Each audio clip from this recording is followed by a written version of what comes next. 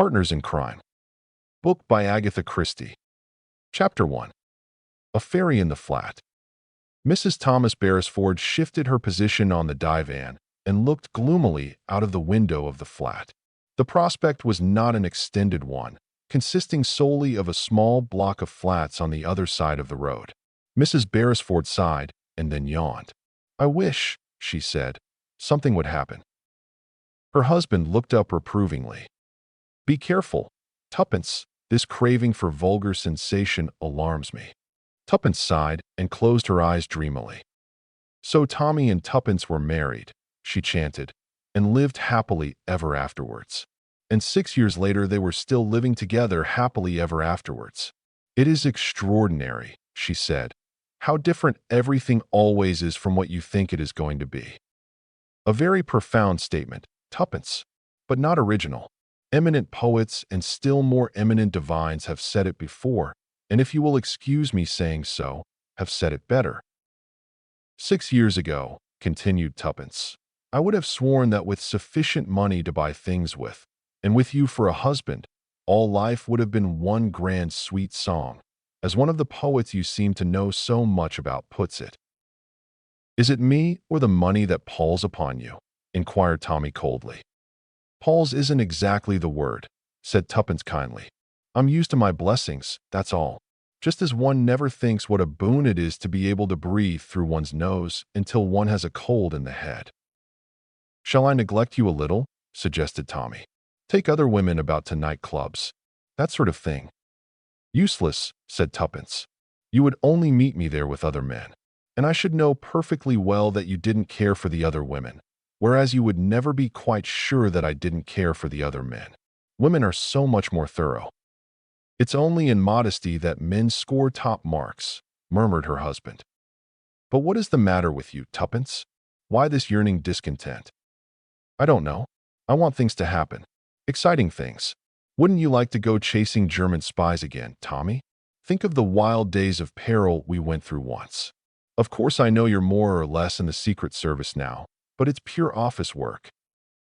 "You mean you'd like them to send me into darkest Russia disguised as a Bolshevik bootlegger, or something of that sort?" "That wouldn't be any good," said Tuppence. "They wouldn't let me go with you, and I'm the person who wants something to do so badly. Something to do. That is what I keep saying all day long." "Women's sphere," suggested Tommy, waving his hand. 20 minutes work after breakfast every morning keeps the flag going to perfection. You have nothing to complain of, have you? Your housekeeping is so perfect, Tuppence, as to be almost monotonous." "I do like gratitude," said Tuppence. "You, of course, have got your work," she continued.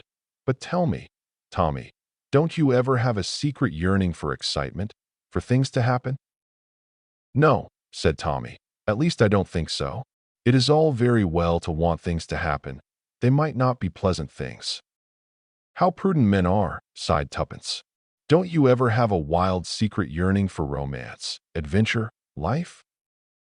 "What have you been reading, Tuppence?" asked Tommy.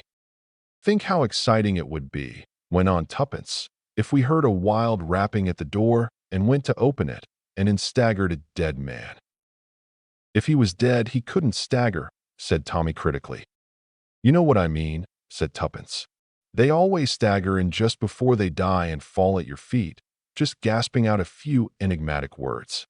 The spotted leopard, or something like that." "I advise a course of Schopenhauer or Immanuel Kant," said Tommy. "That sort of thing would be good for you," said Tuppence. "You are getting fat and comfortable." "I am not," said Tommy indignantly. "Anyway, you do slimming exercises yourself."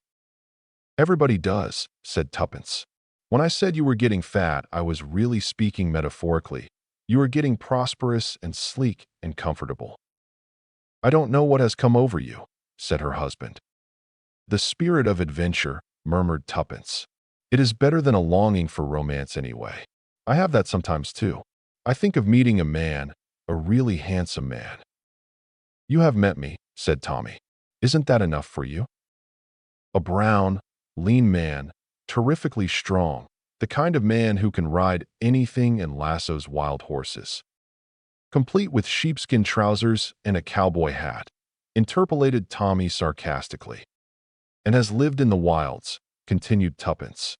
I should like him to fall simply madly in love with me. I should, of course, rebuff him virtuously and be true to my marriage vows, but my heart would secretly go out to him. Well, said Tommy, I often wish that I may meet a really beautiful girl. A girl with corn-colored hair who will fall desperately in love with me. Only I don't think I rebuff her. In fact, I am quite sure I don't. That, said Tuppence, is naughty temper. What, said Tommy, is really the matter with you, Tuppence? You have never talked like this before. No, but I have been boiling up inside for a long time, said Tuppence. You see, it is very dangerous to have everything you want, including enough money to buy things. Of course, there are always hats. You have got about 40 hats already, said Tommy, and they all look alike. Hats are like that, said Tuppence. They're not really alike. There are nuances in them. I saw rather a nice one in violets this morning. If you haven't anything better to do than going on buying hats you don't need. That's it, said Tuppence. That's exactly it. If I had something better to do, I suppose I ought to take up good works. Oh, Tommy, I do wish something exciting would happen. I really do feel it would be good for us. If we could find a fairy. Ah, said Tommy. It is curious you're saying that. He got up and crossed the room. Opening a drawer of the writing table, he took out a small snapshot print and brought it to Tuppence.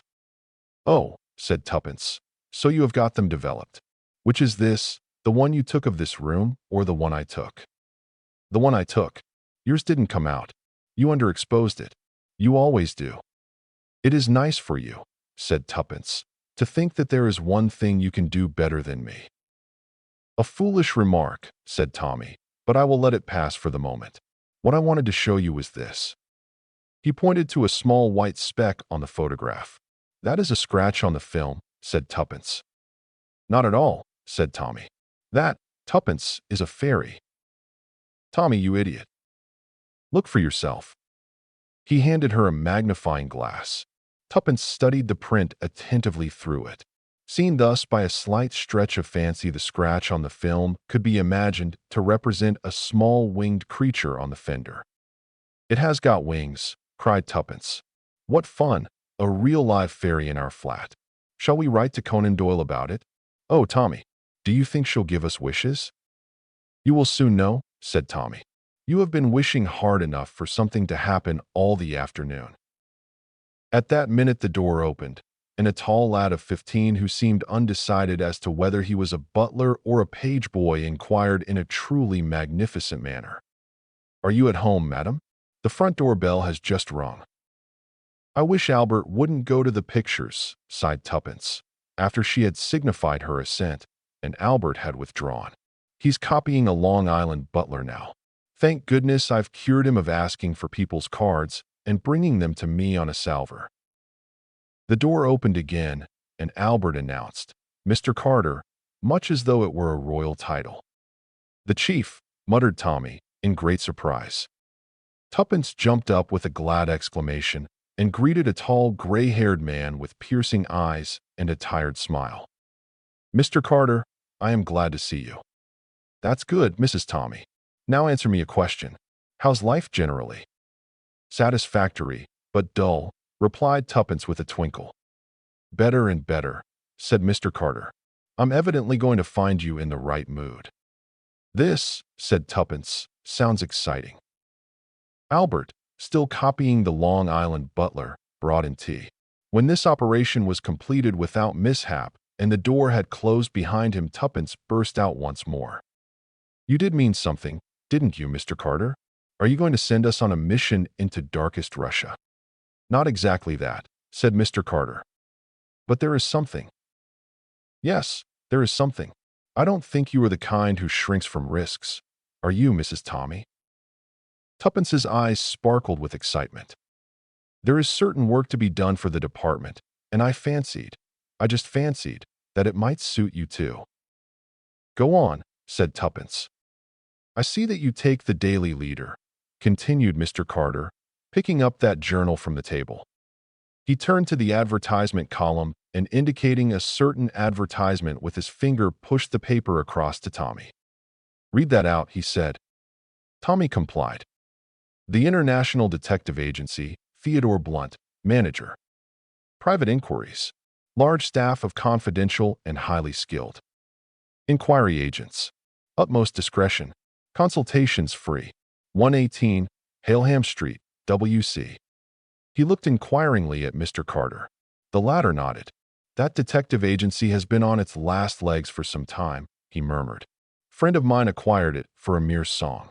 We're thinking of setting it going again, say, for a 6 months trial. And during that time, of course, it will have to have a manager." "What about Mr. Theodore Blunt?" asked Tommy. "Mr. Blunt has been rather indiscreet, I'm afraid. In fact, Scotland Yard have had to interfere. Mr. Blunt is being detained at Her Majesty's expense, and he won't tell us half of what we'd like to know." "I see, sir," said Tommy. "At least, I think I see. I suggest that you have 6 months' leave from the office. Ill health. And, of course, if you like to run a detective agency under the name of Theodore Blunt, it's nothing to do with me." Tommy eyed his chief steadily. "Any instructions, sir?" "Mr. Blunt did some foreign business, I believe. Look out for blue letters with a Russian stamp on them. From a ham merchant anxious to find his wife, who came as a refugee to this country some years ago. Moisten the stamp, and you'll find the number 16 written underneath. Make a copy of these letters and send the originals on to me.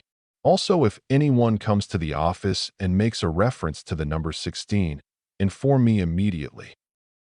"I understand, sir," said Tommy. "And apart from these instructions?" Mr. Carter picked up his gloves from the table and prepared to depart. "You can run the agency as you please." I fancied, his eyes twinkled a little, that it might amuse Mrs. Tommy to try her hand at a little detective work. Chapter 2. A Pot of Tea. Mr. and Mrs. Beresford took possession of the offices of the International Detective Agency a few days later. They were on the second floor of a somewhat dilapidated building in Bloomsbury. In the small outer office, Albert relinquished the role of a Long Island butler and took up that of office boy, a part which he played to perfection. A paper bag of sweets, inky hands, and a tousled head was his conception of the character. From the outer office, 2 doors led into inner offices. On one door was painted the legend Clerks, on the other Private. Behind the latter was a small, comfortable room furnished with an immense business-like desk, a lot of artistically labeled files, all empty, and some solid leather-seated chairs. Behind the desk sat the pseudo Mr. Blunt, trying to look as though he had run a detective agency all his life. A telephone, of course, stood at his elbow. Tuppence and he had rehearsed several good telephone effects, and Albert also had his instructions. In the adjoining room was Tuppence, a typewriter, the necessary tables and chairs of an inferior type to those in the room of the great chief, and a gas ring for making tea. Nothing was wanting, in fact, save clients. Tuppence, in the first ecstasies of initiation, had a few bright hopes. "It will be too marvelous," she declared. "We will hunt down murderers and discover the missing family jewels and find people who've disappeared and detect embezzlers." At this point, Tommy felt it his duty to strike a more discouraging note. "Calm yourself, Tuppence, and try to forget the cheap fiction you are in the habit of reading. Our client Lou, if we have any client Lou at all, will consist solely of husbands who want their wives shadowed and wives who want their husbands shadowed. Evidence for divorce is the sole prop of private inquiry agents." "Ugh," said Tuppence, wrinkling a fastidious nose. "We shan't touch divorce cases. We must raise the tone of our new profession." "Yes," said Tommy doubtfully. And now, a week after installation, they compared notes rather ruefully. "3 idiotic women whose husbands go away for weekends," sighed Tommy. "Anyone come whilst I was out at lunch?" "A fat old man with a flighty wife," sighed Tuppence sadly. "I've read in the papers for years that the divorce evil was growing, but somehow I never seemed to realize it until this last week. I'm sick and tired of saying, we don't undertake divorce cases." "We've put it in the advertisements now," Tommy reminded her. so it won't be so bad. I'm sure we advertise in the most tempting way too, said Tuppence in a melancholy voice. All the same, I'm not going to be beaten. If necessary, I shall commit a crime myself, and you will detect it. And what good would that do? Think of my feelings when I bid you a tender farewell at Bow Street. Or is it Vine Street? You are thinking of your bachelor days, said Tuppence pointedly. The Old Bailey, that is what I mean, said Tommy. Well, said Tuppence, something has got to be done about it. Here we are bursting with talent and no chance of exercising it. I always like your cheery optimism, Tuppence. You seem to have no doubt whatever that you have talent to exercise. Of course, said Tuppence, opening her eyes very wide. And yet you have no expert knowledge whatever. Well, I have read every detective novel that has been published in the last 10 years. So have I, said Tommy, but I have a sort of feeling that that wouldn't really help us much. You always were a pessimist, Tommy. Belief in oneself, that is the great thing. Well, you have got it all right, said her husband. Of course it is easy in detective stories, said Tuppence thoughtfully, because one works backwards. I mean, if one knows the solution, one can arrange the clues. I wonder now, she paused, wrinkling her brows. Yes, said Tommy inquiringly. I have got a sort of idea, said Tuppence. It hasn't quite come yet, but it's coming. She rose resolutely. I think I shall go and buy that hat I told you about. Oh God, said Tommy, another hat. It's a very nice one, said Tuppence with dignity. She went out with a resolute look on her face. Once or twice in the following days Tommy inquired curiously about the idea. Tuppence merely shook her head and told him to give her time. And then, one glorious morning, the first client arrived, and all else was forgotten. There was a knock on the outer door of the office, and Albert, who had just placed an acid drop between his lips, roared out an indistinct "Come in." He then swallowed the acid drop whole in his surprise and delight, for this looked like the real thing. A tall young man, exquisitely and beautifully dressed, stood hesitating in the doorway. A toff, if ever there was one, said Albert to himself. His judgment in such matters was good. The young man was about 24 years of age, had beautifully slicked back hair, a tendency to pink rims round the eyes, and practically no chin to speak of. In an ecstasy, Albert pressed a button under his desk, and almost immediately a perfect fusillade of typing broke out from the direction of clerks. Tuppence had rushed to the post of duty. The effect of this hum of industry was to overawe the young man still further. I say, he remarked, is this the whatnot detective agency, Blunt's Brilliant Detectives? All that sort of stuff, you know? Did you want, sir, to speak to Mr. Blunt himself? Inquired Albert, with an air of doubts as to whether such a thing could be managed. Well, yes, laddie, that was the jolly old idea. Can it be done? You haven't an appointment, I suppose? The visitor became more and more apologetic. Afraid I haven't. It's always wise, sir, to ring up on the phone first.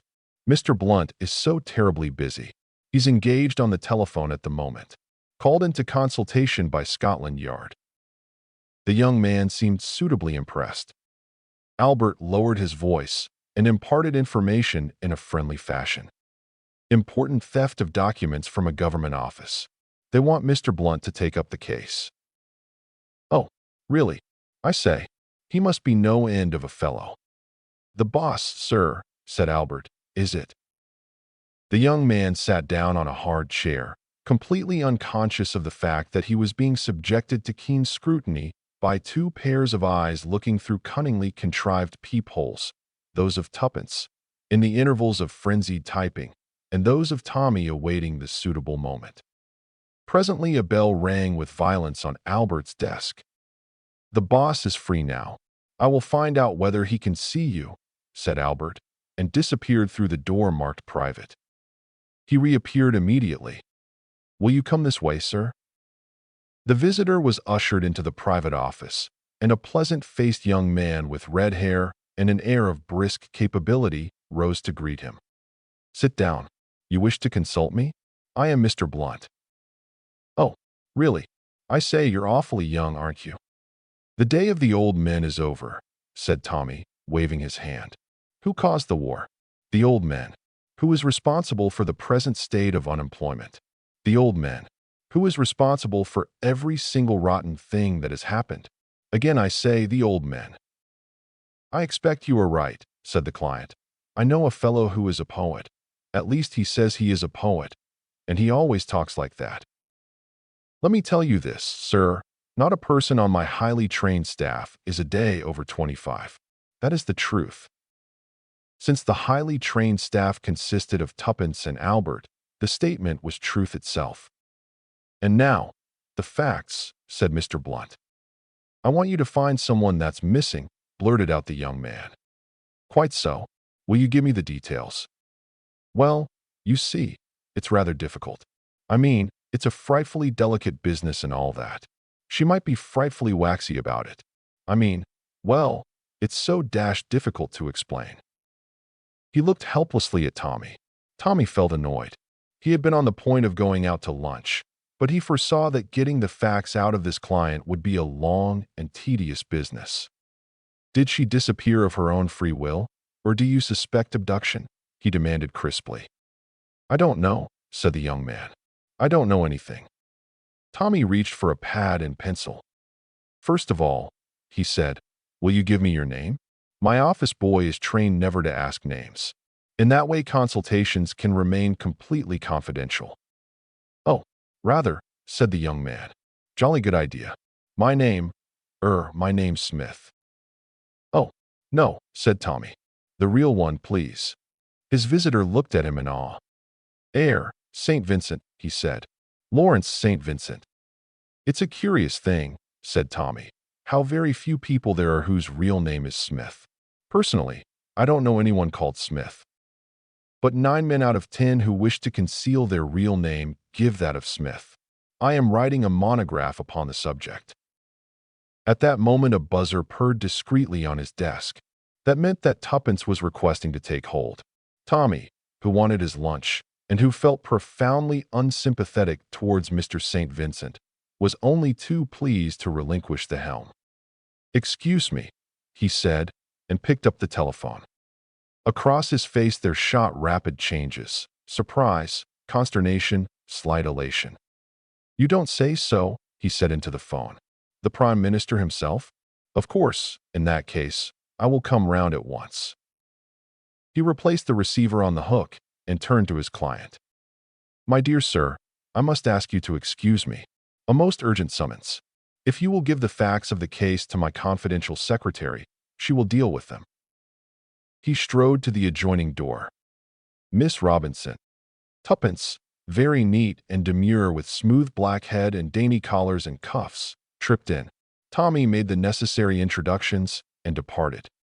A lady you take an interest in has disappeared, I understand, Mr. Street. Vincent, said Tuppence, in her soft voice, as she sat down and took up Mr. Blunt's pad and pencil. A young lady? Oh, rather, said St. Vincent. Young, and awfully good-looking and all that sort of thing. Tuppence's face grew grave. Dear me, she murmured. I hope that. You don't think anything's really happened to her? Demanded Mr. St. Vincent, in lively concern. Oh, we must hope for the best, said Tuppence, with a kind of false cheerfulness which depressed Mr. St. Vincent horribly. Oh, look here, Miss Robinson. I say, you must do something. Spare no expense. I wouldn't have anything happen to her for the world. You seem awfully sympathetic, and I don't mind telling you in confidence that I simply worship the ground that girl walks on. She's a topper, an absolute topper.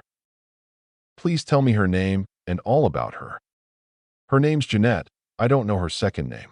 She works in a hat shop, Madame Violet's in Brook Street, but she's as straight as they make them. Has ticked me off no end of times. I went round there yesterday, waiting for her to come out. All the others came, but not her. Then I found that she'd never turned up that morning to work at all. Sent no message either. Old Madam was furious about it. I got the address of her lodgings, and I went round there. She hadn't come home the night before, and they didn't know where she was. I was simply frantic. I thought of going to the police. But I knew that Jeanette would be absolutely furious with me for doing that if she were really all right and had gone off on her own. Then I remembered that she herself had pointed out your advertisement to me one day in the paper and told me that one of the women who'd been in buying hats had simply raved about your ability and discretion and all that sort of thing. So I toddled along here right away. I see, said Tuppence. What is the address of her lodgings? The young man gave it to her. That's all, I think, said Tuppence reflectively. That is to say, am I to understand that you are engaged to this young lady? Mr. St. Vincent turned a brick red. Well, no, not exactly. I never said anything. But I can tell you this. I mean to ask her to marry me as soon as ever I see her, if I ever do see her again. Tuppence laid aside her pad. Do you wish for our special 24-hour service? She asked in businesslike tones. What's that? The fees are doubled, but we put all our available staff onto the case. Mr. St. Vincent, if the lady is alive, I shall be able to tell you where she is by this time tomorrow. What? I say, that's wonderful. We only employ experts, and we guarantee results, said Tuppence crisply. But I say, you must have the most topping staff. Oh, we have, said Tuppence. By the way, you haven't given me a description of the young lady. She's got the most marvelous hair, sort of golden but very deep, like a jolly old sunset. That's it, a jolly old sunset. I never noticed things like sunsets until lately. Poetry, too. There's a lot more in poetry than I ever thought. Red hair, said Tuppence unemotionally, writing it down. What height should you say the lady was? Oh, tallish, and she's got ripping eyes, dark blue, I think, and a sort of decided manner with her. Takes a fellow up short sometimes. Tuppence wrote down a few words more, then closed her notebook and rose. If you will call here tomorrow at 2 o'clock, I think we shall have news of some kind for you, she said. Good morning, Mr. St. Vincent. When Tommy returned, Tuppence was just consulting a page of Debrett. I've got all the details, she said succinctly. Lawrence St. Vincent is the nephew and heir of the Earl of Sheraton. If we pull this through, we shall get publicity in the highest places. Tommy read through the notes on the pad. What do you really think has happened to the girl? He asked. I think, said Tuppence, that she has fled at the dictates of her heart, feeling that she loves this young man too well for her peace of mind. Tommy looked at her doubtfully. I know they do it in books, he said, but I've never known any girl who did it in real life. No, said Tuppence. Well, perhaps you're right, but I dare say Lawrence St. Vincent will swallow that sort of slush. He's full of romantic notions just now. By the way, I guaranteed results in 24 hours, our special service. Tuppence, you congenital idiot, what made you do that? The idea just came into my head. I thought it sounded rather well. Don't you worry. Leave it to Mother. Mother knows best. She went out, leaving Tommy profoundly dissatisfied. Presently he rose, sighed, and went out to do what could be done, cursing Tuppence's over-fervent imagination. When he returned weary and jaded at 4:30, he found Tuppence extracting a bag of biscuits from their place of concealment in one of the files. You look hot and bothered, she remarked. What have you been doing? Tommy groaned. Making a round of the hospitals with that girl's description. Didn't I tell you to leave it to me? Demanded Tuppence. You can't find that girl single-handed before 2 o'clock tomorrow. I can, and what's more, I have. You have? What do you mean? A simple problem, Watson, very simple indeed. Where is she now? Tuppence pointed a hand over her shoulder. She's in my office next door. What is she doing there? Tuppence began to laugh. Well, she said, early training will tell, and with a kettle, a gas ring, and half a pound of tea staring her in the face, the result is a foregone conclusion. You see, continued Tuppence gently, Madame Violette's is where I go for my hats, and the other day I ran across an old pal of hospital days amongst the girls there. She gave up nursing after the war and started a hat shop, failed, and took this job at Madame Violette's. We fixed up the whole thing between us. She was to rub the advertisement well into young St. Vincent and then disappear. Wonderful efficiency of Blunt's brilliant detectives. Publicity for us, and the necessary fillip to young St. Vincent to bring him to the point of proposing. Janet was in despair about it. "Tuppence," said Tommy, "you take my breath away. The whole thing is the most immoral business I ever heard of. You aid and abet this young man to marry out of his class." "Stuff," said Tuppence. "Janet is a splendid girl, and the queer thing is that she really adores that weak-kneed young man. You can see with half a glance what his family needs. Some good red blood in it. Janet will be the making of him. She'll look after him like a mother, ease down the cocktails and the night clubs, and make him lead a good, healthy country gentleman's life. Come and meet her." Tuppence opened the door of the adjoining office, and Tommy followed her. A tall girl with lovely auburn hair and a pleasant face put down the steaming kettle in her hand and turned with a smile that disclosed an even row of white teeth. "I hope you'll forgive me, Nurse Cowley, Mrs. Beresford, I mean. I thought that very likely you'd be quite ready for a cup of tea yourself. Many's the pot of tea you've made for me in the hospital at 3 o'clock in the morning." "Tommy," said Tuppence, "let me introduce you to my old friend, Nurse Smith." "Smith, did you say? How curious," said Tommy, shaking hands. Oh, nothing, a little monograph that I was thinking of writing." "Pull yourself together, Tommy," said Tuppence. She poured him out a cup of tea. "Now, then, let's drink together. Here's to the success of the International Detective Agency. Blunt's brilliant detectives. May they never know failure." Chapter 3. The Affair of the Pink Pearl. "What on earth are you doing?" demanded Tuppence, as she entered the inner sanctum of the International Detective Agency, slogan, Blunt's brilliant detectives, and discovered her lord and master prone on the floor in a sea of books. Tommy struggled to his feet. "I was trying to arrange these books on the top shelf of that cupboard," he complained, "and the damn chair gave way." "What are they, anyway?" asked Tuppence, picking up a volume. "The Hound of the Baskervilles. I wouldn't mind reading that again sometime." "You see the idea," said Tommy, dusting himself with care. "Half hours with the great masters, that sort of thing. You see, Tuppence, I can't help feeling that we are more or less amateurs at this business. Of course, amateurs in one sense we cannot help being, but it would do no harm to acquire the technique, so to speak. These books are detective stories by the leading masters of the art. I intend to try different styles and compare results." Said Tuppence. "I often wonder how these detectives would have got on in real life." She picked up another volume. "You'll find a difficulty in being a Thorndyke. You've no medical experience, and less legal, and I never heard that science was your strong point." "Perhaps not," said Tommy.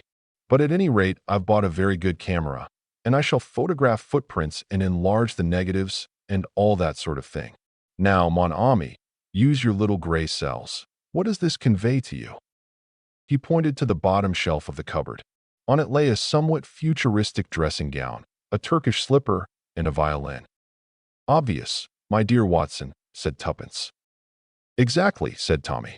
"The Sherlock Holmes touch." He took up the violin and drew the bow idly across the strings, causing Tuppence to give a wail of agony. At that moment the buzzer rang on the desk, a sign that a client had arrived in the outer office and was being held in parley by Albert, the office boy. Tommy hastily replaced the violin in the cupboard and kicked the books behind the desk. "Not that there's any great hurry," he remarked. "Albert will be handing them out the stuff about my being engaged with Scotland Yard on the phone. Get into your office and start typing, Tuppence. It makes the office sound busy and active. No, on second thoughts you shall be taking notes in shorthand from my dictation. Let's have a look before we get Albert to send the victim in."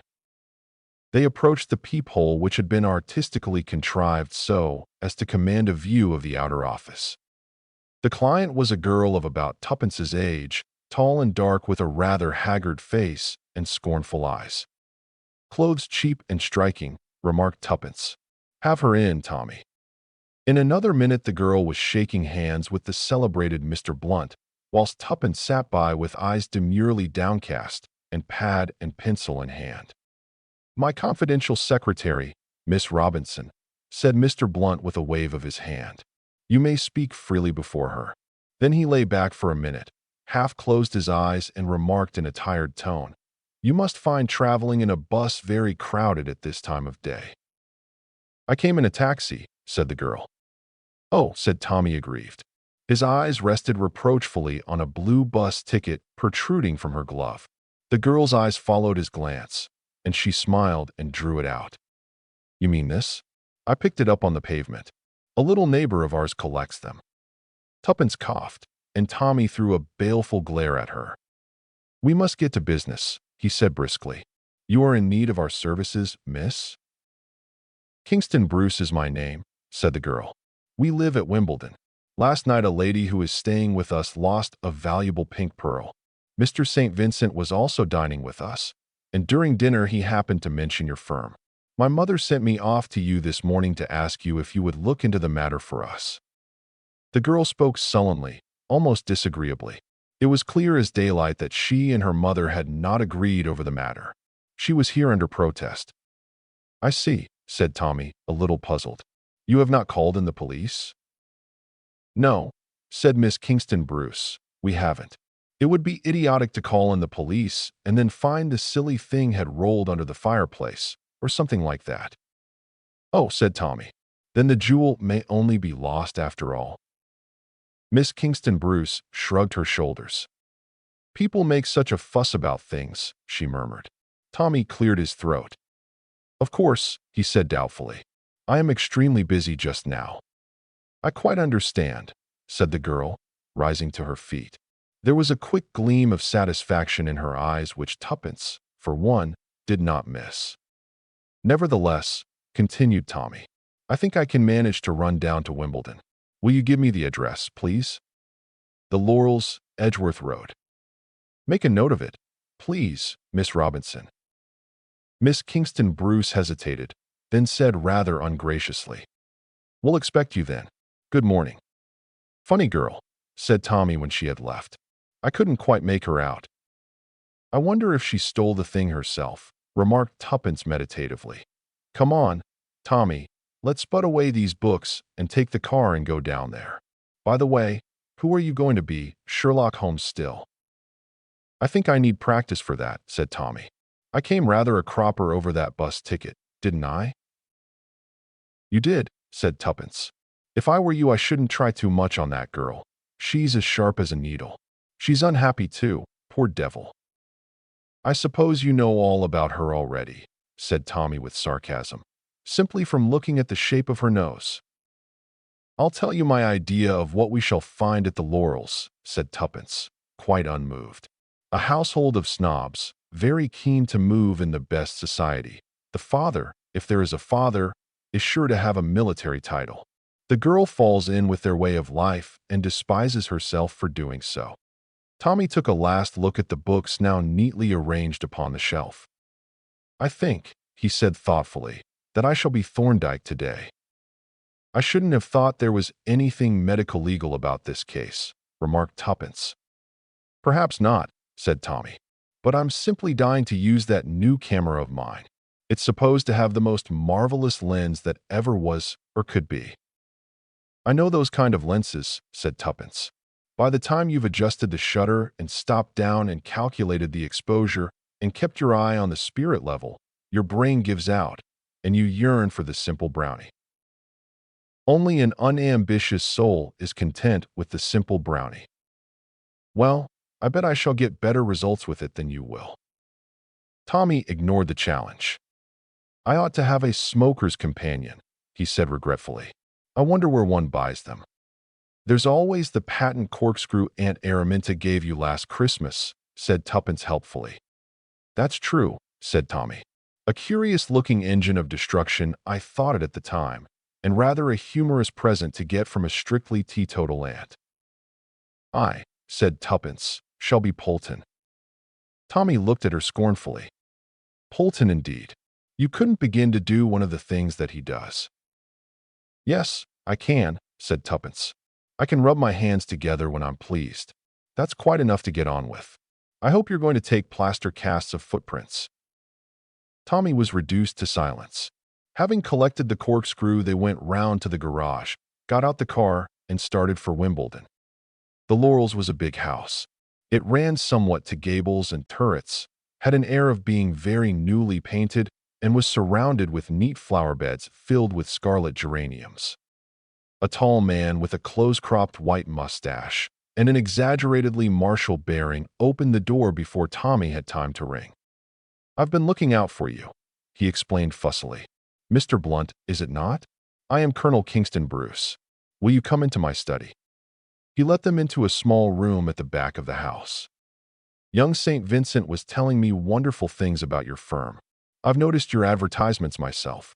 This guaranteed 24 hours service of yours, a marvelous notion. That's exactly what I need." Inwardly anathematizing Tuppence for her irresponsibility in inventing this brilliant detail, Tommy replied, "Just so, Colonel. The whole thing is most distressing, sir, most distressing." "Perhaps you would kindly give me the facts," said Tommy, with a hint of impatience. "Certainly I will at once. We have at the present moment staying with us a very old and dear friend of ours, Lady Laura Barton, daughter of the late Earl of Carroway. The present Earl, her brother, made a striking speech in the House of Lords the other day. As I say, she is an old and dear friend of ours. Some American friends of mine who have just come over, the Hamilton Betts, were most anxious to meet her."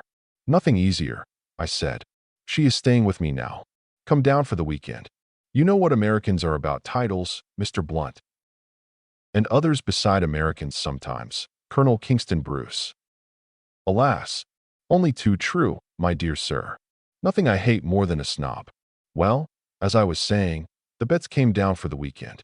Last night, we were playing bridge at the time.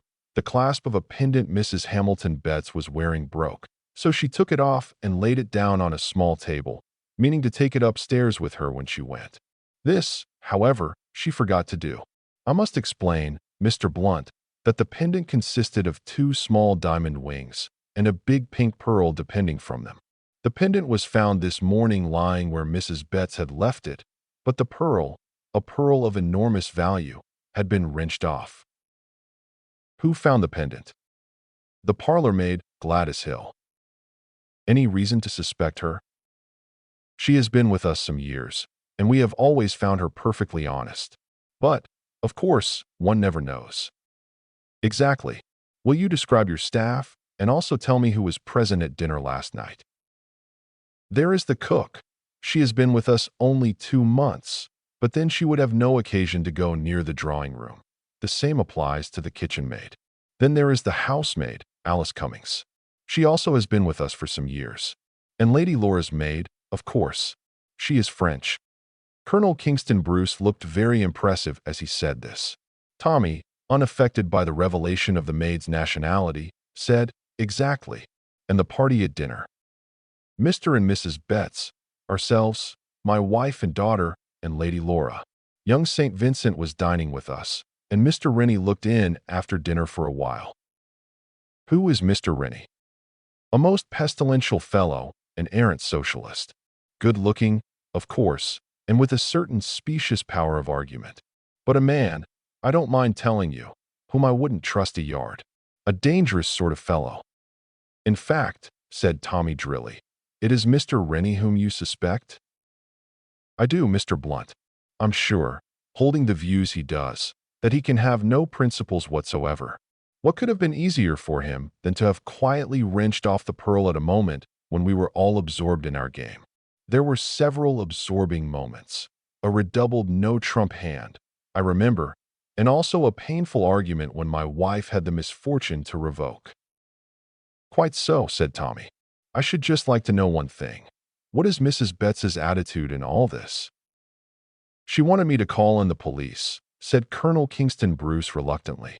"That is, when we had searched everywhere in case the pearl had only dropped off." "But you dissuaded her?"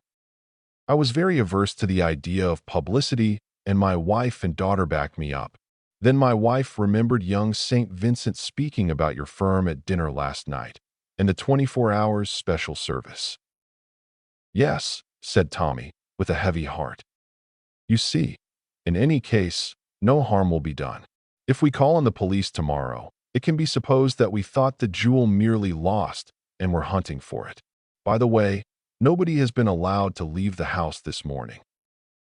Except your daughter, of course, said Tuppence, speaking for the first time. Except my daughter, agreed the colonel. She volunteered at once to go and put the case before you. Tommy rose.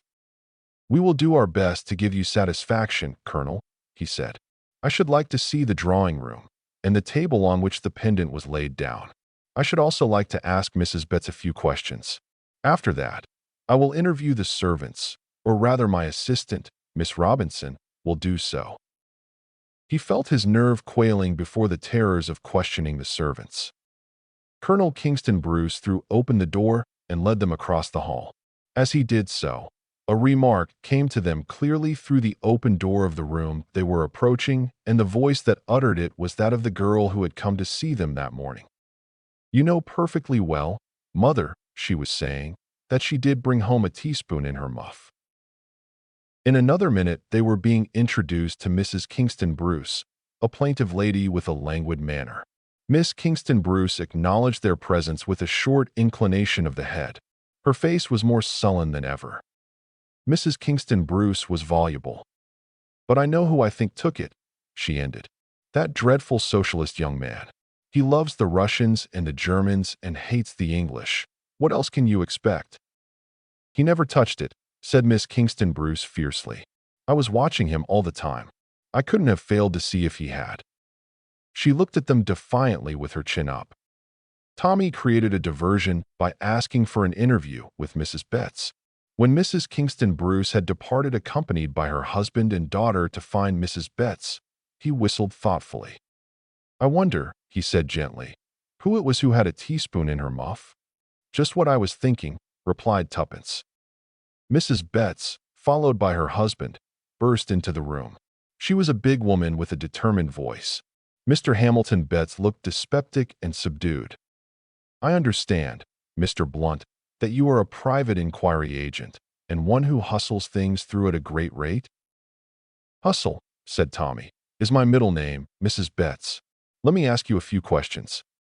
Thereafter things proceeded rapidly. Tommy was shown the damaged pendant, the table on which it had lain, and Mr. Betts emerged from his taciturnity to mention the value, in dollars, of the stolen pearl. And withal, Tommy felt an irritating certainty that he was not getting on. I think that will do, he said at length. Miss Robinson, will you kindly fetch the special photographic apparatus from the hall? Miss Robinson complied. A little invention of my own, said Tommy. In appearance, you see, it is just like an ordinary camera. He had some slight satisfaction in seeing that the Betts were impressed. He photographed the pendant, the table on which it had lain, and took several general views of the apartment.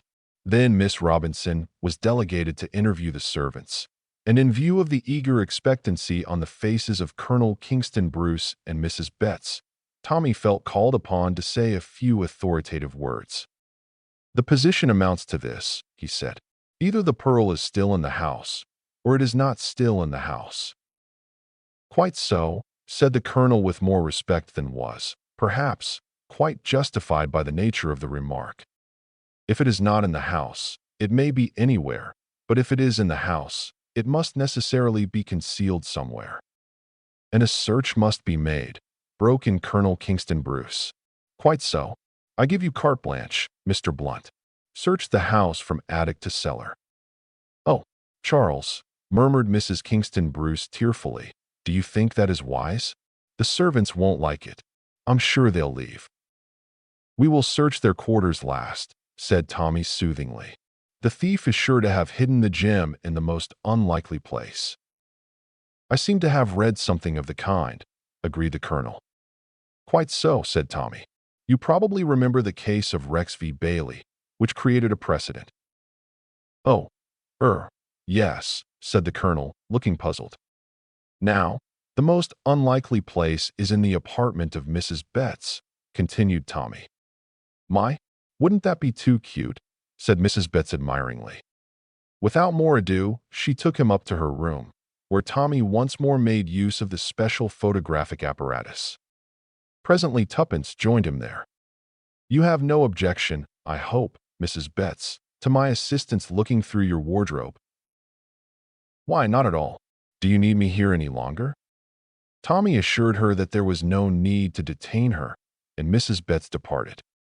We might as well go on bluffing it out, said Tommy. But personally, I don't believe we've a dog's chance of finding the thing. Curse you and your 24-hour stunt, Tuppence. Listen, said Tuppence. The servants are all right, I'm sure, but I managed to get something out of the French maid. It seems that when Lady Laura was staying here a year ago, she went out to tea with some friends of the Kingston Bruces, and when she got home a teaspoon fell out of her muff. Everyone thought it must have fallen in by accident. But, talking about similar robberies, I got hold of a lot more. Lady Laura is always staying about with people. She hasn't got a bean, I gather, and she's out for comfortable quarters with people to whom a title still means something. It may be a coincidence, or it may be something more, but 5 distinct thefts have taken place while she has been staying in various houses, sometimes trivial things, sometimes valuable jewels. Phew, said Tommy, and gave vent to a prolonged whistle. Where's the old bird's room, do you know? Just across the passage. Then I rather think, that we'll just slip across and investigate. The room opposite stood with its door ajar. It was a spacious apartment, with white enameled fitments and rose-pink curtains. An inner door led to a bathroom. At the door of this appeared a slim, dark girl, very neatly dressed. Tuppence checked the exclamation of astonishment on the girl's lips. This is Elise, Mr. Blunt, she said primly. Lady Laura's maid. Tommy stepped across the threshold of the bathroom and approved inwardly its sumptuous and up-to-date fittings. He set to work to dispel the wide stare of suspicion on the French girl's face. You are busy with your duties? Mademoiselle Elise. Yes, monsieur, I clean Milady's bath. Well, perhaps you'll help me with some photography instead. I have a special kind of camera here, and I am photographing the interiors of all the rooms in this house. He was interrupted by the communicating door to the bedroom banging suddenly behind him. Elise jumped at the sound. What did that? It must have been the wind, said Tuppence. We will come into the other room, said Tommy. Elise went to open the door for them, but the door knob rattled aimlessly. What's the matter? Said Tommy sharply. Ah, monsieur, but somebody must have locked it on the other side. She caught up a towel and tried again. But this time the door handle turned easily enough, and the door swung open. Voici qu'est curieux. It must have been stuck, said Elise. There was no one in the bedroom. Tommy fetched his apparatus. Tuppence and Elise worked under his orders. But again and again his glance went back to the communicating door. I wonder, he said between his teeth. I wonder why that door stuck. He examined it minutely, shutting and opening it. It fitted perfectly. One picture more, he said with a sigh. Will you loop back that rose curtain, Mademoiselle Elise? Thank you. Just hold it so. The familiar click occurred. He handed a glass slide to Elise to hold, relinquished the tripod to Tuppence, and carefully readjusted and closed the camera. He made some easy excuse to get rid of Elise, and as soon as she was out of the room, he caught hold of Tuppence and spoke rapidly. Look here, I've got an idea. Can you hang on here? Search all the rooms. That will take some time. Try and get an interview with the old bird, Lady Laura, but don't alarm her. Tell her you suspect the parlor maid. But whatever you do, don't let her leave the house. I'm going off in the car. I'll be back as soon as I can. All right, said Tuppence. But don't be too cocksure. You've forgotten one thing. The girl. There's something funny about that girl. Listen, I found out the time she started from the house this morning. It took her 2 hours to get to our office. That's nonsense. Where did she go before she came to us? There's something in that, admitted her husband. Well, follow up any old clue you like, but don't let Lady Laura leave the house. What's that? His quick ear had caught a faint rustle outside on the landing. He strode across to the door, but there was no one to be seen. "Well, so long," he said. "I'll be back as soon as I can." 2. Tuppence watched him drive off in the car with a faint misgiving. Tommy was very sure. She herself was not so sure. There were one or two things she did not quite understand. She was still standing by the window, watching the road, when she saw a man leave the shelter of a gateway opposite, cross the road, and ring the bell. In a flash, Tuppence was out of the room and down the stairs. Gladys Hill, the parlor maid, was emerging from the back part of the house, but Tuppence motioned her back authoritatively. Then she went to the front door and opened it. A lanky young man with ill-fitting clothes and eager dark eyes was standing on the step. He hesitated a moment and then said, "Is Miss Kingston Bruce in?" "Will you come inside?" said Tuppence. She stood aside to let him enter, closing the door. "Mr. Rennie, I think," she said sweetly. He shot a quick glance at her. Yes." "Will you come in here, please?" She opened the study door. The room was empty, and Tuppence entered it after him, closing the door behind her. He turned on her with a frown. "I want to see Miss Kingston Bruce." "I am not quite sure that you can," said Tuppence composedly. "Look here, who the devil are you?" said Mr. Rennie rudely. "International Detective Agency," said Tuppence succinctly, and noticed Mr. Rennie's uncontrollable start. "Please sit down, Mr. Rennie," she went on. "To begin with, we know all about Miss Kingston Bruce's visit to you this morning." It was a bold guess, but it succeeded. Perceiving his consternation, Tuppence went on quickly. "The recovery of the pearl is the great thing, Mr. Rennie. No one in this house is anxious for publicity. Can't we come to some arrangement?" The young man looked at her keenly. "I wonder how much you know," he said thoughtfully. "Let me think for a moment." He buried his head in his hands, then asked a most unexpected question.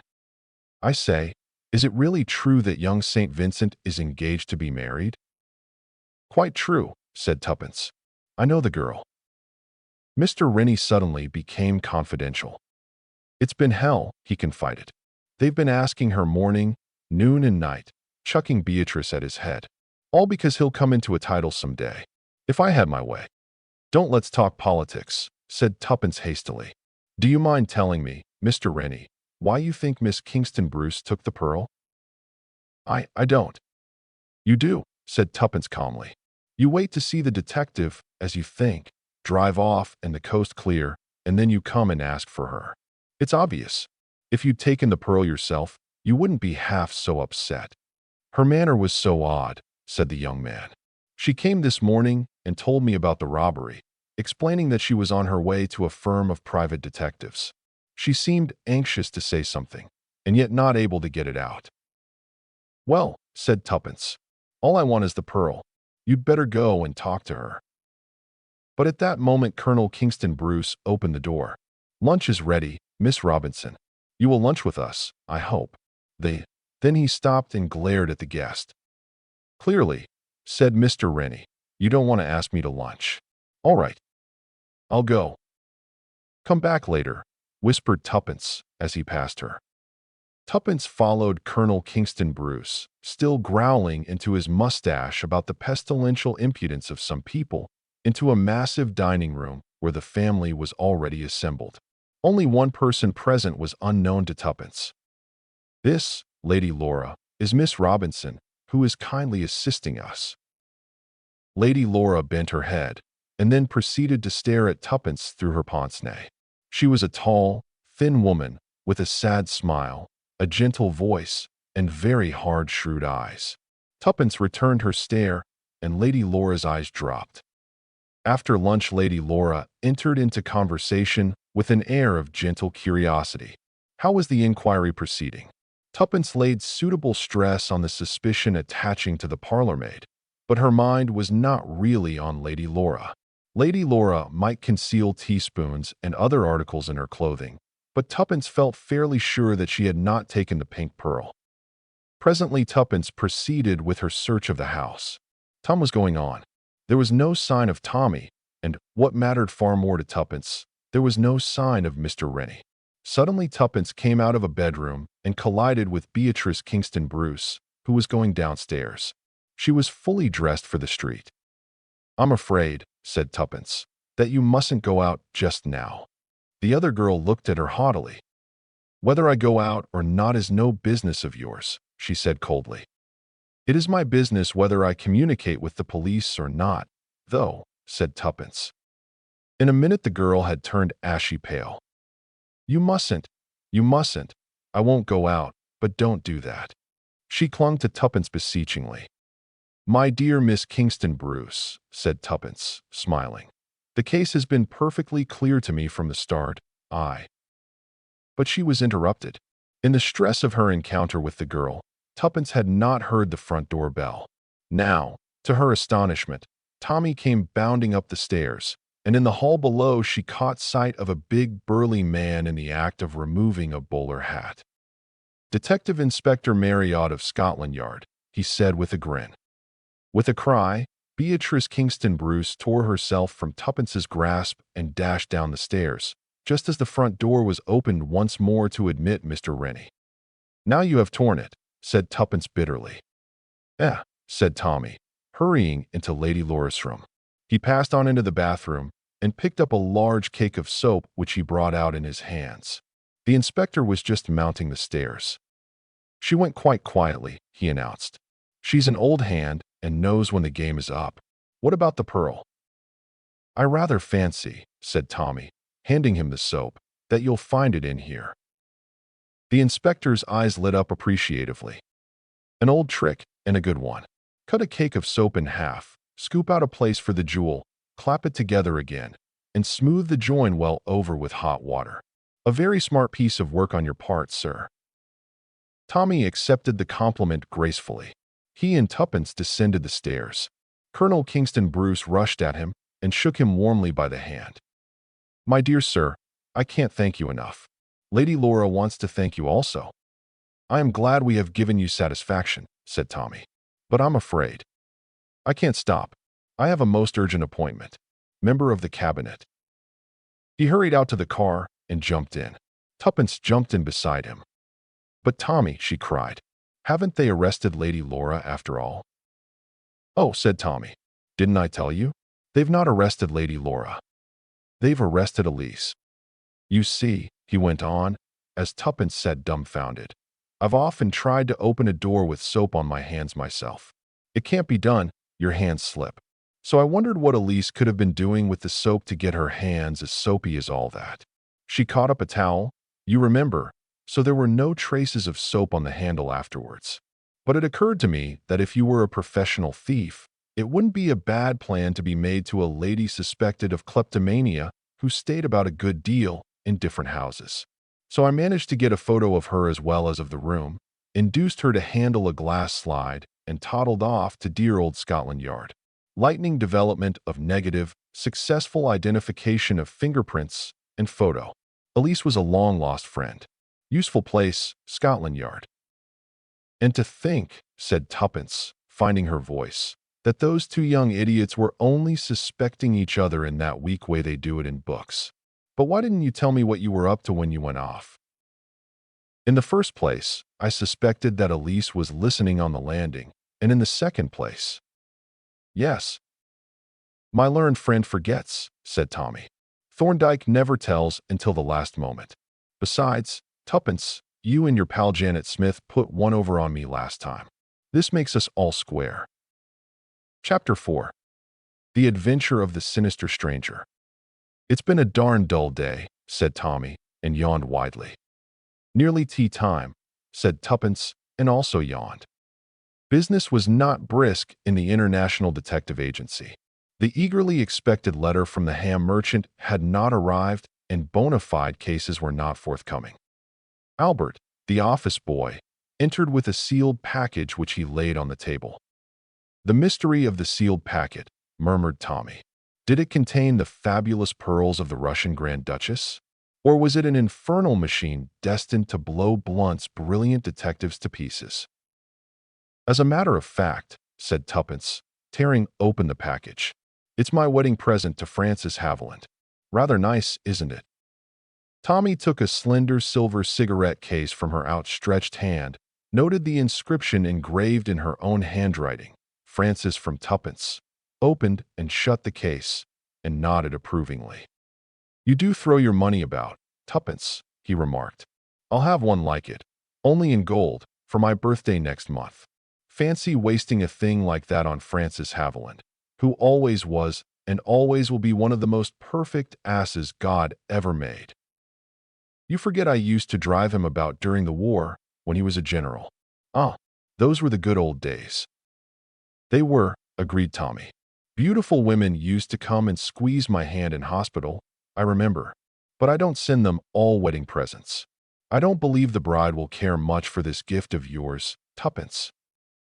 "It's nice and slim for the pocket, isn't it?" said Tuppence, disregarding his remarks. Tommy slipped it into his own pocket. "Just right," he said approvingly. "Hello, here is Albert with the afternoon post. Very possibly the Duchess of Perthshire is commissioning us to find her prize peak." They sorted through the letters together. Suddenly Tommy gave vent to a prolonged whistle and held up one of them in his hand. A blue letter with a Russian stamp on it. "Do you remember what the chief said? We were to look out for letters like that." "How exciting," said Tuppence. "Something has happened at last. Open it and see if the contents are up to schedule. A ham merchant, wasn't it? Half a minute. We shall want some milk for tea. They forgot to leave it this morning. I'll send Albert out for it." She returned from the outer office, after dispatching Albert on his errand, to find Tommy holding the blue sheet of paper in his hand.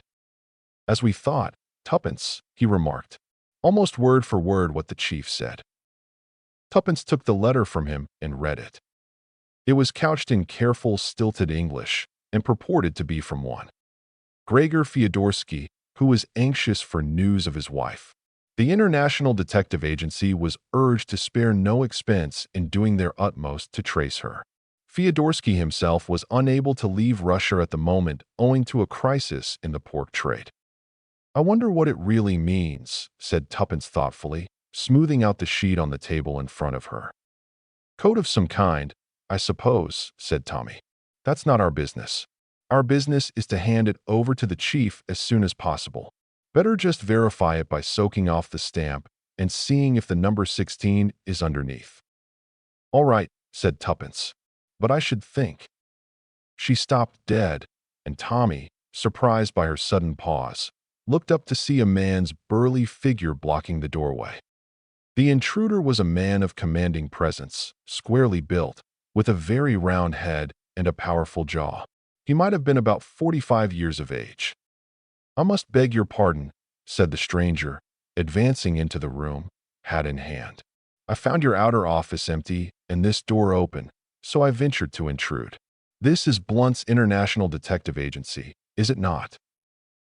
"Certainly it is." "And you are, perhaps, Mr. Blunt?" "Mr. Theodore Blunt." "I am Mr. Blunt. You wish to consult me? This is my secretary, Miss Robinson." Tuppence inclined her head gracefully, but continued to scrutinize the stranger narrowly through her downcast eyelashes. She was wondering how long he had been standing in the doorway, and how much he had seen and heard. It did not escape her observation that even while he was talking to Tommy, his eyes kept coming back to the blue paper in her hand. Tommy's voice, sharp with a warning note, recalled her to the needs of the moment. "Miss Robinson, please take notes. Now, sir, will you kindly state the matter on which you wish to have my advice?" Tuppence reached for her pad and pencil. The big man began in rather a harsh voice. "My name is Bauer, Dr. Charles Bauer. I live in Hampstead, where I have a practice. I have come to you, Mr. Blunt, because several rather strange occurrences have happened lately." "Yes, Dr. Bauer?" "Twice in the course of the last week I have been summoned by telephone to an urgent case. In each case to find that the summons has been a fake. The first time I thought a practical joke had been played upon me, but on my return the second time I found that some of my private papers had been displaced and disarranged, and now I believe that the same thing had happened the first time. I made an exhaustive search and came to the conclusion that my whole desk had been thoroughly ransacked and the various papers replaced hurriedly. Dr. Bauer paused and gazed at Tommy. "Well, Mr. Blunt." "Well, Dr. Bauer," replied the young man, smiling. "What do you think of it?" "Well, first I should like the facts. What do you keep in your desk?" "My private papers." "Exactly. Now, what do those private papers consist of? What value are they to the common thief, or any particular person?" "To the common thief, I cannot see that they would have any value at all, but my notes on certain obscure alkaloids would be of interest to anyone possessed of technical knowledge of the subject. I have been making a study of such matters for the last few years. These alkaloids are deadly and virulent poisons, and are in addition almost untraceable. They yield no known reactions. The secret of them would be worth money, then? To unscrupulous persons, yes." "And you suspect whom?" The doctor shrugged his massive shoulders. "As far as I can tell, the house was not entered forcibly from the outside. That seems to point to some member of my household, and yet I cannot believe—" He broke off abruptly, then began again, his voice very grave. "Mr. Blunt, I must place myself in your hands unreservedly. I dare not go to the police in the matter. Of my 3 servants I am almost entirely sure. They have served me long and faithfully. Still, one never knows. Then I have living with me my 2 nephews, Bertram and Henry. Henry is a good boy, a very good boy. He has never caused me any anxiety, an excellent hard-working young fellow. Bertram, I regret to say, is of quite a different character, wild, extravagant, and persistently idle." "I see," said Tommy thoughtfully. "You suspect your nephew Bertram of being mixed up in this business. Now I don't agree with you. I suspect the good boy, Henry." "But why?" "Tradition. Precedent." Tommy waved his hand airily. "In my experience, the suspicious characters are always innocent, and vice versa, my dear sir. Yes, decidedly, I suspect Henry." "Excuse me, Mr. Blunt," said Tuppence, interrupting in a deferential tone. "Did I understand Dr. Bauer to say that these notes on, obscure alkaloids are kept in the desk with the other papers?"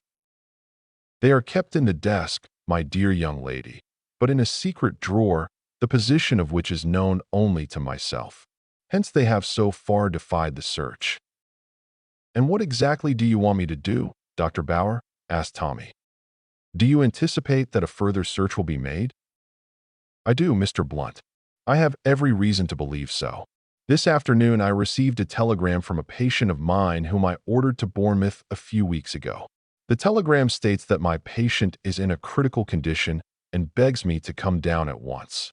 Rendered suspicious by the events I have told you of, I myself dispatched a telegram, prepaid, to the patient in question and elicited the fact that he was in good health and had sent no summons to me of any kind. It occurred to me that if I pretended to have been taken in and duly departed to Bournemouth, we should have a very good chance of finding the miscreants at work. They, or he, will doubtless wait until the household has retired to bed before commencing operations. I suggest that you should meet me outside my house at 11 o'clock this evening, and we will investigate the matter together." Hoping, in fact, to catch them in the act, Tommy drummed thoughtfully on the table with a paper knife. "Your plan seems to me an excellent one, Dr. Bauer. I cannot see any hitch in it. Let me see, your address is?" "The Larches, Hangman's Lane. Rather a lonely part, I am afraid. But we command magnificent views over the heath." "Quite so," said Tommy. The visitor rose. "Then I shall expect you tonight, Mr. Blunt, outside the Larches at, shall we say, 5 minutes to 11, to be on the safe side." "Certainly. 5 minutes to 11. Good afternoon, Dr. Bauer." Tommy rose, pressed a buzzer on his desk, and Albert appeared to show the client out. The doctor walked with a decided limp, but his powerful physique was evident in spite of it. "An ugly customer to tackle," murmured Tommy to himself. "Well, Tuppence, old girl, what do you think of it?" "I'll tell you in one word," said Tuppence. "Clubfoot." "What?" "I said clubfoot. My study of the classics has not been in vain. Tommy, this thing's a plant. Obscure alkaloids indeed, I never heard a weaker story. Even I did not find it very convincing, admitted her husband. Did you see his eyes on the letter? Tommy, he's one of the gang. They've got wise to the fact that you're not the real Mr. Blunt, and they're out for our blood. In that case, said Tommy, opening the side cupboard and surveying his rows of books with an affectionate eye, our role is easy to select. We are the brothers Oakwood. And I am Desmond, he added firmly. Tuppence shrugged her shoulders. All right, have it your own way. I'd as soon be Francis. Francis was much the more intelligent of the two. Desmond always gets into a mess, and Francis turns up as the gardener or something in the nick of time and saves the situation. Ah, said Tommy, but I shall be a super Desmond when I arrive at the Larches. Tuppence interrupted him unceremoniously. You're not going to Hampstead tonight. Why not? Walk into a trap with your eyes shut. No, my dear girl, walk into a trap with my eyes open. There's a lot of difference. I think our friend, Dr. Bauer, will get a little surprise. I don't like it, said Tuppence. You know what happens when Desmond disobeys the chief's orders and acts on his own. Our orders were quite clear. To send on the letters at once and to report immediately on anything that happened. You've not got it quite right, said Tommy. We were to report immediately if anyone came in and mentioned the number 16. Nobody has. That's a quibble, said Tuppence. It's no good. I've got a fancy for playing a lone hand. My dear old Tuppence, I shall be all right. I shall go armed to the teeth. The essence of the whole thing is that I shall be on my guard and they won't know it. The chief will be patting me on the back for a good night's work. Well, said Tuppence, I don't like it. That man's as strong as a gorilla. Ah, said Tommy, but think of my blue-nosed automatic. The door of the outer office opened and Albert appeared. Closing the door behind him, he approached them with an envelope in his hand. A gentleman to see you, said Albert. When I began the usual stunt of saying you were engaged with Scotland Yard, he told me he knew all about that. Said he came from Scotland Yard himself, and he wrote something on a card and stuck it up in this envelope. Tommy took the envelope and opened it. As he read the card, a grin passed across his face. The gentleman was amusing himself at your expense by speaking the truth, Albert, he remarked. Show him in. He tossed the card to Tuppence. It bore the name Detective Inspector Dymchurch, and across it was scrawled in pencil, a friend of Marriott's. In another minute, the Scotland Yard detective was entering the inner office. In appearance, Inspector Dymchurch was of the same type as Inspector Marriott, short and thick-set, with shrewd eyes. Good afternoon, said the detective breezily. Marriott's away in South Wales, but before he went he's 69 asked me to keep an eye on you too, and on this place in general. Oh, bless you, sir, he went on, as Tommy seemed about to interrupt him. We know all about it. It's not our department, and we don't interfere. But somebody's got wise lately to the fact that all is not what it seems. You've had a gentleman here this afternoon. I don't know what he called himself, and I don't know what his real name is, but I know just a little about him. Enough to want to know more. Am I right in assuming that he made a date with you for some particular spot this evening? Quite right. I thought as much. 16, Westerham Road, Finsbury Park. Was that it? You're wrong there, said Tommy with a smile. Dead wrong. The Larches, Hampstead. Dymchurch seemed honestly taken aback. Clearly he had not expected this. I don't understand it, he muttered. It must be a new layout. The Larches, Hampstead, you said? Yes. I'm to meet him there at 11 o'clock tonight. Don't you do it, sir. There, burst from Tuppence. Tommy flushed. If you think, Inspector, he began heatedly. But the inspector raised a soothing hand. I'll tell you what I think, Mr. Blunt. The place you want to be at 11 o'clock tonight is here in this office. What? Cried Tuppence, astonished. Here in this office. Never mind how I know, departments overlap sometimes. But you got one of those famous blue letters today. Old Watts, his name is after that. He lures you up to Hampstead, makes quite sure of your being out of the way, and steps in here at night when all the building is empty and quiet to have a good search round at his leisure. But why should he think the letter would be here? He'd know I should have it on me, or else have passed it on. Begging your pardon, sir, that's just what he wouldn't know. He may have tumbled to the fact that you're not the original Mr. Blunt, but he probably thinks that you're a bona fide gentleman who's bought the business. In that case, the letter would be all in the way of regular business and would be filed as such. I see, said Tuppence. And that's just what we've got to let him think. We'll catch him red-handed here tonight. So that's the plan, is it? Yes, it's the chance of a lifetime. Now let me see, what's the time? 6 o'clock. What time do you usually leave here, sir? About 6. You must seem to leave the place as usual. Actually, we'll sneak back to it as soon as possible. I don't believe they'll come here till about 11, but of course they might. If you'll excuse me, I'll just go and take a look round outside and see if I can make out anyone watching the place. Dymchurch departed, and Tommy began an argument with Tuppence. It lasted some time and was heated and acrimonious. In the end, Tuppence suddenly capitulated. All right, she said. I give in. I'll go home and sit there like a good little girl whilst you tackle crooks and hobnob with detectives. But you wait, young man. I'll be even with you yet for keeping me out of the fun. Dymchurch returned at that moment. Coast seems clear enough, he said. But you can't tell. Better seem to leave in the usual manner. They won't go on watching the place once you've gone. Tommy called Albert and gave him instructions to lock up. Then the four of them made their way to the garage nearby where the car was usually left. Tuppence drove, and Albert sat beside her. Tommy and the detective sat behind. Presently, they were held up by a block in the traffic. Tuppence looked over her shoulder and nodded. Tommy and the detective opened the right-hand door and stepped out into the middle of Oxford Street. In a minute or two, Tuppence drove on. Better not go in just yet, said Dymchurch as he and Tommy hurried into Haleham Street. You've got the key all right? Tommy nodded. Then what about a bite of dinner? It's early, but there's a little place here right opposite.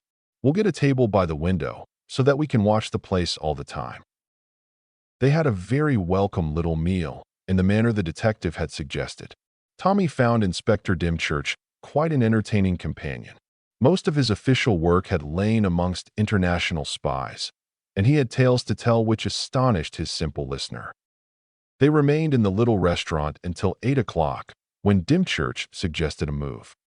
It's quite dark now, sir, he explained. We shall be able to slip in without anyone being the wiser.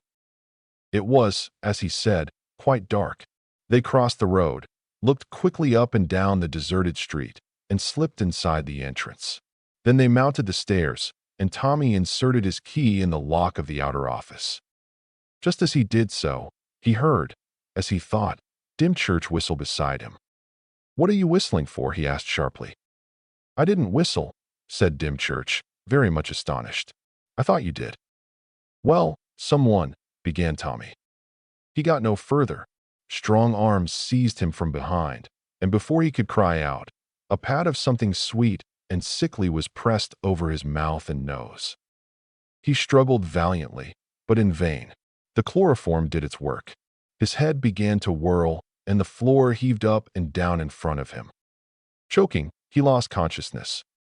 He came to himself painfully, but in full possession of his faculties. The chloroform had been only a whiff. They had kept him under long enough to force a gag into his mouth and ensure that he did not cry out. When he came to himself, he was half lying, half sitting, propped against the wall in a corner of his own inner office. Two men were busily turning out the contents of the desk and ransacking the cupboards, and as they worked, they cursed freely. "Swelp me, governor," said the taller of the two hoarsely. "We've turned the whole bee. Why place upside down and inside out?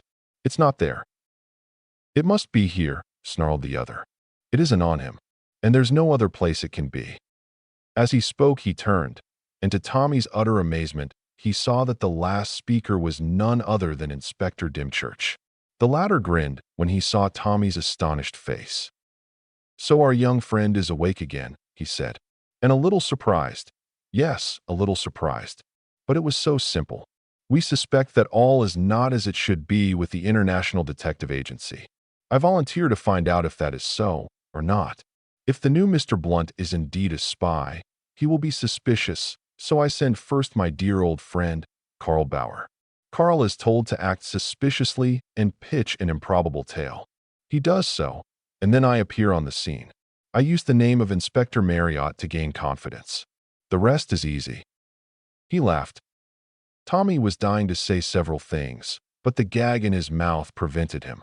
Also, he was dying to do several things, mostly with his hands and feet, but alas, that too had been attended to. He was securely bound. The thing that amazed him most was the astounding change in the man standing over him. As Inspector Dymchurch, the fellow had been a typical Englishman. Now, no one could have mistaken him for a moment for anything but a well-educated foreigner who talked English perfectly without a trace of accent. "Coggins, my good friend," said the erstwhile inspector, addressing his ruffianly-looking associate, "take your life preserver and stand by the prisoner. I am going to remove the gag.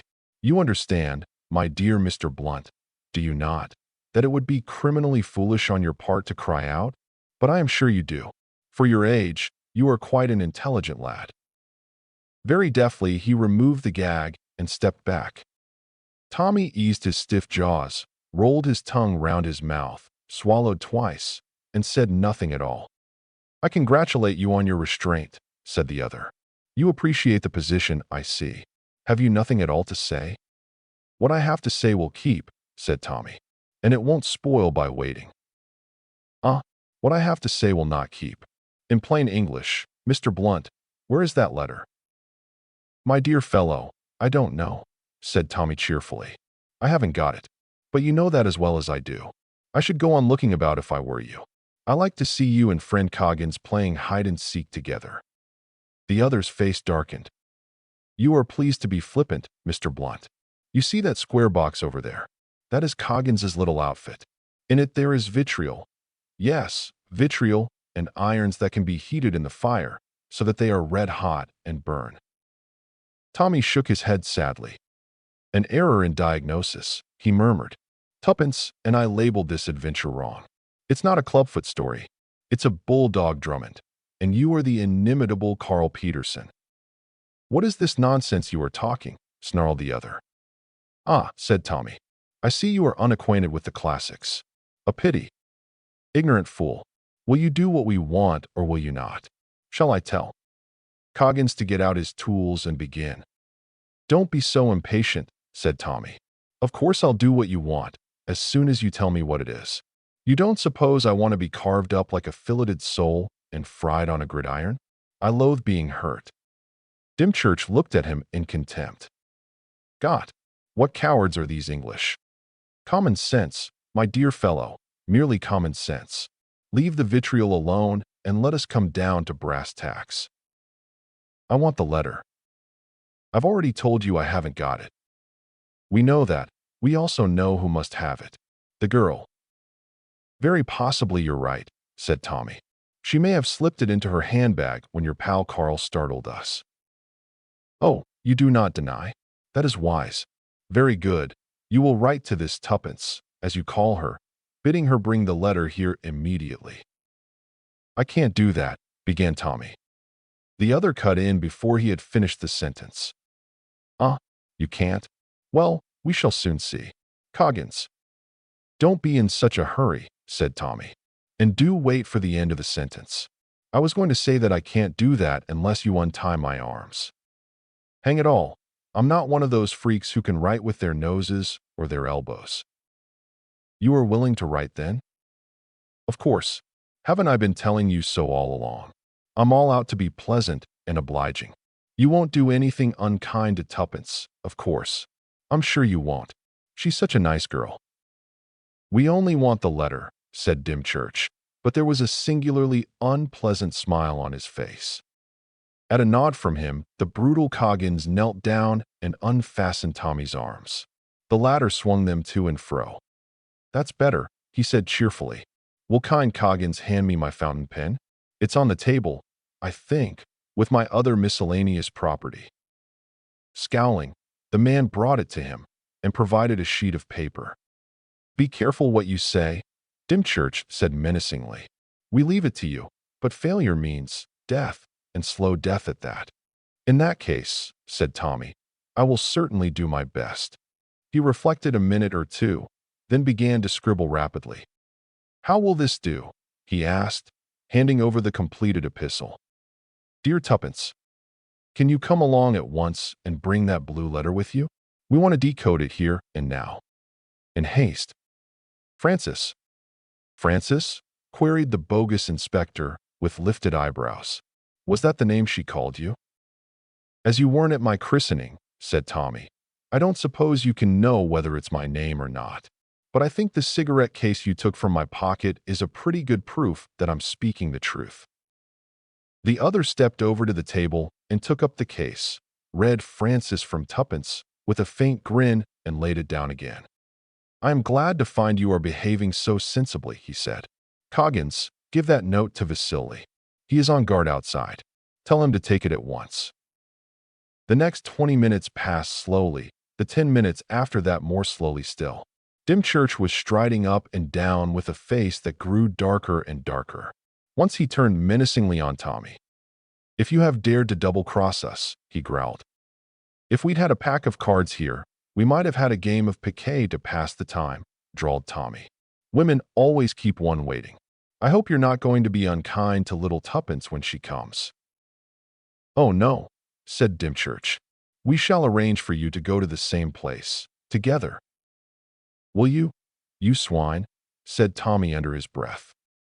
Suddenly there was a stir in the outer office. A man whom Tommy had not yet seen poked his head in and growled something in Russian. "Good," said Dymchurch. "She is coming, and coming alone." For a moment, a faint anxiety caught at Tommy's heart. The next minute he heard Tuppence's voice. "Oh, there you are, Inspector Dymchurch. I've brought the letter. Where is Francis?" With the last words she came through the door, and Vasily sprang on her from behind, clapping his hand over her mouth. Dymchurch tore the handbag from her grasp and turned over its contents in a frenzied search. Suddenly he uttered an ejaculation of delight and held up a blue envelope with a Russian stamp on it. Coggins gave a hoarse shout. And just in that minute of triumph, the other door, the door into Tuppence's own office, opened noiselessly, and Inspector Marriott and two men armed with revolvers stepped into the room with the sharp command. "Hands up." There was no fight. The others were taken at a hopeless disadvantage.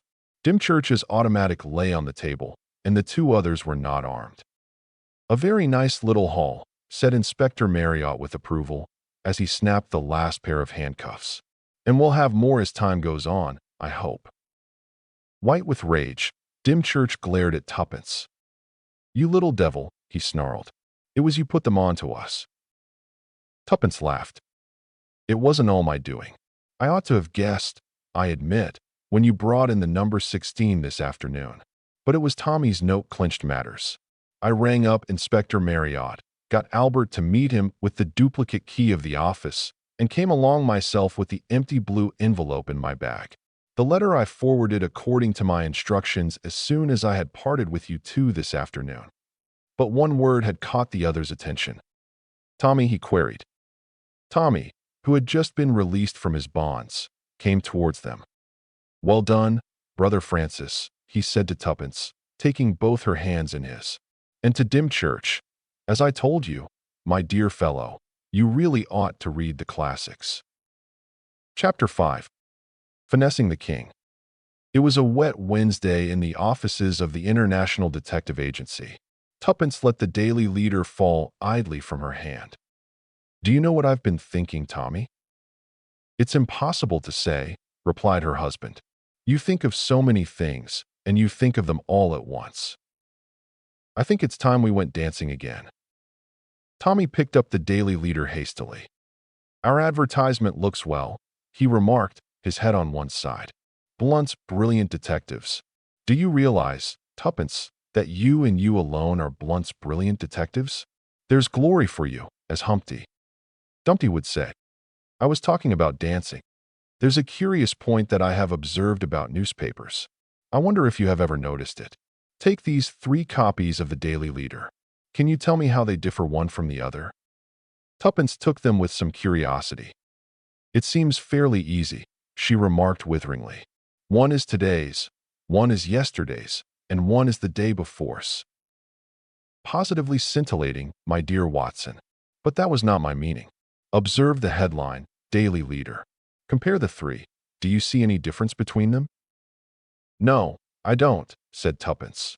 And what's more, I don't believe there is any. Tommy sighed and brought the tips of his fingers together in the most approved Sherlock Holmes fashion. Exactly. Yet you read the papers as much, in fact, more than I do. But I have observed and you have not. If you will look at today's Daily Leader, you will see that in the middle of the downstroke of the D is a small white dot, and there is another in the L of the same word. But in yesterday's paper the white, that is not in Daily at all. There are 2 white dots in the L of Leader. That of the day before again has 2 dots in the D of Daily. In fact, the dot, or dots, are in a different position every day. Why? Asked Tuppence. That's a journalistic secret. Meaning you don't know and can't guess.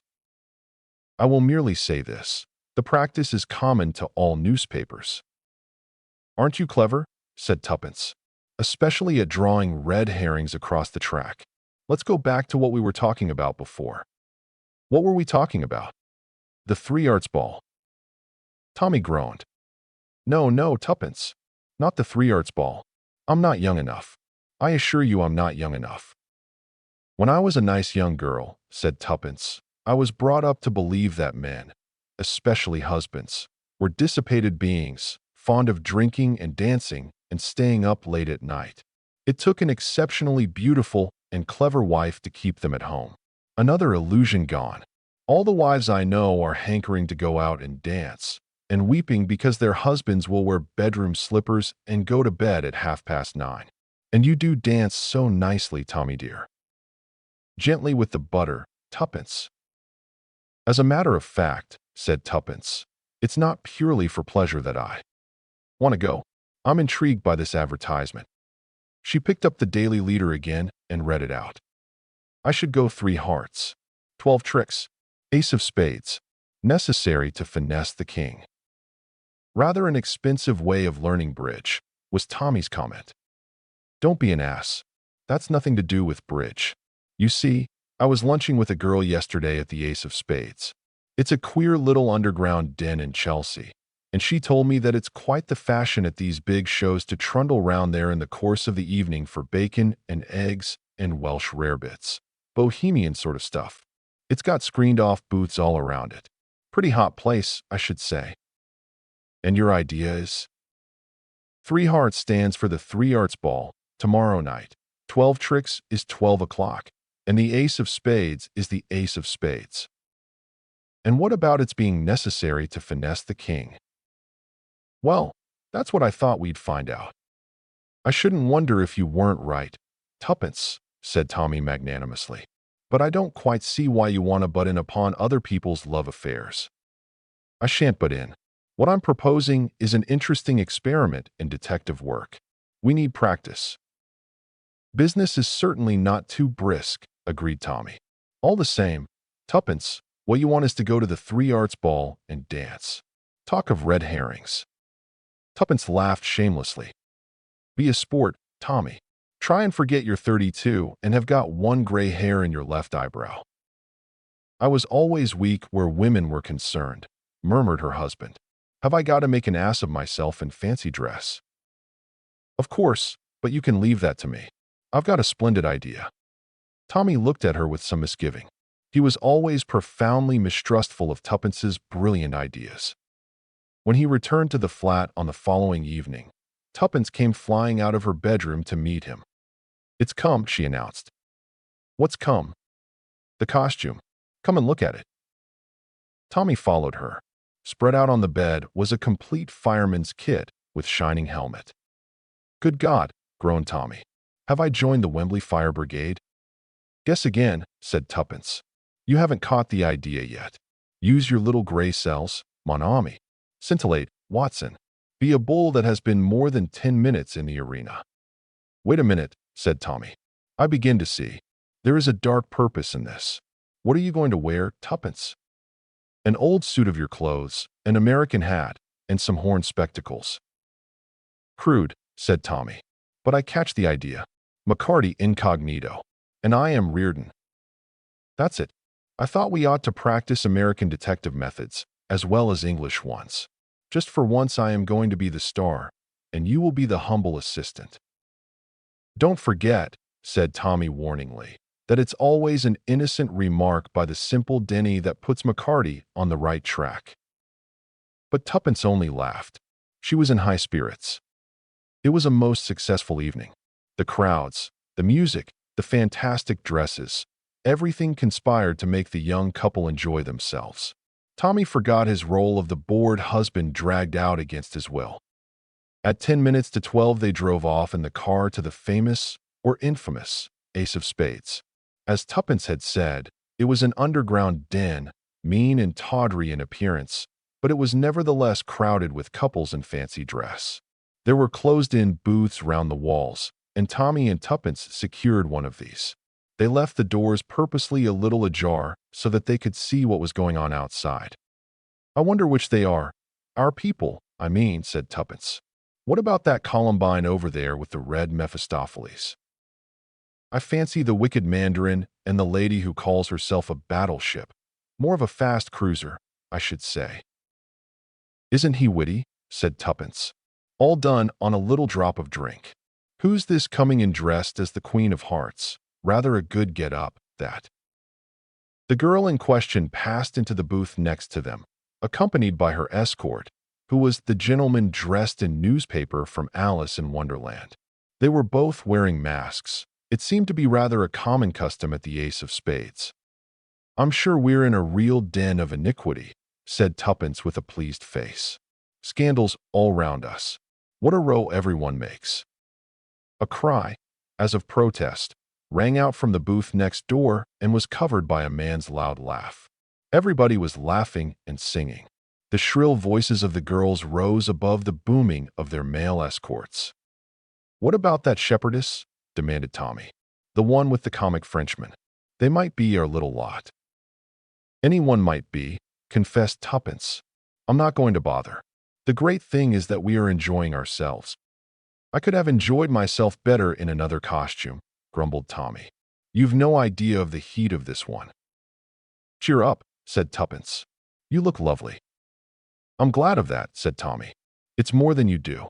You're the funniest little guy I've ever seen. Will you keep a civil tongue in your head, Denny, my boy? Hello, the gentleman in newspaper is leaving his lady alone. Where's he going, do you think? Going to hurry up the drinks, I expect, said Tommy. I wouldn't mind doing the same thing. He's a long time doing it, said Tuppence, when 4 or 5 minutes had passed. Tommy, would you think me an awful ass? She paused. Suddenly she jumped up. Call me an ass if you like. I'm going in next door. Look here, Tuppence, you can't. I've a feeling there's something wrong. I know there is. Don't try and stop me. She passed quickly out of their own booth, and Tommy followed her. The doors of the one next door were closed. Tuppence pushed them apart and went in, Tommy on her heels. The girl dressed as the Queen of Hearts sat in the corner, leaning up against the wall in a queer, huddled position. Her eyes regarded them steadily through her mask, but she did not move. Her dress was carried out in a bold design of red and white, but on the left-hand side the pattern seemed to have got mixed. There was more red than there should have been. With a cry, Tuppence hurried forward. At the same time, Tommy saw what she had seen, the hilt of a jeweled dagger just below the heart. Tuppence dropped on her knees by the girl's side. Quick, Tommy, she's still alive. Get hold of the manager and make him get a doctor at once. Right? Mind you don't touch the handle of that dagger, Tuppence. I'll be careful. Go quickly. Tommy hurried out, pulling the doors to behind him. Tuppence passed her arm round the girl. The latter made a faint gesture, and Tuppence realized that she wanted to get rid of the mask. Tuppence unfastened it gently. She saw a fresh, flower-like face and wide starry eyes that were full of horror, suffering, and a kind of dazed bewilderment. "My dear," said Tuppence, very gently, "can you speak at all? Will you tell me, if you can, who did this?" She felt the eyes fix themselves on her face. The girl was sighing, the deep, palpitating sighs of a failing heart. And still she looked steadily at Tuppence. Then her lips parted. "Bingo did it," she said in a strained whisper. Then her hands relaxed, and she seemed to nestle down on Tuppence's shoulder. Tommy came in, 2 men with him. The bigger of the two came forward with an air of authority, the word doctor written all over him. Tuppence relinquished her burden. "She's dead, I'm afraid," she said with a catch in her voice. The doctor made a swift examination. "Yes," he said, "nothing to be done. We had better leave things as they are till the police come. How did the thing happen?" Tuppence explained rather haltingly, slurring over her reasons for entering the booth. "It's a curious business," said the doctor. "You heard nothing?" "I heard her give a kind of cry, but then the man laughed. Naturally, I didn't think." "Naturally not," agreed the doctor. "And the man wore a mask, you say? You wouldn't recognize him." "I'm afraid not. Would you, Tommy?" "No. Still, there is his costume." "The first thing will be to identify this poor lady," said the doctor. "After that, well, I suppose the police will get down to things pretty quickly. It ought not to be a difficult case. Ah, here they come." Chapter 6. The gentleman dressed in newspaper. It was after 3 o'clock when, weary and sick at heart, the husband and wife reached home. Several hours passed before Tuppence could sleep. She lay tossing from side to side, seeing always that flower-like face with the horror-stricken eyes.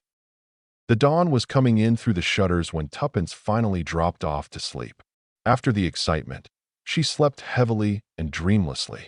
It was broad daylight when she awoke to find Tommy, up and dressed, standing by the bedside, shaking her gently by the arm. "Wake up, old thing. Inspector Marriott and another man are here and want to see you." "What time is it?" "Just on 11. I'll get Alice to bring you your tea right away." "Yes, do. Tell Inspector Marriott I'll be there in 10 minutes." A quarter of an hour later, Tuppence came hurrying into the sitting room. Inspector Marriott, who was sitting looking very straight and solemn, rose to greet her. "Good morning, Mrs. Beresford. This is Sir Arthur Merivale." Tuppence shook hands with a tall, thin man with haggard eyes and graying hair. "It's about this sad business last night," said Inspector Marriott. "I want Sir Arthur to hear from your own lips what you told me, the words the poor lady said before she died. Sir Arthur has been very hard to convince." "I can't believe," said the other, "and I won't believe, that Bingo Hale ever hurt a hair of Vere's head." Inspector Marriott went on. "We've made some progress since last night, Mrs. Beresford," he said. "First of all, we managed to identify the lady as Lady Merivale. We communicated with Sir Arthur here. He recognized the body at once and was horrified beyond words, of course. Then I asked him if he knew anyone called Bingo. 'You must understand, Mrs. Beresford,' said Sir Arthur, 'that Captain Hale, who is known to all his friends as Bingo, is the dearest pal I have. He practically lives with us. He was staying at my house when they arrested him this morning. I cannot but believe that you have made a mistake. It was not his name that my wife uttered.' 'There is no possibility of mistake,' said Tuppence gently. 'She said, Bingo did it.' 'You see, Sir Arthur,' said Marriott. The unhappy man sank into a chair and covered his face with his hands. 'It's incredible. What earthly motive could there be? Oh, I know your idea, Inspector Marriott. You think Hale was my wife's lover, but even if that were so, which I don't admit for a moment, what motive was there for killing her?' Inspector Marriott coughed. 'It's not a very pleasant thing to say, sir, but Captain Hale has been paying a lot of attention to a certain young American lady of late, a young lady with a considerable amount of money. If Lady Merivale liked to turn nasty, she could probably stop his marriage.' 'This is outrageous, Inspector.' Sir Arthur sprang angrily to his feet. The other calmed him with a soothing gesture. 'I beg your pardon, I'm sure, Sir Arthur. You say that you and Captain Hale both decided to attend this show. Your wife was away on a visit at the time, and you had no idea that she was to be there. Not the least idea. Just show him that advertisement you told me about, Mrs. Beresford. Tuppence complied. That seems to me clear enough. It was inserted by Captain Hale to catch your wife's eye. They had already arranged to meet there. But you only made up your mind to go the day before, hence it was necessary to warn her. That is the explanation of the phrase, necessary to finesse the king. You ordered your costume from a theatrical firm at the last minute, but Captain Hale's was a homemade affair. He went as the gentleman dressed in newspaper. Do you know, Sir Arthur, what we found clasped in the dead lady's hand? A fragment torn from a newspaper. My men have orders to take Captain Hale's costume away with them from your house. I shall find it at the yard when I get back. If there's a tear in it corresponding to the missing piece, well, it'll be the end of the case. You won't find it, said Sir Arthur. I know Bingo Hale. Apologizing to Tuppence for disturbing her, they took their leave. Late that evening there was a ring at the bell, and somewhat to the astonishment of the young pair, Inspector Marriott once more walked in. I thought Blunt's brilliant detectives would like to hear the latest developments, he said, with a hint of a smile. They would, said Tommy. Have a drink. He placed materials hospitably at Inspector Marriott's elbow. It's a clear case, said the latter, after a minute or two. Dagger was the lady's own. The idea was to have made it look like suicide evidently, but thanks to you two being on the spot, that didn't come off. We found plenty of letters. They'd been carrying on together for some time. That's clear, without Sir Arthur tumbling to it. Then we found the last link. The last what? Said Tuppence sharply. The last link in the chain, that fragment of the Daily Leader. It was torn from the dress he wore. Fits exactly. Oh, yes, it's a perfectly clear case. By the way, I brought round a photograph of those two exhibits. I thought they might interest you. It's very seldom that you get such a perfectly clear case. Tommy, said Tuppence, when her husband returned from showing the Scotland Yard man out, why do you think Inspector Marriott keeps repeating that it's a perfectly clear case? I don't know. Smug satisfaction, I suppose. Not a bit of it. He's trying to get us irritated. You know, Tommy, butchers, for instance, know something about meat, don't they? I should say so, but what on earth? And in the same way, greengrocers know all about vegetables and fishermen about fish. Detectives, professional detectives, must know all about criminals. They know the real thing when they see it, and they know when it isn't the real thing. Marriott's expert knowledge tells him that Captain Hale isn't a criminal, but all the facts are dead against him. As a last resource, Marriott is egging us on, hoping against hope that some little detail or other will come back to us, something that happened last night, which will throw a different light on things. Tommy, why shouldn't it be suicide after all? Remember what she said to you. I know, but take that a different way. It was Bingo's doing, his conduct that drove her to kill herself. It's just possible. But it doesn't explain that fragment of newspaper. Let's have a look at Marriott's photographs. I forgot to ask him what Hill's account of the matter was. I asked him that in the hall just now. Hill declared he had never spoken to Lady Marivalli at the show. Says somebody shoved a note into his hand which said, "Don't try and speak to me tonight." Arthur suspects. He couldn't produce the piece of paper, though, and it doesn't sound a very likely story. Anyway, you and I know he was with her at the Ace of Spades, because we saw him. Tuppence nodded and pored over the two photographs. One was a tiny fragment with the legend Daily LE, and the rest torn off. The other was the front sheet of the Daily Leader with the small round tear at the top of it. There was no doubt about it. Those two fitted together perfectly. What are all those marks down the side? Asked Tommy. Stitches, said Tuppence. Where it was sewn to the others, you know. I thought it might be a new scheme of dots, said Tommy. Then he gave a slight shiver. My word, Tuppence, how creepy it makes one feel. To think that you and I were discussing dots and puzzling over that advertisement, all as lighthearted as anything. Tuppence did not answer. Tommy looked at her and was startled to observe that she was staring ahead of her, her mouth slightly open and a bewildered expression on her face. "Tuppence," said Tommy gently, shaking her by the arm. "What's the matter with you? Are you just going to have a stroke or something?" But Tuppence remained motionless. Presently, she said in a faraway voice, "Dennis Reardon." "Eh," said Tommy, staring. "It's just as you said. One simple, innocent remark. Find me all this week's daily leaders. What are you up to?" "I'm being McCarty. I've been worrying round, and thanks to you, I've got a notion at last. This is the front sheet of Tuesday's paper. I seem to remember that Tuesday's paper was the one with 2 dots in the L of leader. This has a dot in the D of daily, and one in the L too. Get me the papers, and let's make sure." They compared them anxiously. Tuppence had been quite right in her remembrance. "You see, this fragment wasn't torn from Tuesday's paper." "But Tuppence, we can't be sure. It may merely be different editions." "It may, but at any rate it's given me an idea. It can't be coincidence, that's certain. There's only one thing it can be if I'm right in my idea. Ring up Sir Arthur, Tommy. Ask him to come round here at once. Say I've got important news for him. Then get hold of Marriott. Scotland Yard will know his address if he's gone home." Sir Arthur Marivalli, very much intrigued by the summons, arrived at the flat in about half an hour's time. Tuppence came forward to greet him. "I must apologize for sending for you in such a peremptory fashion," she said.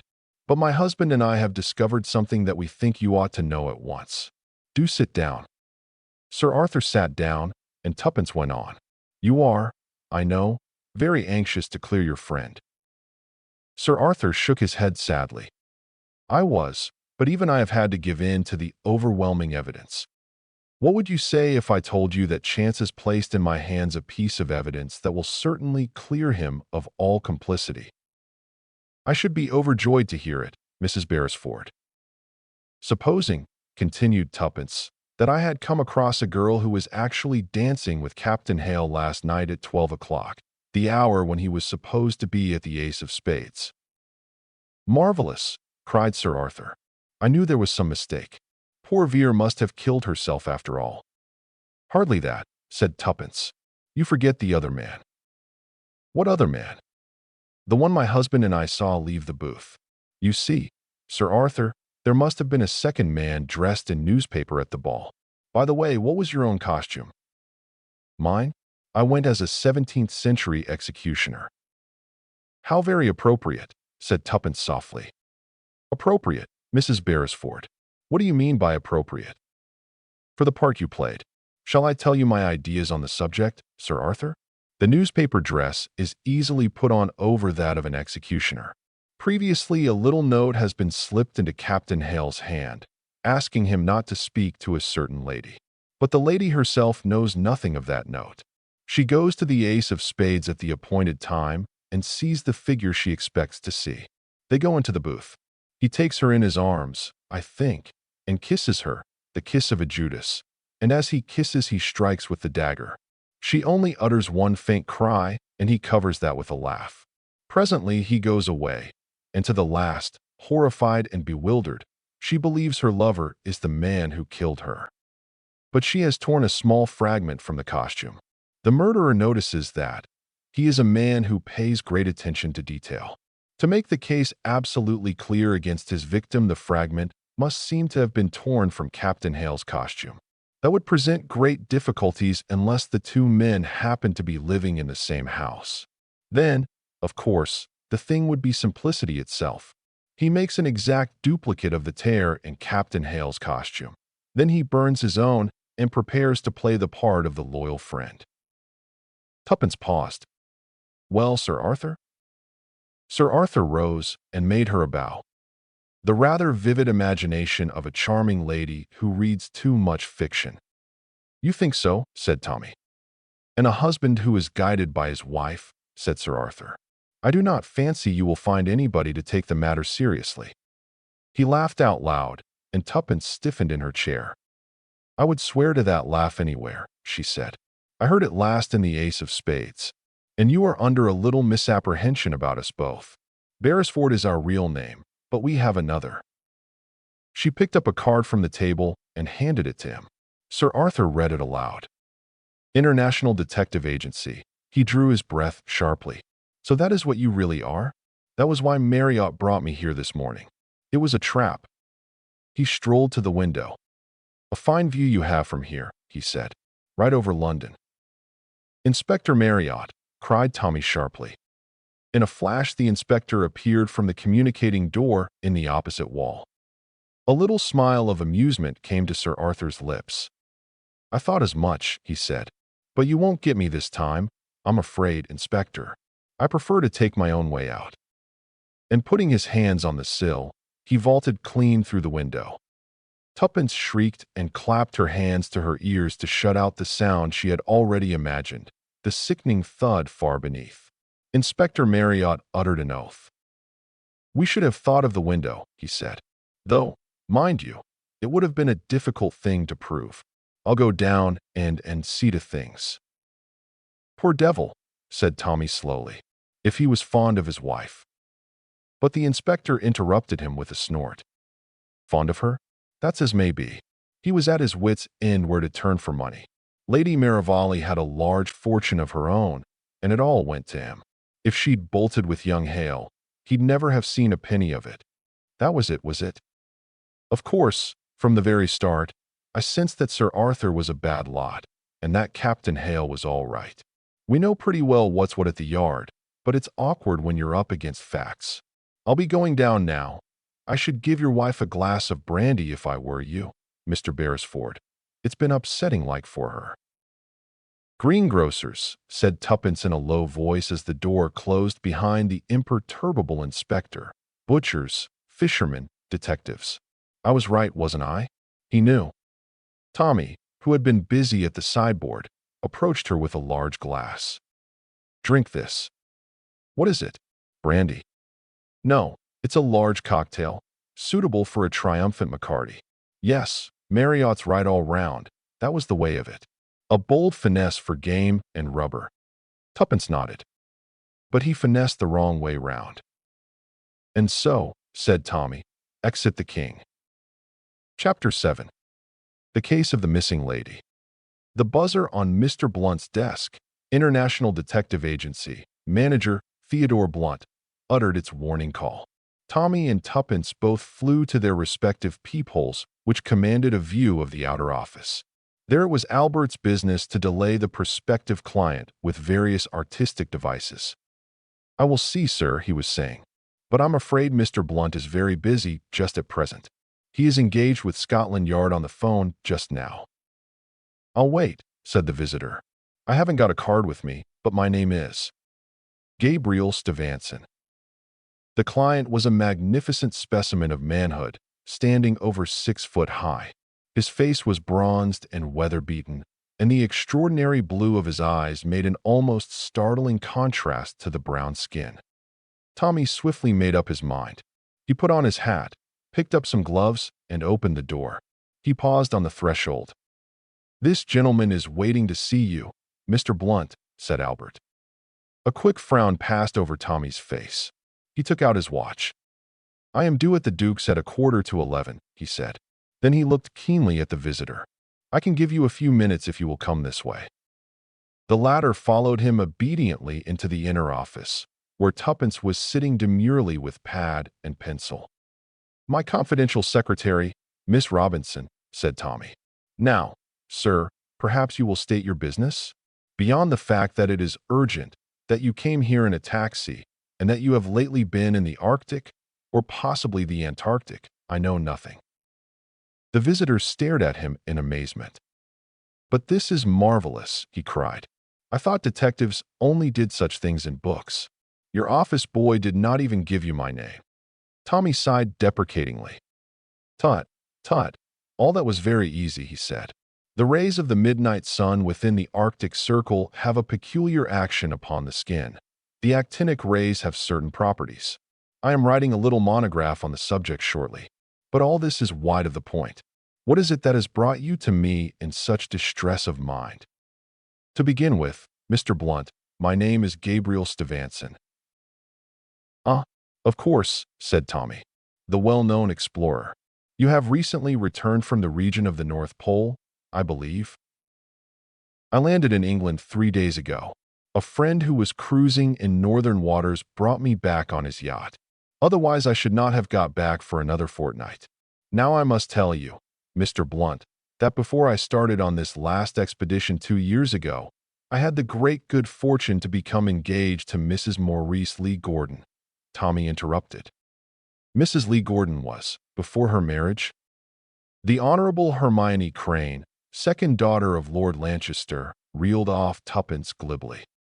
Tommy threw her a glance of admiration.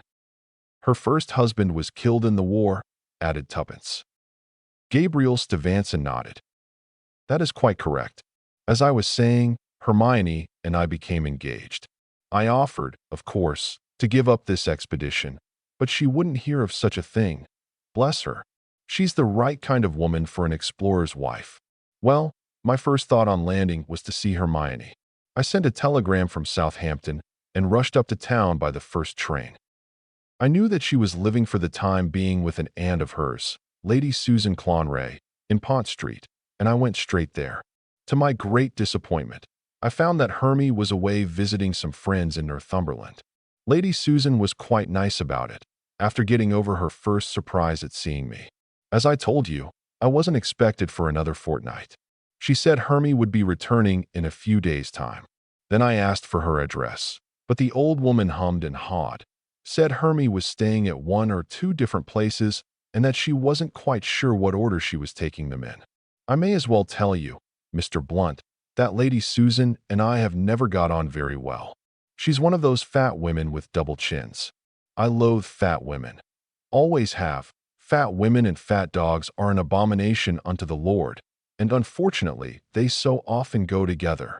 It's an idiosyncrasy of mine, I know, but there it is. I never can get on with a fat woman. Fashion agrees with you, Mr. Stevenson, said Tommy dryly. And everyone has their own pet aversion. That of the late Lord Roberts was cats. Mind you, I'm not saying that Lady Susan isn't a perfectly charming woman. She may be, but I've never taken to her.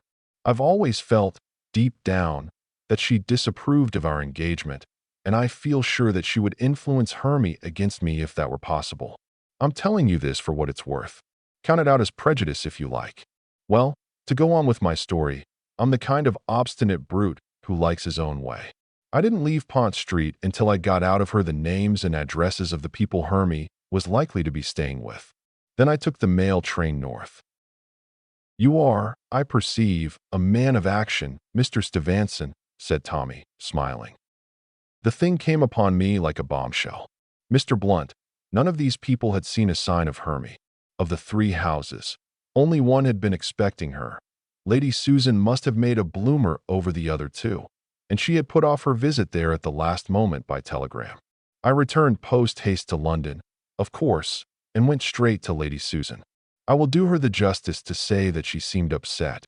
She admitted that she had no idea where Hermie could be. All the same, she strongly negatived any idea of going to the police. She pointed out that Hermie was not a silly young girl, but an independent woman who had always been in the habit of making her own plans. She was probably carrying out some idea of her own. I thought it quite likely that Hermie didn't want to report all her movements to Lady Susan, but I was still worried. I had that queer feeling one gets when something is wrong. I was just leaving when a telegram was brought to Lady Susan. She read it with an expression of relief and handed it to me. It ran as follows: changed my plans. Just off to Monte Carlo for a week, Hermie. Tommy held out his hand. You have got the telegram with you? No, I haven't, but it was handed in at Malden, Surrey. I noticed that at the time, because it struck me as odd. What should Hermie be doing at Malden? She'd no friends there that I had ever heard of. You didn't think of rushing off to Monte Carlo in the same way that you had rushed north? I thought of it, of course, but I decided against it. You see, Mr. Blunt, whilst Lady Susan seemed quite satisfied by that telegram, I wasn't. It struck me as odd that she should always telegraph, not write. A line or 2 in her own handwriting would have set all my fears at rest. But anyone can sign a telegram, Hermie. The more I thought it over, the more uneasy I got. In the end, I went down to Malden. That was yesterday afternoon. It's a fair-sized place, Good links there and all that, 2 hotels. I inquired everywhere I could think of, but there wasn't a sign that Hermie had ever been there. Coming back in the train, I read your advertisement, and I thought I'd put it up to you. If Hermie has really gone off to Monte Carlo, I don't want to set the police on her track and make a scandal, but I'm not going to be sent off on a wild goose chase myself. I stay here in London, in case there's been foul play of any kind. Tommy nodded thoughtfully. What do you suspect exactly? I don't know, but I feel there's something wrong. With a quick movement, Stevenson took a case from his pocket and laid it open before them. That is Hermione, he said. I will leave it with you. The photograph represented a tall, willowy woman, no longer in her first youth, but with a charming, frank smile and lovely eyes. Now, Mr. Stevenson, said Tommy, there is nothing you have omitted to tell me? Nothing whatever. No detail, however small. I don't think so. Tommy sighed. That makes the task harder, he observed. You must often have noticed, Mr. Stevenson, in reading of crime, how one small detail is all the great detective needs to set him on the track.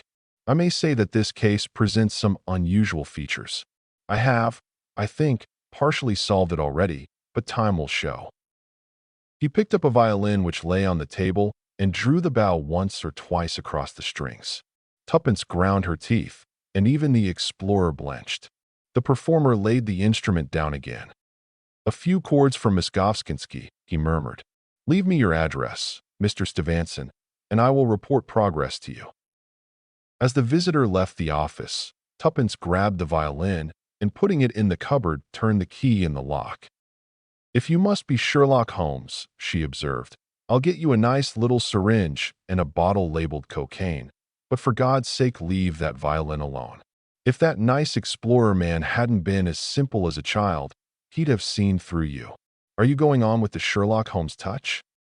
I flatter myself that I have carried it through very well so far, said Tommy with some complacence. The deductions were good, weren't they? I had to risk the taxi. After all, it's the only sensible way of getting to this place. It's lucky I had just read the bit about his engagement in this morning's Daily Mirror, remarked Tuppence. Yes, that looked well for the efficiency of Blunt's brilliant detectives. This is decidedly a Sherlock Holmes case. Even you cannot have failed to notice the similarity between it and the disappearance of Lady Frances. Carfax. Do you expect to find Mrs. Lee Gordon's body in a coffin? Logically, history should repeat itself. Actually, well, what do you think? Well, said Tuppence, the most obvious explanation seems to be that for some reason or other, Hermie, as he calls her, is afraid to meet her fiancé, and that Lady Susan is backing her up. In fact, to put it bluntly, she's come a cropper of some kind, and has got the wind up about it. That occurred to me also, said Tommy, but I thought we'd better make pretty certain before suggesting that explanation to a man like Stevenson. What about a run down to Malden, old thing? And it would do no harm to take some golf clubs with us. Tuppence agreeing, the International Detective Agency was left in the charge of Albert. Malden, though a well-known residential place, did not cover a large area. Tommy and Tuppence, making every possible inquiry that ingenuity could suggest, nevertheless drew a complete blank. It was as they were returning to London that a brilliant idea occurred to Tuppence. Tommy, why did they put Malden, Surrey, on the telegram? Because Malden is in Surrey, idiot. Idiot yourself? I don't mean that. If you get a telegram from Hastings, say, or Torquay, they don't put the county after it. But from Richmond, they do put Richmond, Surrey. That's because there are 2 Richmonds. Tommy, who was driving, slowed up. Tuppence, he said affectionately, your idea is not so dusty. Let us make inquiries at yonder post office. They drew up before a small building in the middle of a village street. A very few minutes sufficed to elicit the information that there were 2 Maldens. Malden, Surrey, and Malden, Sussex, the latter, a tiny hamlet but possessed of a telegraph office. That's it, said Tuppence excitedly. Stevenson knew Malden was in Surrey, so he hardly looked at the word beginning with S after Malden. "Tomorrow," said Tommy, "we'll have a look at Malden, Sussex." Malden, Sussex, was a very different proposition to its Surrey namesake. It was 4 miles from a railway station, possessed 2 public houses, 2 small shops, a post and telegraph office combined with a suite and picture postcard business, and about 7 small cottages. Tuppence took on the shops whilst Tommy betook himself to the Cock and Sparrow. They met half an hour later. "Well," said Tuppence. "Quite good beer," said Tommy, "but no information." "You'd better try the King's Head," said Tuppence. "I'm going back to the post office. There's a sour old woman there, but I heard them yell to her that dinner was ready." She returned to the place and began examining postcards. A fresh-faced girl, still munching, came out of the back room. "I'd like these, please," said Tuppence. "And do you mind waiting whilst I just look over these comic ones?" She sorted through a packet, talking as she did so. "I'm ever so disappointed you couldn't tell me my sister's address. She's staying near here, and I've lost her letter. Lee Gordon, her name is." The girl shook her head. "I don't remember it. And we don't get many letters through here either, so I probably should if I'd seen it on a letter. Apart from the Grange, there isn't many big houses round about." "What is the Grange?" asked Tuppence. "Who does it belong to?" "Dr. Horston has it. It's turned into a nursing home now. Nerve cases mostly, I believe. Ladies that come down for rest cures, and all that sort of thing. Well, it's quiet enough down here, heaven knows." She giggled. Tuppence hastily selected a few cards and paid for them. "That's Dr. Horston's car coming along now," exclaimed the girl. Tuppence hurried to the shop door. A small 2-seater was passing. At the wheel was a tall, dark man with a neat black beard and a powerful, unpleasant face. The car went straight on down the street. Tuppence saw Tommy crossing the road towards her. "Tommy, I believe I've got it. Dr. Horston's nursing home. I heard about it at the King's Head, and I thought there might be something in it. But if she's had a nervous breakdown or anything of that sort, her aunt and her friends would know about it surely." "Yes. I didn't mean that. Tommy, did you see that man in the 2-seater? Unpleasant-looking brute, yes. That was Dr. Horston." Tommy whistled. "Shifty-looking beggar. What do you say about it, Tuppence? Shall we go and have a look at the Grange?" They found the place at last, a big rambling house, surrounded by deserted grounds, with a swift mill stream running behind the house. "Dismal sort of abode," said Tommy. "It gives me the creeps, Tuppence.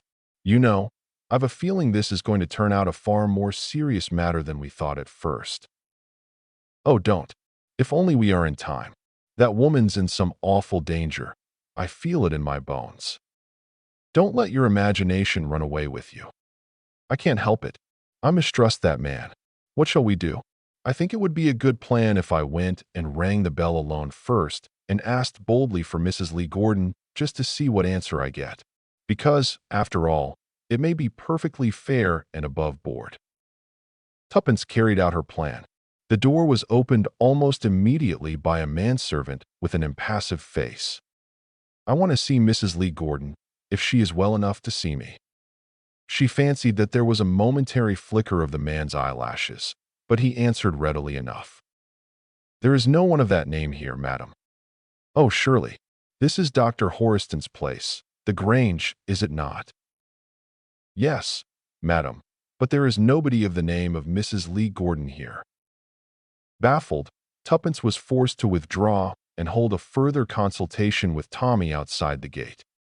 Perhaps he was speaking the truth. After all, we don't know. He wasn't. He was lying. I'm sure of it. "Wait until the doctor comes back," said Tommy. "Then I'll pass myself off as a journalist anxious to discuss his new system of rest cure with him. That will give me a chance of getting inside and studying the geography of the place." The doctor returned about half an hour later. Tommy gave him about 5 minutes. Then he in turn marched up to the front door. But he too returned baffled. The doctor was engaged and couldn't be disturbed. And he never sees journalists. "Tuppence, you're right. There's something fishy about this place. It's ideally situated, miles from anywhere. Any mortal thing could go on here, and no one would ever know.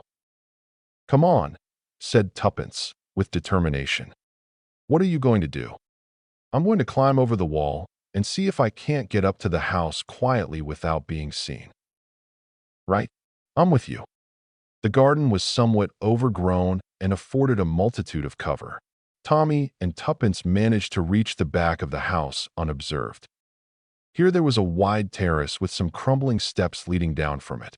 In the middle, some French windows opened onto the terrace, but they dared not step out into the open, and the windows where they were crouching were too high for them to be able to look in.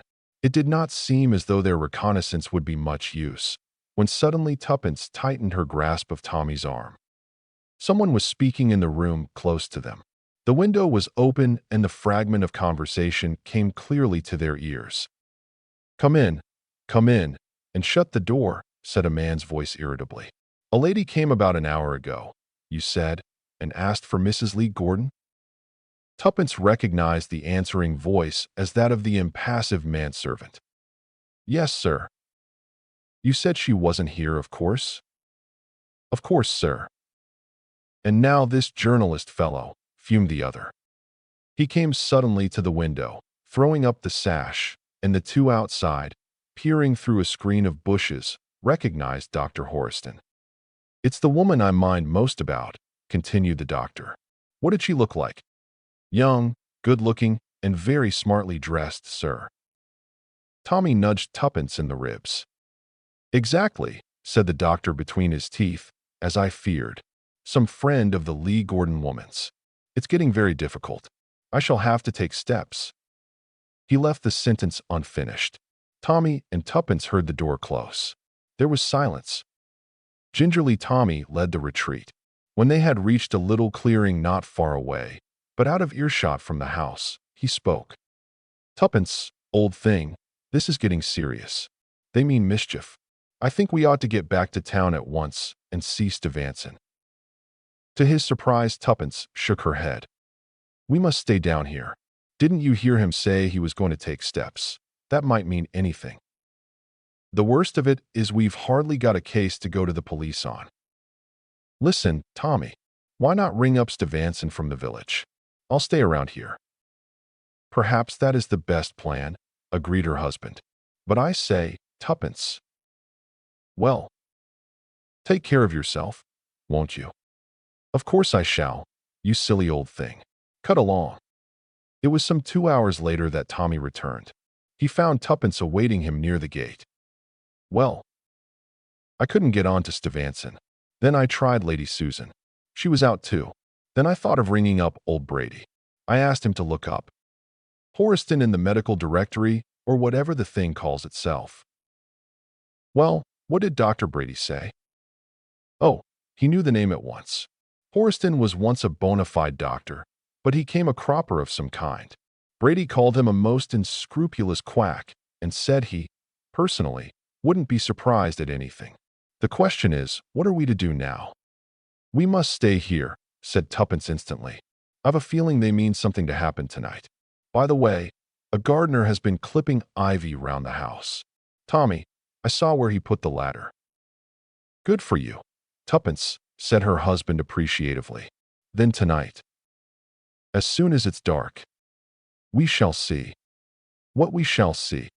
Tommy took his turn at watching the house, whilst Tuppence went to the village and had some food. Then she returned, and they took up the vigil together.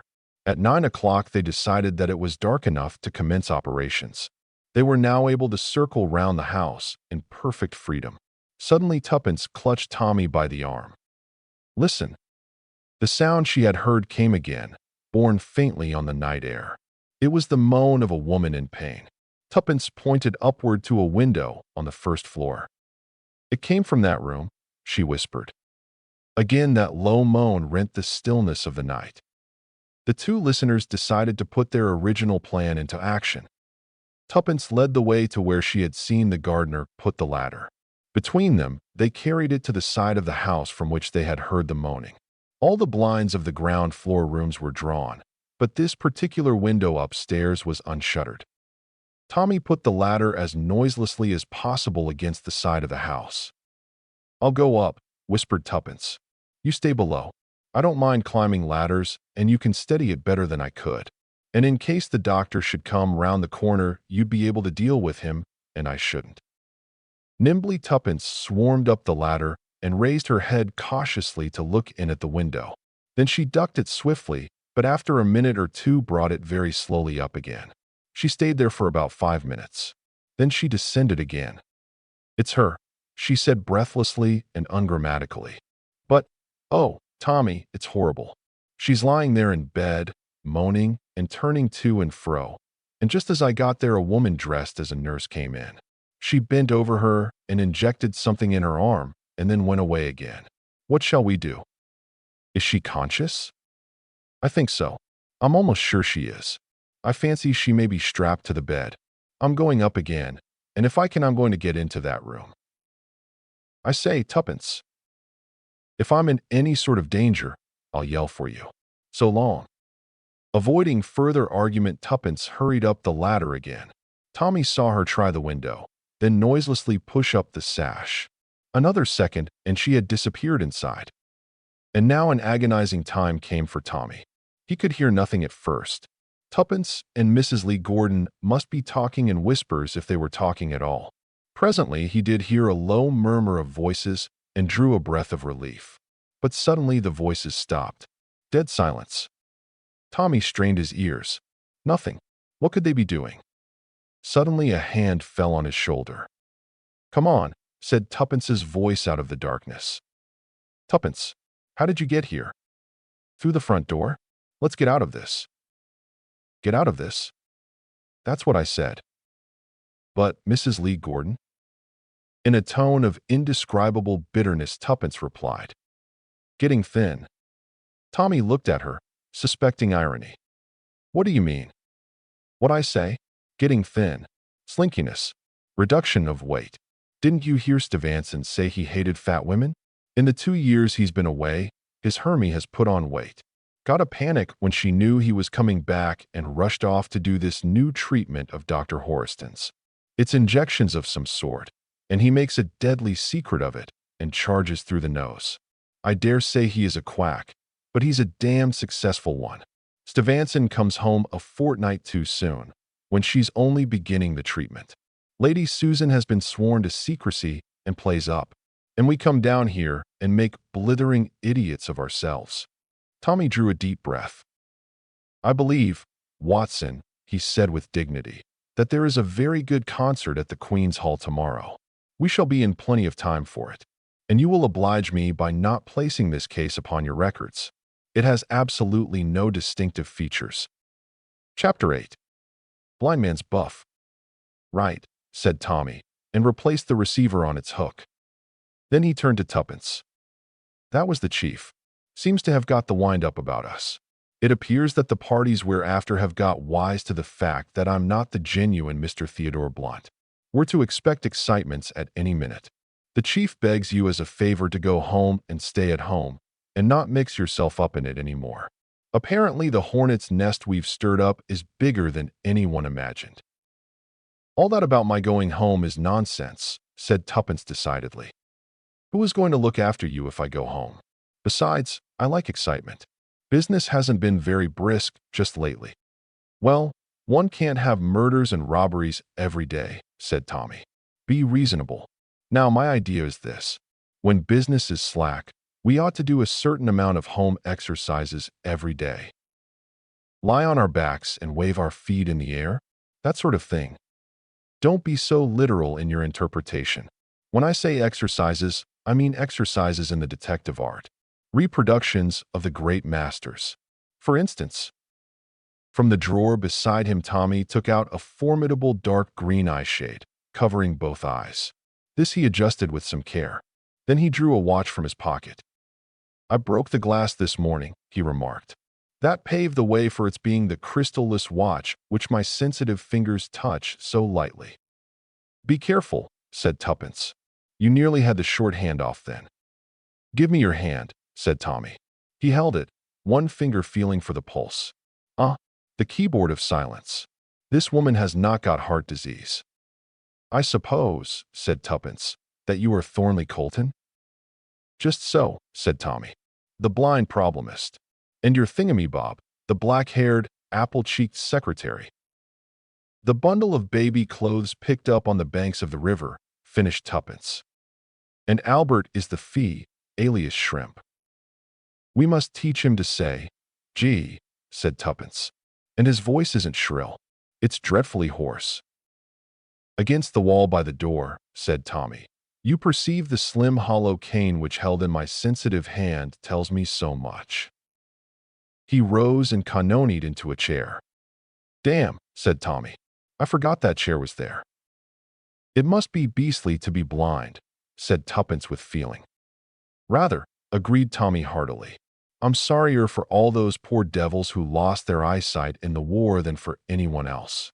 But they say that when you live in the dark, you really do develop special senses. That's what I want to try and see if one couldn't do.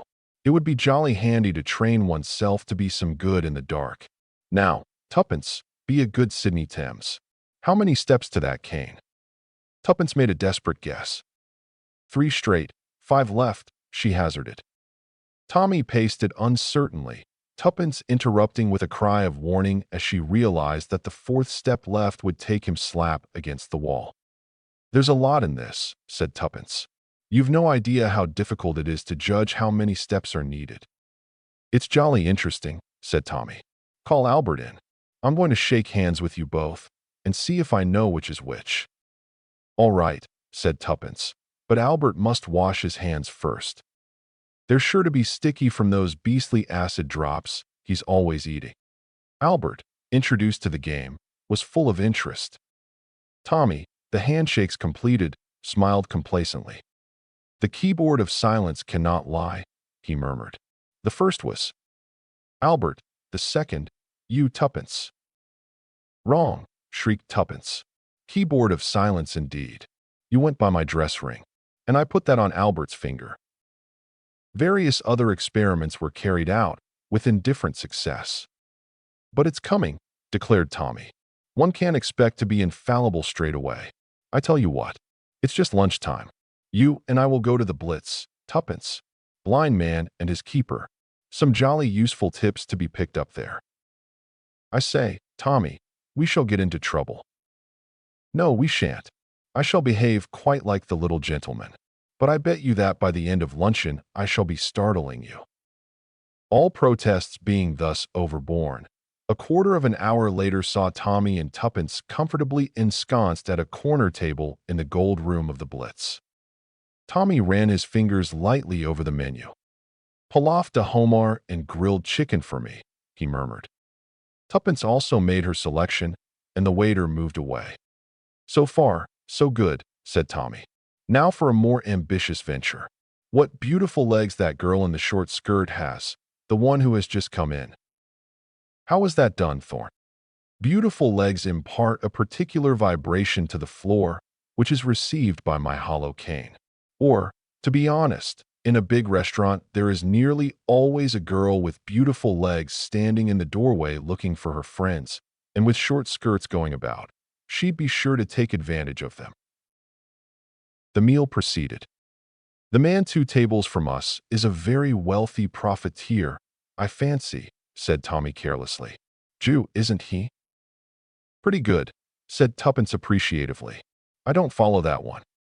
I shan't tell you how it's done every time. It spoils my show. The head waiter is serving champagne 3 tables off to the right. A stout woman in black is about to pass our table. Tommy, how can you? You're beginning to see what I can do. That's a nice girl in brown just getting up at the table behind you. Snoo, said Tuppence. It's a young man in gray. Oh, said Tommy, momentarily disconcerted.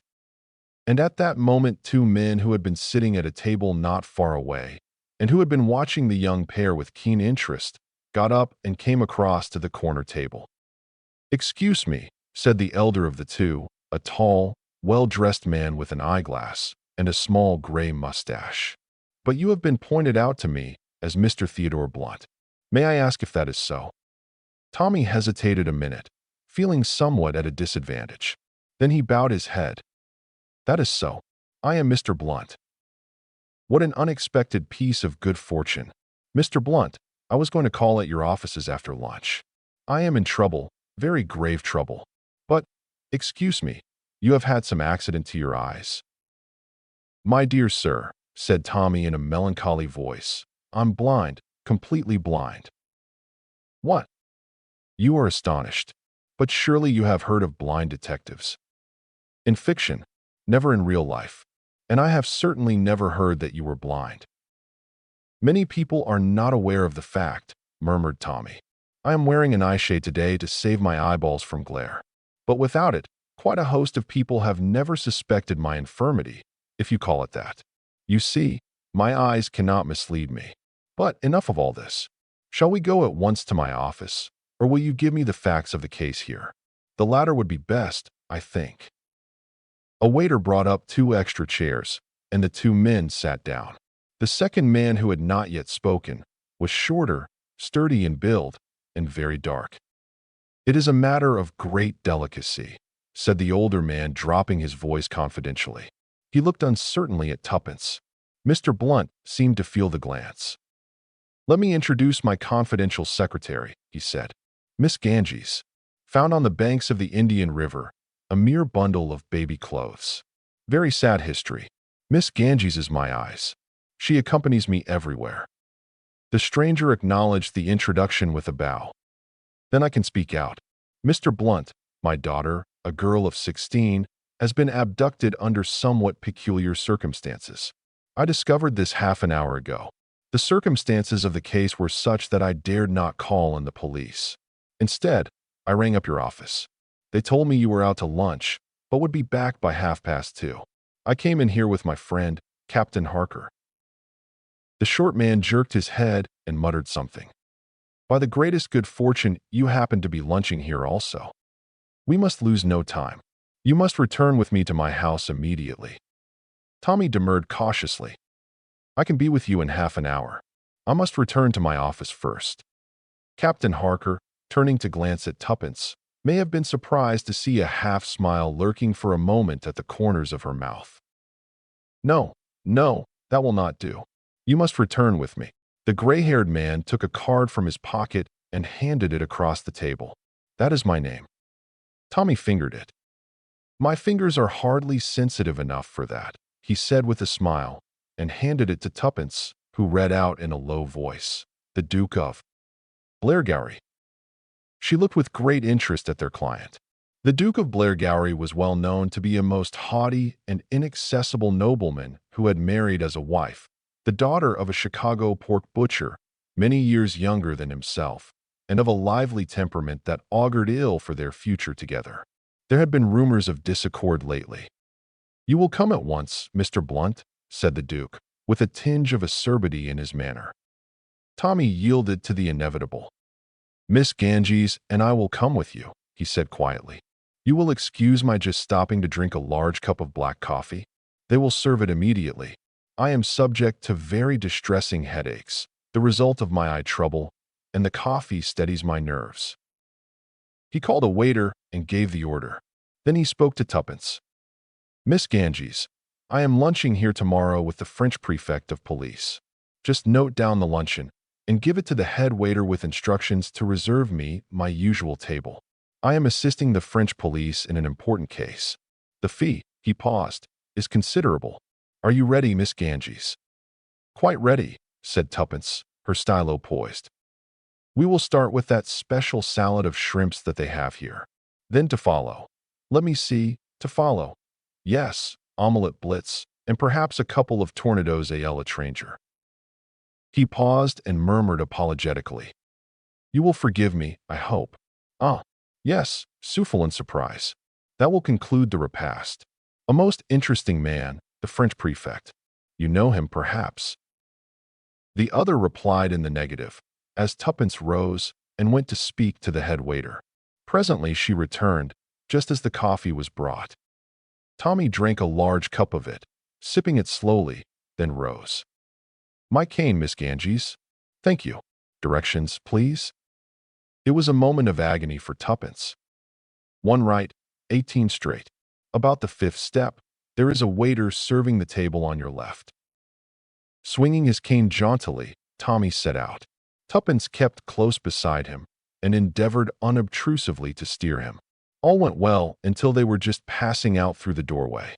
A man entered rather hurriedly, and before Tuppence could warn the blind Mr. Blunt, he had barged right into the newcomer. Explanations and apologies ensued. At the door of the Blitz, a smart landaulet was waiting. The Duke himself aided Mr. Blunt to get in. "Your car here, Harker?" he asked over his shoulder.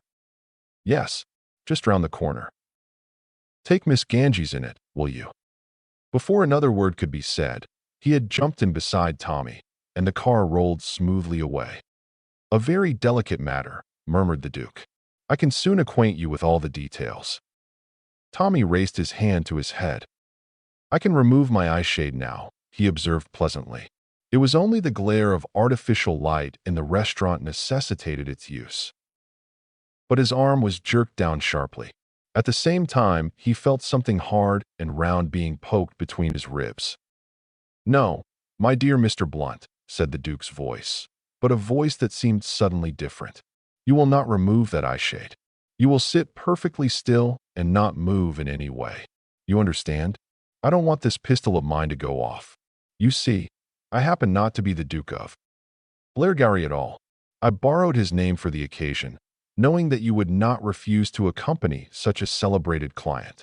I am something much more prosaic, a ham merchant who has lost his wife." He felt the start the other gave. "That tells you something," he laughed. "My dear young man, you have been incredibly foolish. I'm very much afraid that your activities will be curtailed in future." He spoke the last words with a sinister relish. Tommy sat motionless.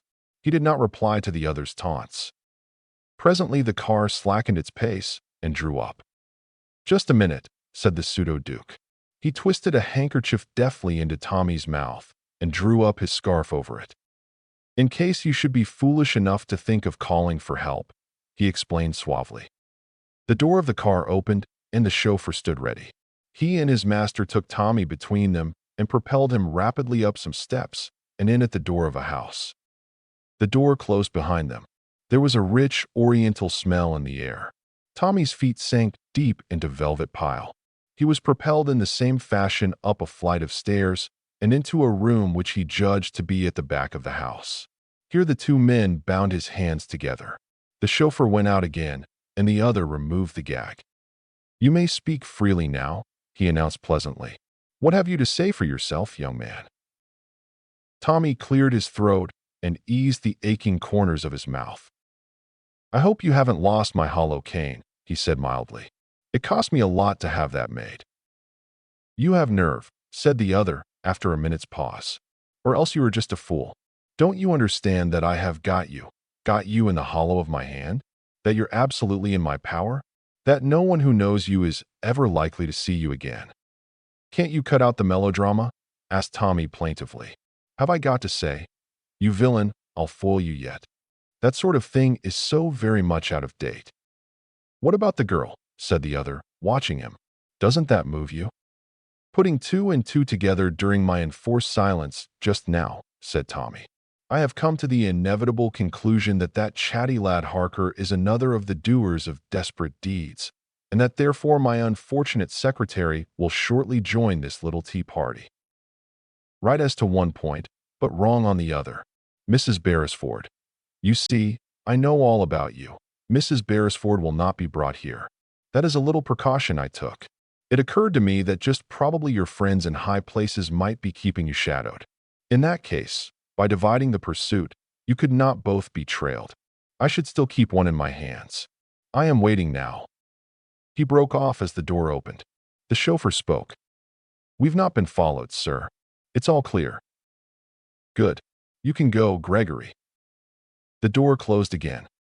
"So far, so good," said the Duke. "And now what are we to do with you, Mr. Beresford Blunt?" "I wish you'd take this confounded eye shade off me," said Tommy. "I think not.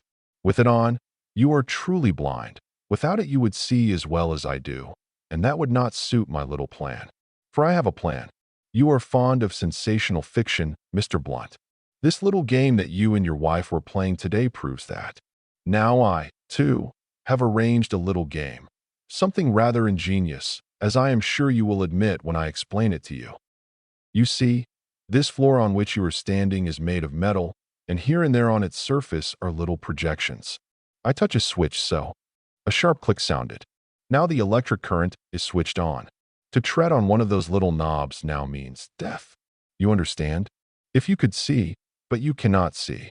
You are in the dark. That is the game, blind man's buff with death. If you can reach the door in safety, freedom. But I think that long before you reach it, you will have trodden on one of the danger spots. And that will be very amusing for me. He came forward and unbound Tommy's hands.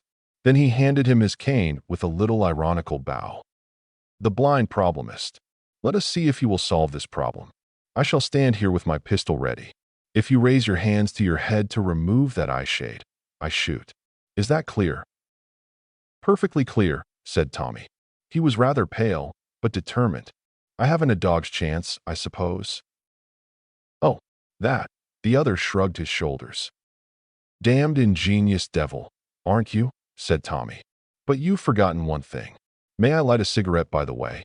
My poor little heart's going pit-a-pat. You may light a cigarette, but no tricks. I am watching you. Remember, with the pistol ready. I'm not a performing dog, said Tommy. I don't do tricks. He extracted a cigarette from his case, then felt for a matchbox. It's all right. I'm not feeling for a revolver, but you know well enough that I'm not armed.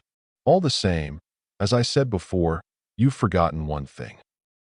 What is that? Tommy took a match from the box and held it ready to strike. I'm blind and you can see. That's admitted. The advantage is with you.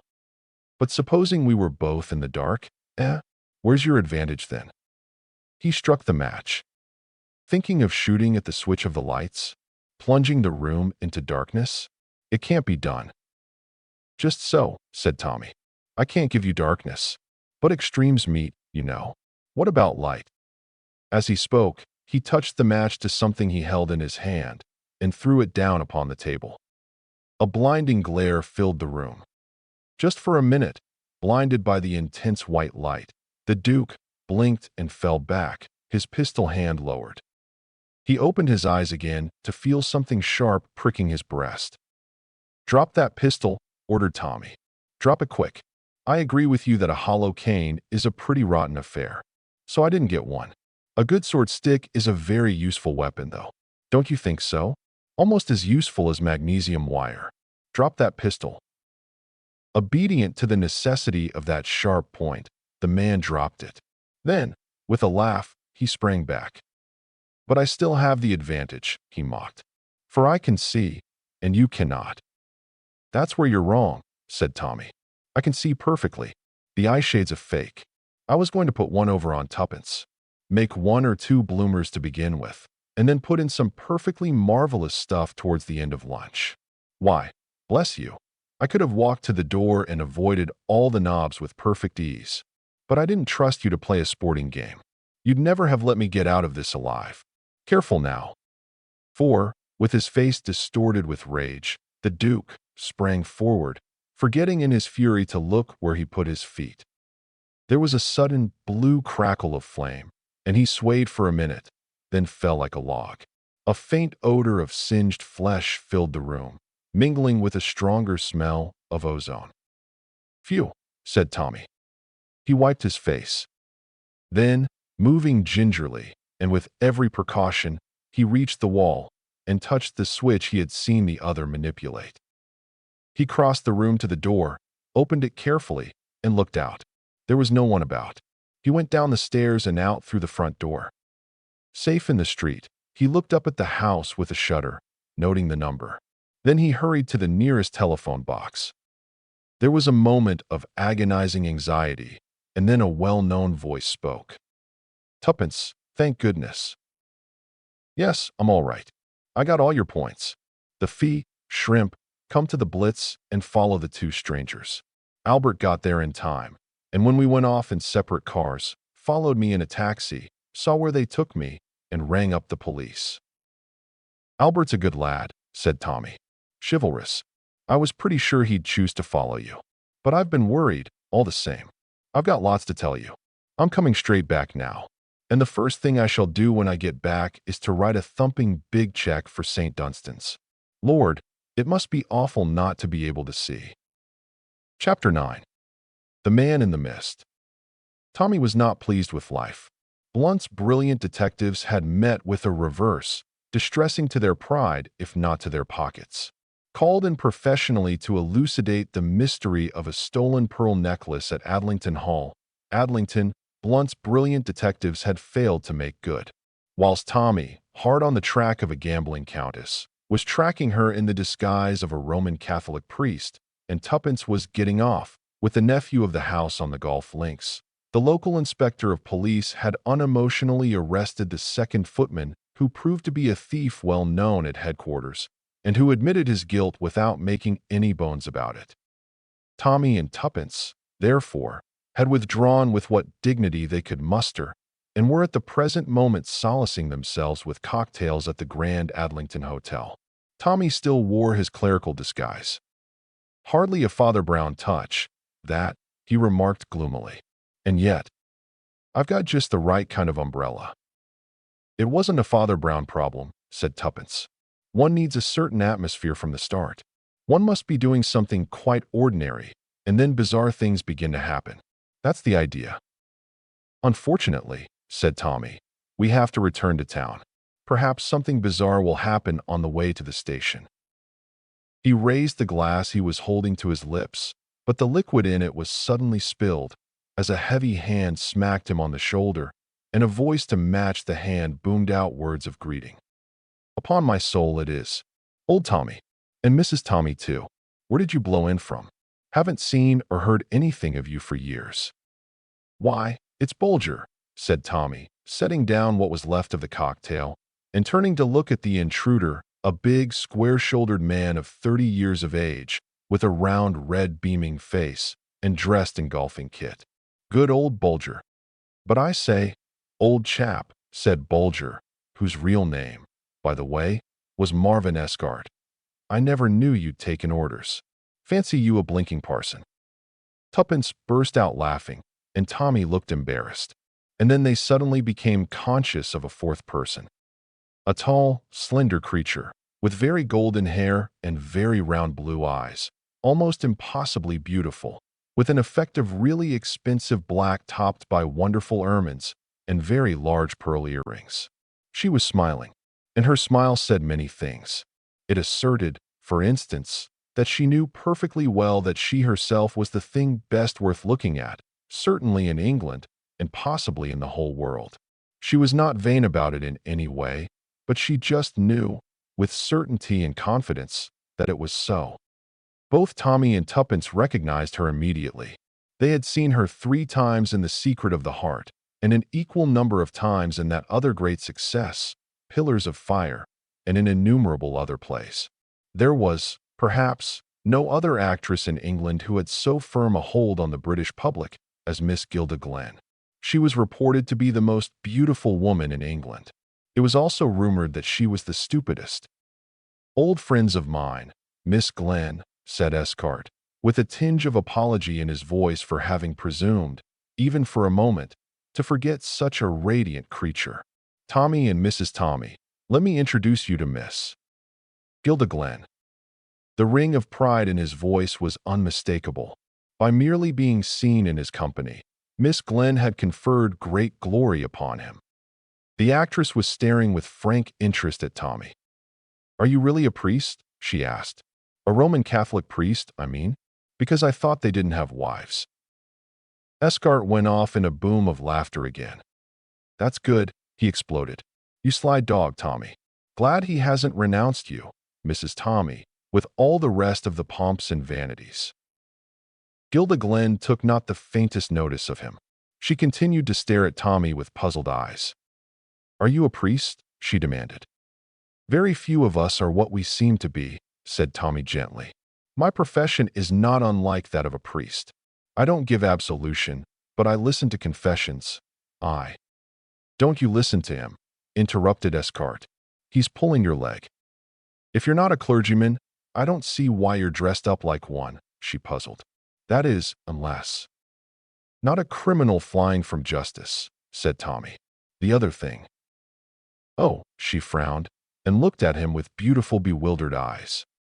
I wonder if she'll ever get that, thought Tommy to himself. Not unless I put it in words of one syllable for her, I should say.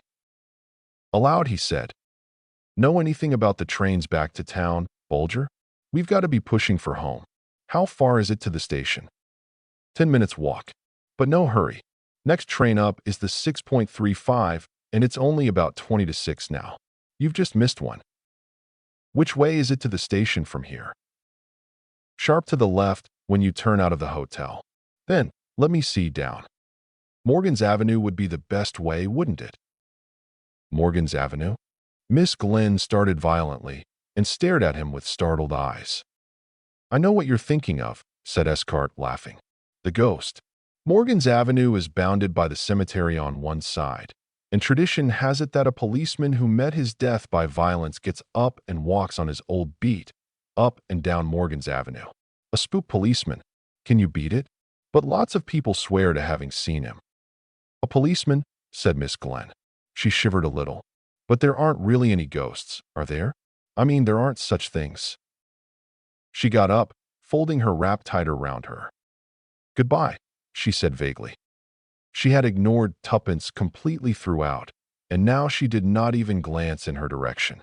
But, over her shoulder, she threw one puzzled, questioning glance at Tommy. Just as she got to the door, she encountered a tall man with gray hair and a puffy face, who uttered an exclamation of surprise. His hand on her arm, he led her through the doorway, talking in an animated fashion.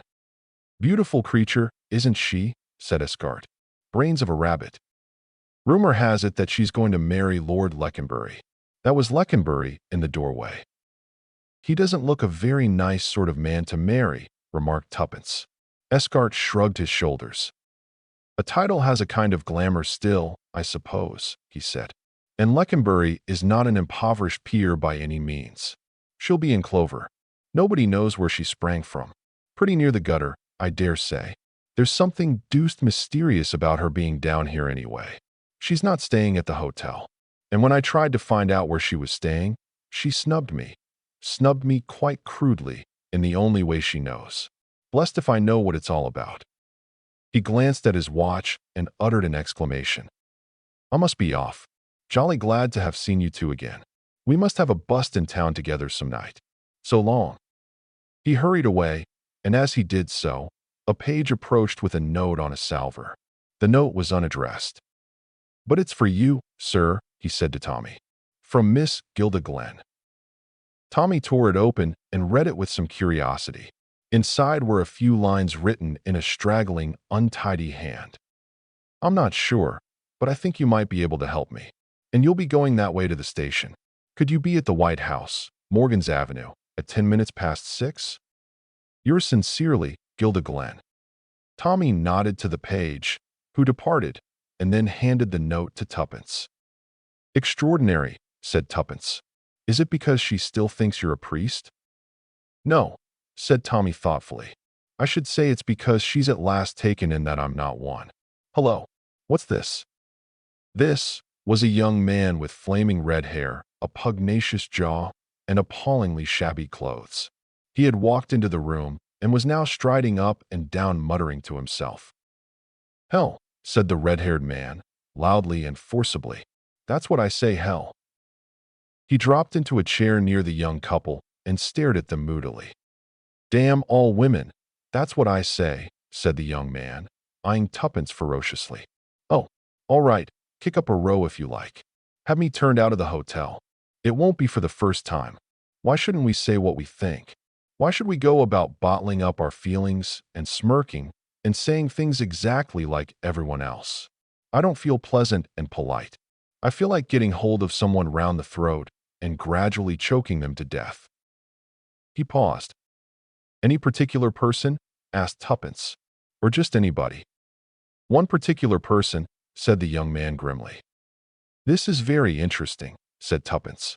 Won't you tell us some more? My name's Riley, said the red-haired man. James Riley. You may have heard it.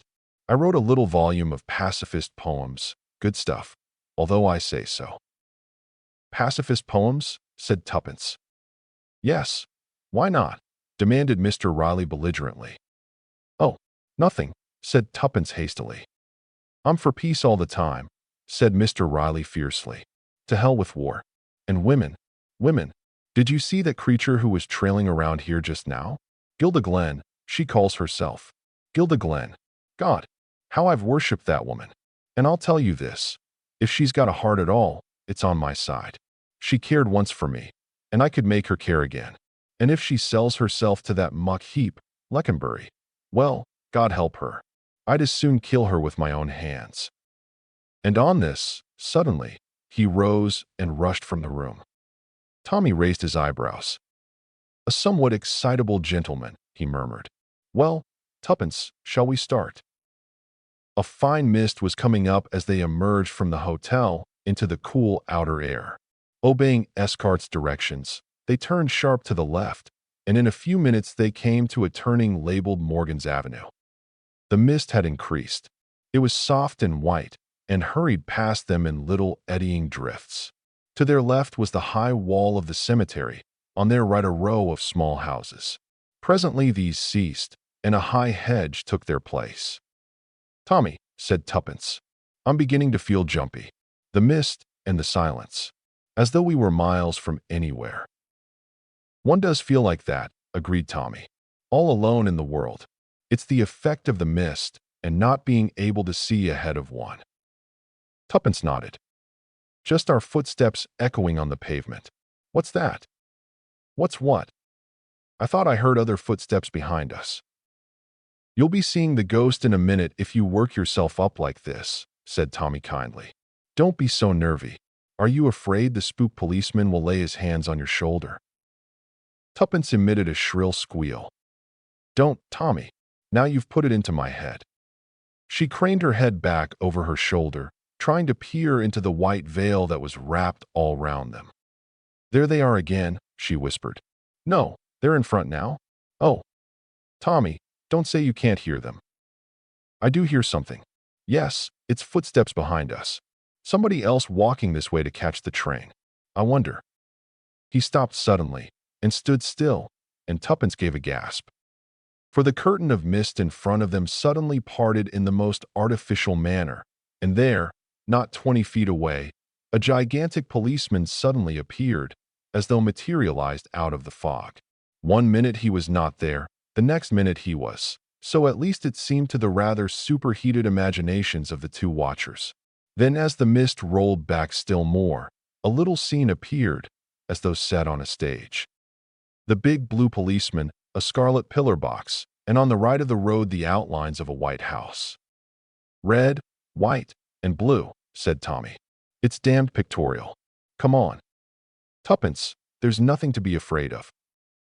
For, as he had already seen, the policeman was a real policeman, and, moreover, he was not nearly so gigantic as he had at first seemed looming up out of the mist. But as they started forward, footsteps came from behind them. A man passed them, hurrying along. He turned in at the gate of the White House, ascended the steps, and beat a deafening tattoo upon the knocker. He was admitted just as they reached the spot where the policeman was standing staring after him. There's a gentleman seems to be in a hurry, commented the policeman. He spoke in a slow, reflective voice, as one whose thoughts took some time to mature. He's the sort of gentleman always would be in a hurry, remarked Tommy. The policeman's stare, slow and rather suspicious, came round to rest on his face. Friend of yours? He demanded, and there was distinct suspicion now in his voice. No, said Tommy. He's not a friend of mine, but I happen to know who he is. Name of Riley. Ah, said the policeman. Well, I'd better be getting along. Can you tell me where the White House is? Asked Tommy. The constable jerked his head sideways. This is it, Mrs. Honeycott's. He paused and added, evidently with the idea of giving them valuable information, nervous party. Always suspecting burglars is around. Always asking me to have a look around the place. Middle-aged women get like that. Middle-aged? Said Tommy. Do you happen to know if there's a young lady staying there? A young lady, said the policeman, ruminating. A young lady. No, I can't say I know anything about that. She mayn't be staying here, Tommy, said Tuppence. And anyway, she mayn't be here yet. She could only have started just before we did. Ah, said the policeman suddenly. Now that I call it to mind, a young lady did go in at this gate. I saw her as I was coming up the road. About 3 or 4 minutes ago it might be. With ermine furs on? Asked Tuppence eagerly. She had some kind of white rabbit round her throat, admitted the policeman. Tuppence smiled. The policeman went on in the direction from which they had just come, and they prepared to enter the gate of the White House. Suddenly, a faint, muffled cry sounded from inside the house, and almost immediately afterwards the front door opened and James Riley came rushing down the steps. His face was white and twisted, and his eyes glared in front of him unseeingly. He staggered like a drunken man.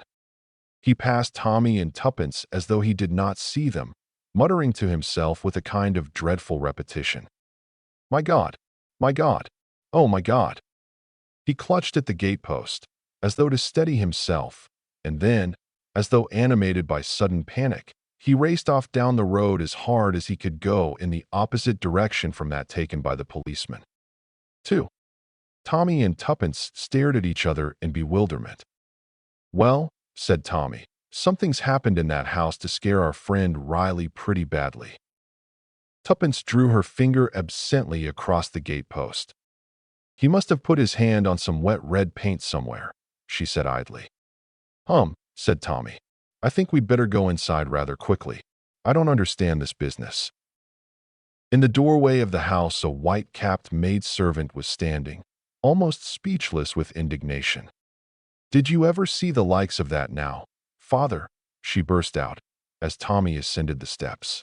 That fellow comes here, asks for the young lady, rushes upstairs without how or by your leave. She lets out a screech like a wild cat, and what wonder, poor pretty dear, and straightway he comes rushing down again, with the white face on him, like one who's seen a ghost. What will be the meaning of it all? Who are you talking with at the front door, Ellen? Demanded a sharp voice from the interior of the hall. Here's Mrs., said Ellen, somewhat unnecessarily. She drew back, and Tommy found himself confronting a gray-haired, middle-aged woman, with frosty blue eyes imperfectly concealed by pince-nez, and a spare figure clad in black with bugle trimming. Mrs. Honeycott, said Tommy. I came here to see Miss Glenn. Mrs. Honeycott gave him a sharp glance, then went on to Tuppence and took in every detail of her appearance. Oh, you did you? She said. Well, you'd better come inside. She led the way into the hall and along it into a room at the back of the house, facing on the garden. It was a fair-sized room, but looked smaller than it was, owing to the large amount of chairs and tables crowded into it. A big fire burned in the grate, and a chintz-covered sofa stood at one side of it. The wallpaper was a small gray stripe with a festoon of roses round the top. Quantities of engravings and oil paintings covered the walls. It was a room almost impossible to associate with the expensive personality of Miss Gilda Glenn. Sit down, said Mrs. Honeycott. To begin with, you'll excuse me if I say I don't hold with the Roman Catholic religion. Never did I think to see a Roman Catholic priest in my house. But if Gilda's gone over to the Scarlet Woman, it's only what's to be expected in a life like hers, and I dare say it might be worse. She mightn't have any religion at all. I should think more of Roman Catholics if their priests were married. I always speak my mind. And to think of those convents, quantities of beautiful young girls shut up there, and no one knowing what becomes of them. Well, it won't bear thinking about. Mrs. Honeycott came to a full stop and drew a deep breath. Without entering upon a defense of the celibacy of the priesthood or the other controversial points touched upon, Tommy went straight to the point. I understand, Mrs. Honeycott, that Miss Glenn is in this house. She is. Mind you, I don't approve. Marriage is marriage, and your husband's your husband. As you make your bed, so you must lie on it. I don't quite understand, began Tommy, bewildered. I thought as much. That's the reason I brought you in here. You can go up to Gilda after I've spoken my mind. She came to me, After all these years, think of it, and asked me to help her. Wanted me to see this man and persuade him to agree to a divorce. I told her straight out I'd have nothing whatever to do with it. Divorce is sinful, but I couldn't refuse my own sister's shelter in my house, could I now? Your sister? Exclaimed Tommy. Yes, Gilda's my sister. Didn't she tell you? Tommy stared at her open-mouthed. The thing seemed fantastically impossible. Then he remembered that the angelic beauty of Gilda Glenn had been in evidence for many years. He had been taken to see her act as quite a small boy. Yes, it was possible after all. But what a piquant contrast. So it was from this lower middle-class respectability that Gilda Glenn had sprung. How well she had guarded her secret. I am not yet quite clear, he said. Your sister is married? Ran away to be married as a girl of 17, said Mrs. Honeycutt succinctly. Some common fellow far below her in station, and our father a reverend. It was a disgrace. Then she left her husband and went on the stage. Play acting. I've never been inside a theater in my life. I hold no truck with wickedness. Now, after all these years, she wants to divorce the man. Means to marry some big wig, I suppose. But her husband's standing firm. Not to be bullied and not to be bribed. I admire him for it. What is his name? Asked Tommy suddenly. That's an extraordinary thing now, but I can't remember. It's nearly 20 years ago, you know, since I heard it. My father forbade it to be mentioned, and I've refused to discuss the matter with Gilda. She knows what I think, and that's enough for her. It wasn't Riley, was it? Might have been. I really can't say. It's gone clean out of my head.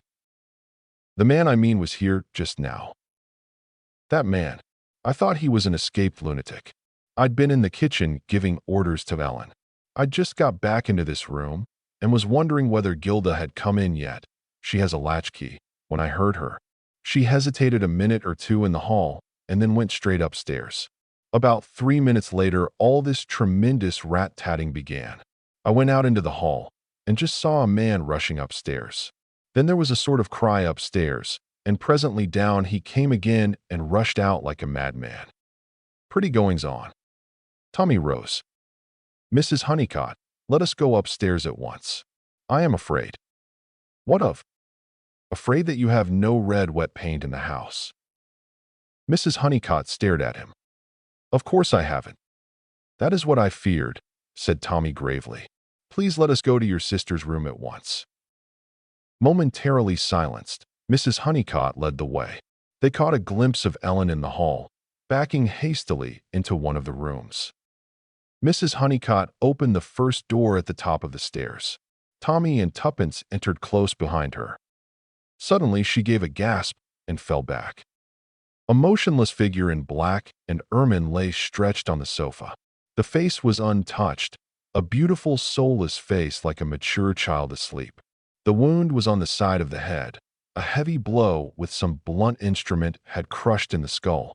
Blood was dripping slowly onto the floor, but the wound itself had long ceased to bleed. Tommy examined the prostrate figure, his face very white.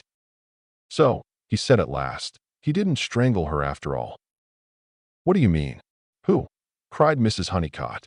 Is she dead? Oh, yes, Mrs. Honeycutt, she's dead. Murdered. The question is, by whom? Not that it is much of a question. Funny, for all his ranting words, I didn't think the fellow had got it in him. He paused a minute, then turned to Tuppence with decision. Will you go out and get a policeman or ring up the police station from somewhere? Tuppence nodded. She, too, was very white. Tommy led Mrs. Honeycutt downstairs again. I don't want there to be any mistake about this, he said. Do you know exactly what time it was when your sister came in? Yes, I do, said Mrs. Honeycutt, because I was just setting the clock on 5 minutes as I have to do every evening. It loses just 5 minutes a day. It was exactly 8 minutes past 6 by my watch, and that never loses or gains a second. Tommy nodded. That agreed perfectly with the policeman's story. He had seen the woman with the white furs go in at the gate.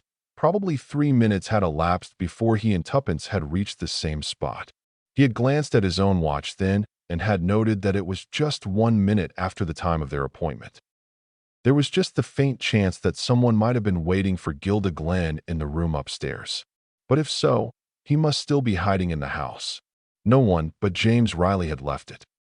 He ran upstairs and made a quick but efficient search of the premises, but there was no one concealed anywhere.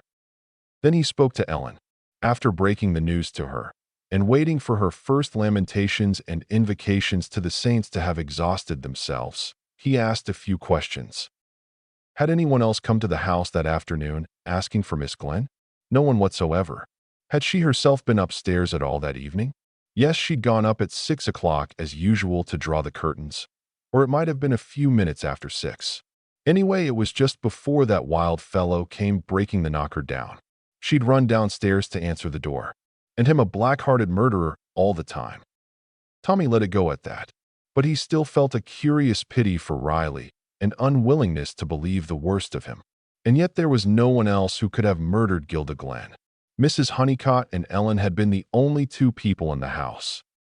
He heard voices in the hall and went out to find Tuppence and the policeman from the beat outside. The latter had produced a notebook and a rather blunt pencil, which he licked surreptitiously. He went upstairs and surveyed the victim stolidly, merely remarking that if he was to touch anything, the inspector would give him beans. He listened to all Mrs. Honeycutt's hysterical outbursts and confused explanations, and occasionally he wrote something down. His presence was calming and soothing. Tommy finally got him alone for a minute or two on the steps outside ere he departed to telephone headquarters. "Look here," said Tommy. "You saw the deceased turning in at the gate, you say? Are you sure she was alone?" "Oh, she was alone all right. Nobody with her. And between that time and when you met us, nobody came out of the gate." "Not a soul." "You'd have seen them if they had?" "Of course I should. Nobody come out till that wild chap did." The majesty of the law moved portentously down the steps and paused by the white gatepost, which bore the imprint of a hand in red. "Kind of amateur he must have been," he said pityingly, "to leave a thing like that." Then he swung out into the road. 3. It was the day after the crime. Tommy and Tuppence were still at the Grand Hotel, but Tommy had thought it prudent to discard his clerical disguise. James Riley had been apprehended and was in custody. His solicitor, Mr. Marvel, had just finished a lengthy conversation with Tommy on the subject of the crime. "I never would have believed it of James Riley," he said simply. "He's always been a man of violent speech, but that's all." Tommy nodded. "If you disperse energy in speech, it doesn't leave you too much over for action. What I realize is that I shall be one of the principal witnesses against him. That conversation he had with me just before the crime was particularly damning. And, in spite of everything, I like the man, and if there was anyone else to suspect, I should believe him to be innocent." "What's his own story?" The solicitor pursed up his lips. "He declares that he found her lying there dead. But that's impossible, of course. He's using the first lie that comes into his head.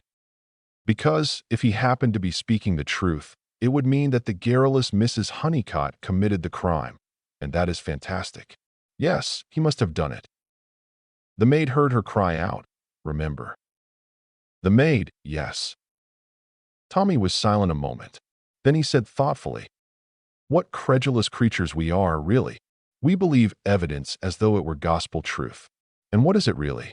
Only the impression conveyed to the mind by the senses, and suppose they're the wrong impressions." The lawyer shrugged his shoulders. "Oh, we all know that there are unreliable witnesses, witnesses who remember more and more as time goes on, with no real intention to deceive. I don't mean only that. I mean all of us. We say things that aren't really so, and never know that we've done so. For instance, both you and I, without doubt, have said some time or other, 'There's the post,' when what we really meant was that we'd heard a double knock and the rattle of the letterbox. 9 times out of 10 we'd be right, and it would be the post, but just possibly the 10th time it might be only a little urchin playing a joke on us. See what I mean?" "Yes," said Mr. Marvel slowly, "but I don't see what you're driving at." "Don't you?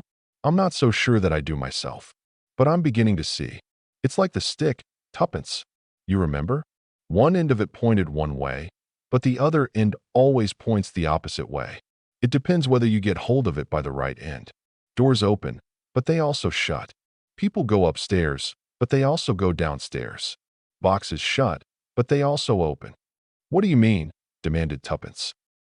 It's so ridiculously easy, really, said Tommy. And yet it's only just come to me.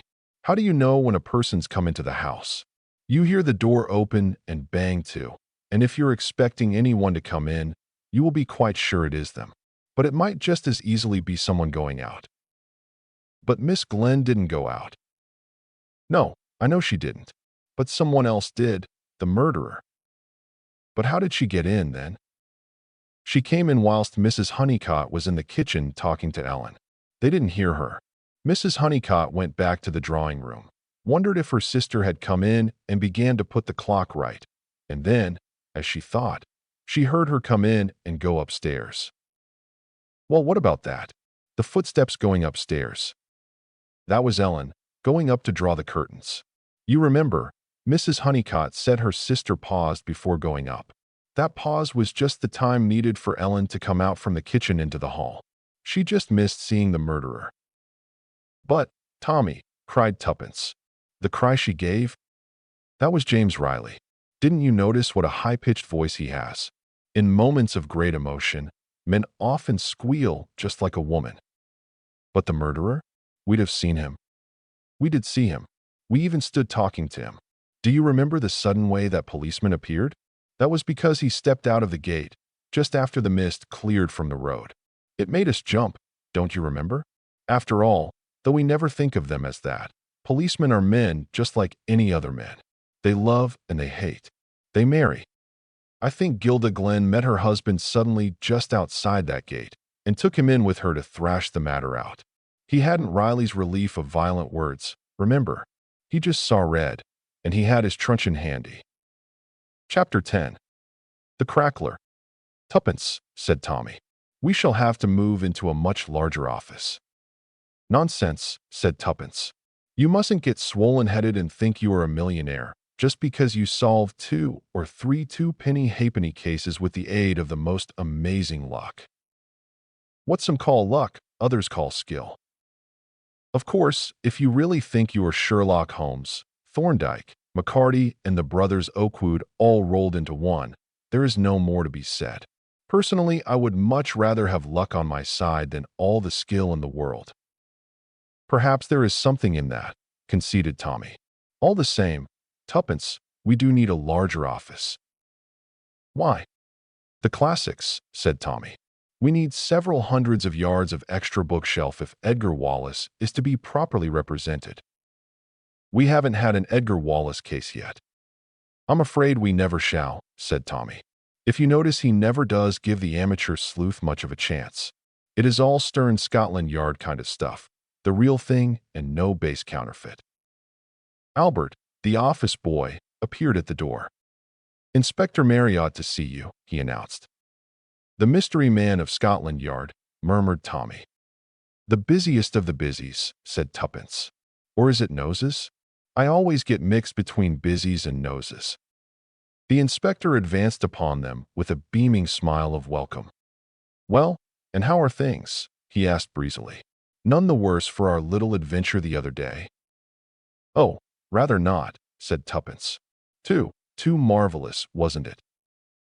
Well, I don't know that I would describe it exactly that way myself, said Marriott cautiously. What has brought you here today, Marriott? Asked Tommy. Not just solicitude for our nervous systems, is it? No, said the inspector. It is work for the brilliant Mr. Blunt. Huh, said Tommy. Let me put my brilliant expression on. I have come to make you a proposition, Mr. Beresford. What would you say to rounding up a really big gang? Is there such a thing? Asked Tommy. What do you mean, is there such a thing? I always thought that gangs were confined to fiction, like master crooks and supercriminals. The master crook isn't very common, agreed the inspector. But Lord bless you, sir, there's any amount of gangs knocking about. I don't know that I should be at my best dealing with a gang, said Tommy. The amateur crime, the crime of quiet family life, That is where I flatter myself that I shine. Drama of strong domestic interest. That's the thing. With Tuppence at hand to supply all those little feminine details which are so important and so apt to be ignored by the denser male. His eloquence was arrested abruptly as Tuppence threw a cushion at him and requested him not to talk nonsense. "We'll have your little bit of fun, won't you, sir?" said Inspector Marriott, smiling paternally at them both. "If you'll not take offense at my saying so, it's a pleasure to see two young people enjoying life as much as you two do." "Do we enjoy life?" said Tuppence, opening her eyes very wide. "I suppose we do. I've never thought about it before." "To return to that gang you were talking about," said Tommy. "In spite of my extensive private practice, duchesses, millionaires, and all the best charwomen, I might, perhaps, condescend to look into the matter for you. I don't like to see Scotland Yard at fault. You'll have the Daily Mail after you before you know where you are. As I said before, you must have your bit of fun. Well, it's like this." Again he hitched his chair forward. "There's any amount of forged notes going about just now. Hundreds of them. The amount of counterfeit treasury notes in circulation would surprise you. Most artistic bit of work it is.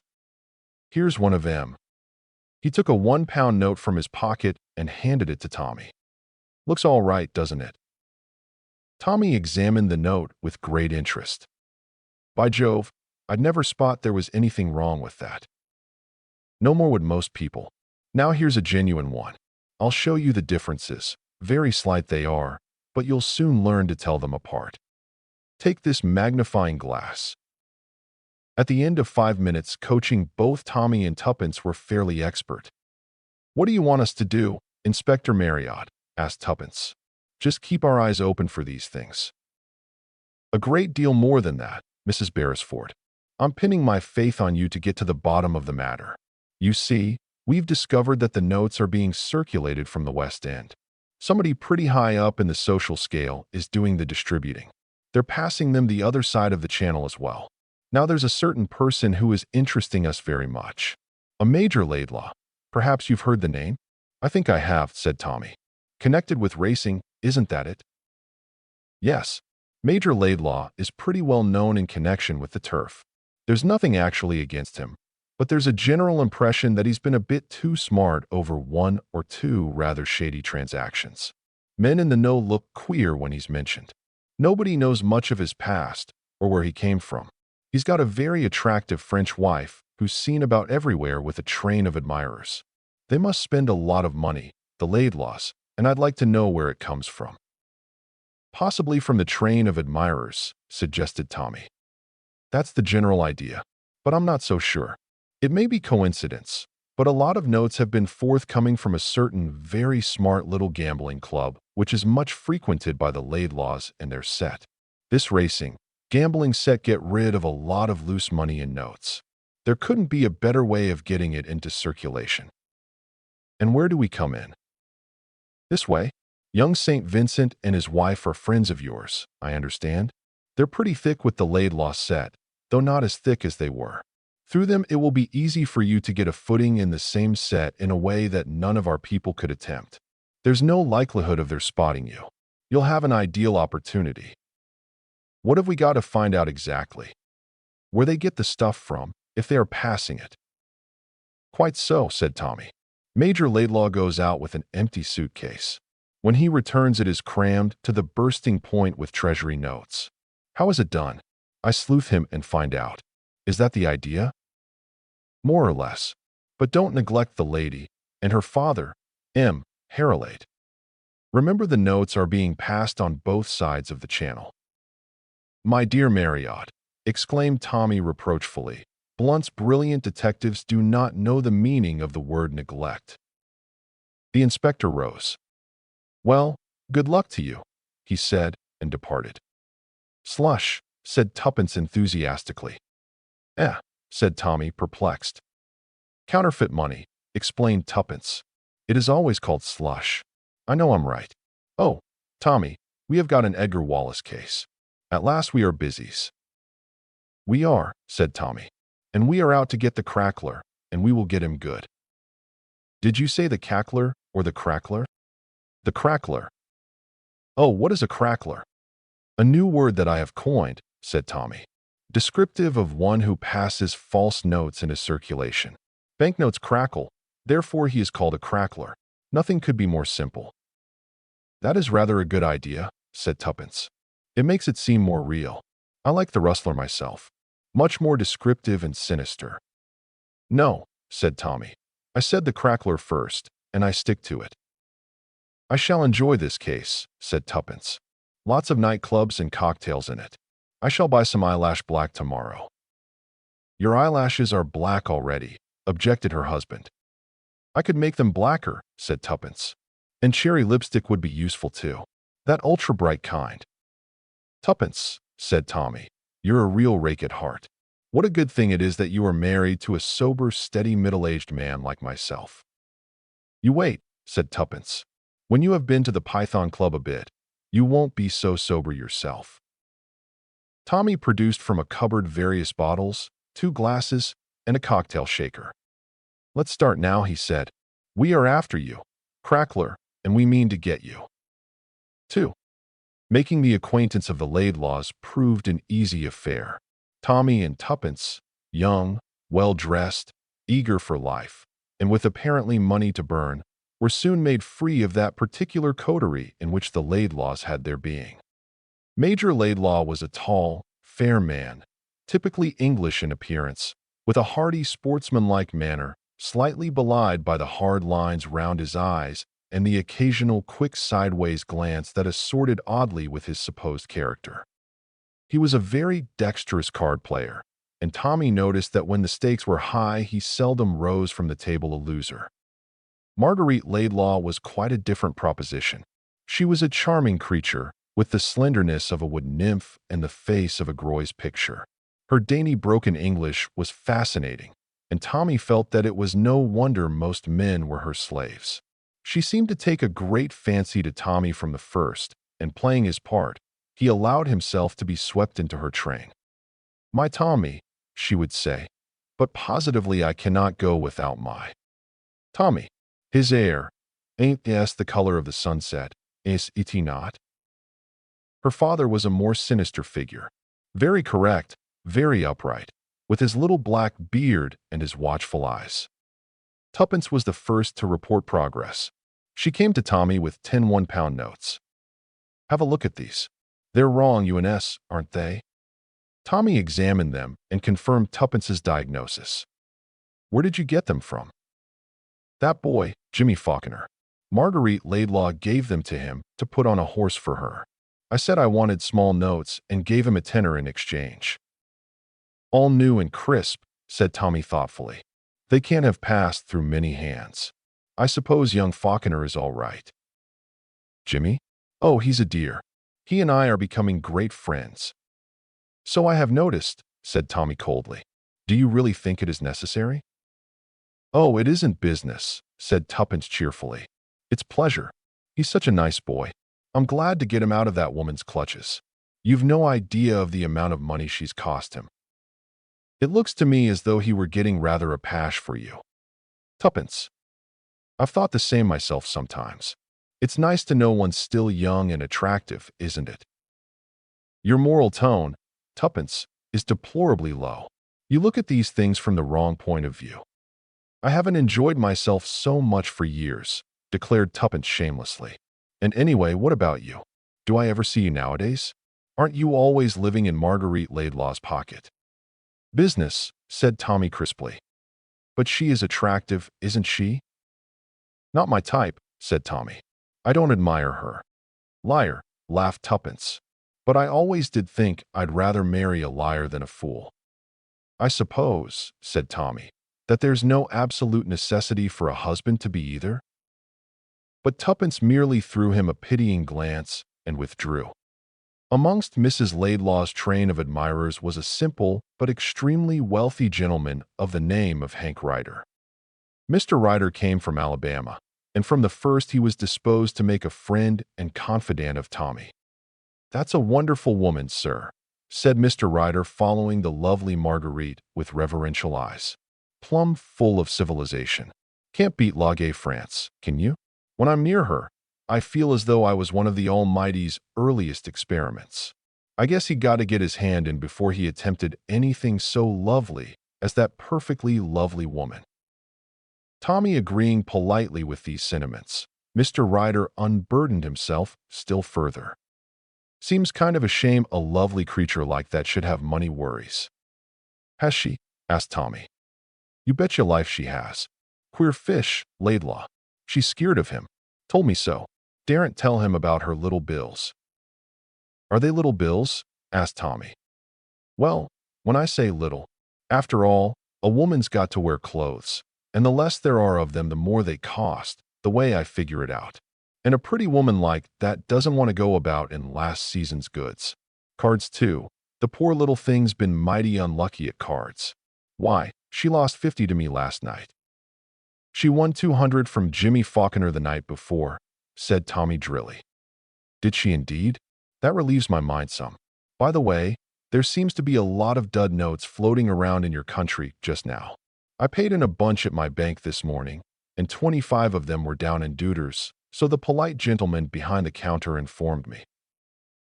That's rather a large proportion. Were they new looking? New and crisp as they make 'em. Why, they were the ones Mrs. Laidlaw paid over to me, I reckon. Wonder where she got 'em from. One of these toughs on the race course as likely as not. Yes, said Tommy. Very likely. You know, Mr. Beresford, I'm new to this sort of high life. All these swell dames and the rest of the outfit. Only made my pile a short while back. Came right over to Europe to see life. Tommy nodded. He made a mental note to the effect that with the aid of Marguerite Laidlaw, Mr. Ryder would probably see a good deal of life, and that the price charged would be heavy. Meantime, for the second time, he had evidence that the forged notes were being distributed pretty near at hand, and that in all probability Marguerite Laidlaw had a hand in their distribution. On the following night, he himself was given a proof. It was at that small select meeting place mentioned by Inspector Marriott. There was dancing there, but the real attraction of the place lay behind a pair of imposing folding doors. There were 2 rooms there with green baize-covered tables, where vast sums changed hands nightly. Marguerite Laidlaw, rising at last to go, thrust a quantity of small notes into Tommy's hands. They are so bulky, Tommy. You will change them, yes? A big note. See my so sweet little bag, it bulges him to distraction. Tommy brought her the 100-pound note she asked for. Then in a quiet corner he examined the notes she had given him. At least a quarter of them were counterfeit. But where did she get her supplies from? To that he had as yet no answer. By means of Albert's cooperation, he was almost sure that Laidlaw was not the man. His movements had been watched closely and had yielded no result. Tommy suspected her father, the saturnine M. Hercule. He went to and fro to France fairly often. What could be simpler than to bring the notes across with him? A false bottom to the trunk, something of that kind. Tommy strolled slowly out of the club, absorbed in these thoughts, but was suddenly recalled to immediate necessities. Outside in the street was Mr. Hank P.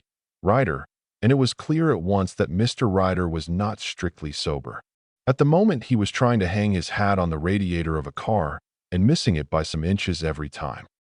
This goddarned hatchstand, said Mr. Ryder tearfully.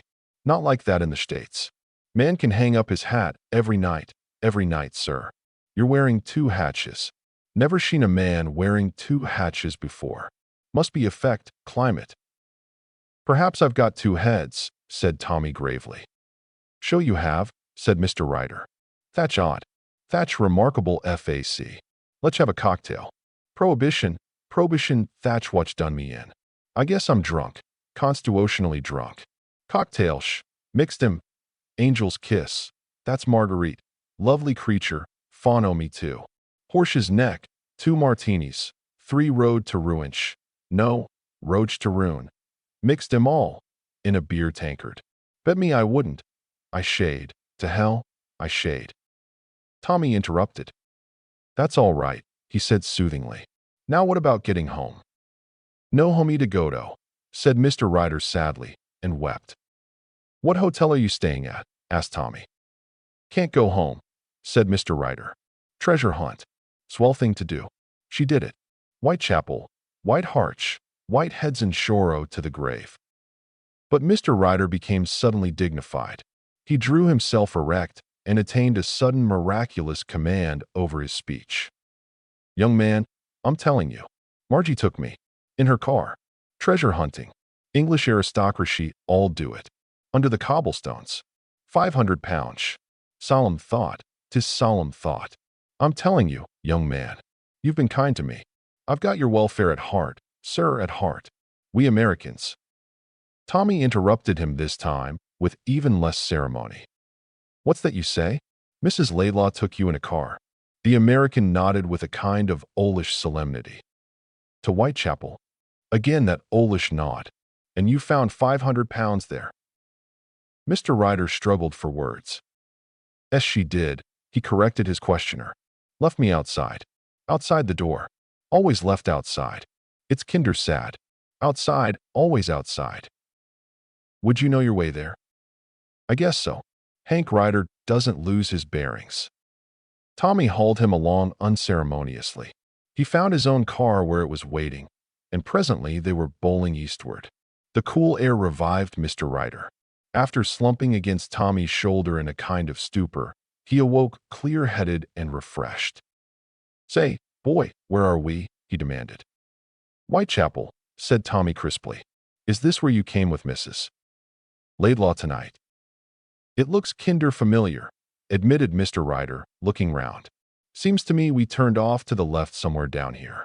That's it, that street there. Tommy turned off obediently. Mr. Ryder issued directions. That's it. Sure. And round to the right.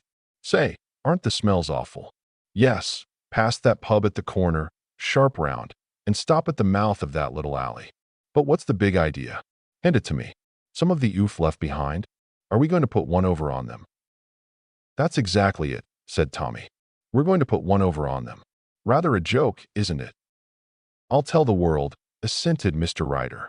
Though I'm just a mite hazed about it all, he ended wistfully. Tommy got out and assisted Mr. Ryder to alight also. They advanced into the alleyway.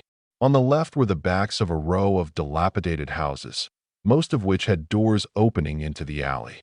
Mr. Ryder came to a stop before one of these doors. In here she went, he declared. It was this door, I'm plumb certain of. It. They all look very alike, said Tommy. Reminds me of the story of the soldier and the princess. You remember, they made a cross on the door to show which one it was. Shall we do the same? Laughing, he drew a piece of white chalk from his pocket and made a rough cross low down on the door. Then he looked up at various dim shapes that prowled high on the walls of the alley, one of which was uttering a blood-curdling yawl. Lots of cats about, he remarked cheerfully. What is the procedure? Asked Mr. Ryder. Do we step inside? Adopting due precautions, we do, said Tommy. He glanced up and down the alleyway, then softly tried the door. It yielded. He pushed it open and peered into a dim yard. Noiselessly he passed through, Mr. Ryder on his heels. Gee, said the latter, there's someone coming down the alley. He slipped outside again. Tommy stood still for a minute, then hearing nothing went on. He took a torch from his pocket and switched on the light for a brief second. That momentary flash enabled him to see his way ahead. He pushed forward and tried the closed door ahead of him. That too gave, and very softly he pushed it open and went in. After standing still a second and listening, he again switched on the torch, and at that flash, as though at a given signal, the place seemed to rise round him. 2 men were in front of him, 2 men were behind him. They closed in on him and bore him down. Lights, growled a voice. An incandescent gas burner was lit. By its light Tommy saw a circle of unpleasing faces. His eyes wandered gently round the room and noted some of the objects in it. Ah, he said pleasantly. The headquarters of the counterfeiting industry, if I am not mistaken. Shut your jaw, growled one of the men. The door opened and shut behind Tommy, and a genial and well-known voice spoke. Got him, boys. That's right. Now, Mr. Busy, let me tell you you're up against it. That dear old word, said Tommy. How it thrills me. Yes, I am the mystery man of Scotland Yard. Why, it's Mr. Hank Ryder. This is a surprise. I guess you mean that too. I've been laughing fit to bust all this evening, leading you here like a little child. And you so pleased with your cleverness. Why, Sonny, I was on to you from the start. You weren't in with that crowd for your health.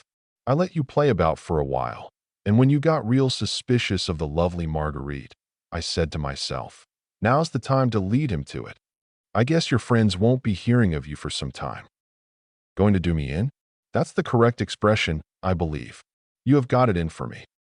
You've got a nerve all right. No, we shan't attempt violence. Just keep you under restraint, so to speak. I'm afraid you're backing the wrong horse, said Tommy. I've no intention of being kept under restraint, as you call it. Mr. Ryder smiled genially. From outside, a cat uttered a melancholy cry to the moon. Banking on that cross you put on the door? Sonny, said Mr. Ryder. I shouldn't if I were you, because I know that story you mentioned. Heard it when I was a little boy. I stepped back into the alleyway to enact the part of the dog with eyes as big as cartwheels. If you were in that alley now, you would observe that every door in the alley is marked with an identical cross. Tommy dropped his head despondently. Thought you were mighty clever, didn't you? Said Ryder. As the words left his lips, a sharp rapping sounded on the door. What's that? He cried, starting. At the same time, an assault began on the front of the house. The door at the back was a flimsy affair. The lock gave almost immediately, and Inspector Marriott showed in the doorway. Well done, Marriott, said Tommy. You were quite right as to the district. I'd like you to make the acquaintance of Mr. Hank Ryder, who knows all the best fairy tales. You see, Mr. Ryder, he added gently, I've had my suspicions of you. Albert, that important-looking boy with the big ears is Albert, had orders to follow on his motorcycle if you and I went off joyriding at any time. And whilst I was ostentatiously marking a chalk cross on the door to engage your attention, I also emptied a little bottle of valerian on the ground. Nasty smell, but cats love it. All the cats in the neighborhood were assembled outside to mark the right house when Albert and the police arrived. He looked at the dumbfounded Mr. Ryder with a smile, then rose to his feet. I said I would get you, Crackler, and I have got you, he observed. What the hell are you talking about? Asked Mr. Ryder. What do you mean, Crackler? You will find it in the glossary of the next criminal dictionary, said Tommy. Etymology doubtful. He looked round him with a happy smile. And all done without a nose, he murmured brightly. Good night, Marriott. I must go now to where the happy ending of the story awaits me. No reward like the love of a good woman, and the love of a good woman awaits me at home. That is, I hope it does, but one never knows nowadays. This has been a very dangerous job, Marriott. Do you know Captain Jimmy Faulkner? His dancing is simply too marvelous. And as for his taste in cocktails, yes, Marriott, it has been a very dangerous job. Chapter 11. The Sunningdale Mystery. Do you know where we are going to lunch today, Tuppence? Mrs. Beresford considered the question. The Ritz? She suggested hopefully. Think again. That nice little place in Soho. No. Tommy's tone was full of importance. An ABC shop. This one, in fact. He drew her deftly inside an establishment of the kind indicated, and steered her to a corner marble-top table. Excellent, said Tommy with satisfaction, as he seated himself. Couldn't be better. Why has this craze for the simple life come upon you? Demanded Tuppence. You see, Watson, but you do not observe. I wonder now whether one of these haughty damsels would condescend to notice us? Splendid, she drifts this way. It is true that she appears to be thinking of something else, but doubtless her subconscious mind is functioning busily with such matters as ham and eggs and pots of tea. Chop and fried potatoes, please, miss, and a large coffee, a roll and butter, and a plate of tongue for the lady. The waitress repeated the order in a scornful tone, but Tuppence leant forward suddenly and interrupted her. No, not a chop and fried potatoes. This gentleman will have a cheesecake and a glass of milk. A cheesecake and a milk, said the waitress with even deeper scorn, if that were possible. Still thinking of something else, she drifted away again. "That was uncalled for," said Tommy coldly. "But I'm right, aren't I? You are the old man in the corner? Where's your piece of string?"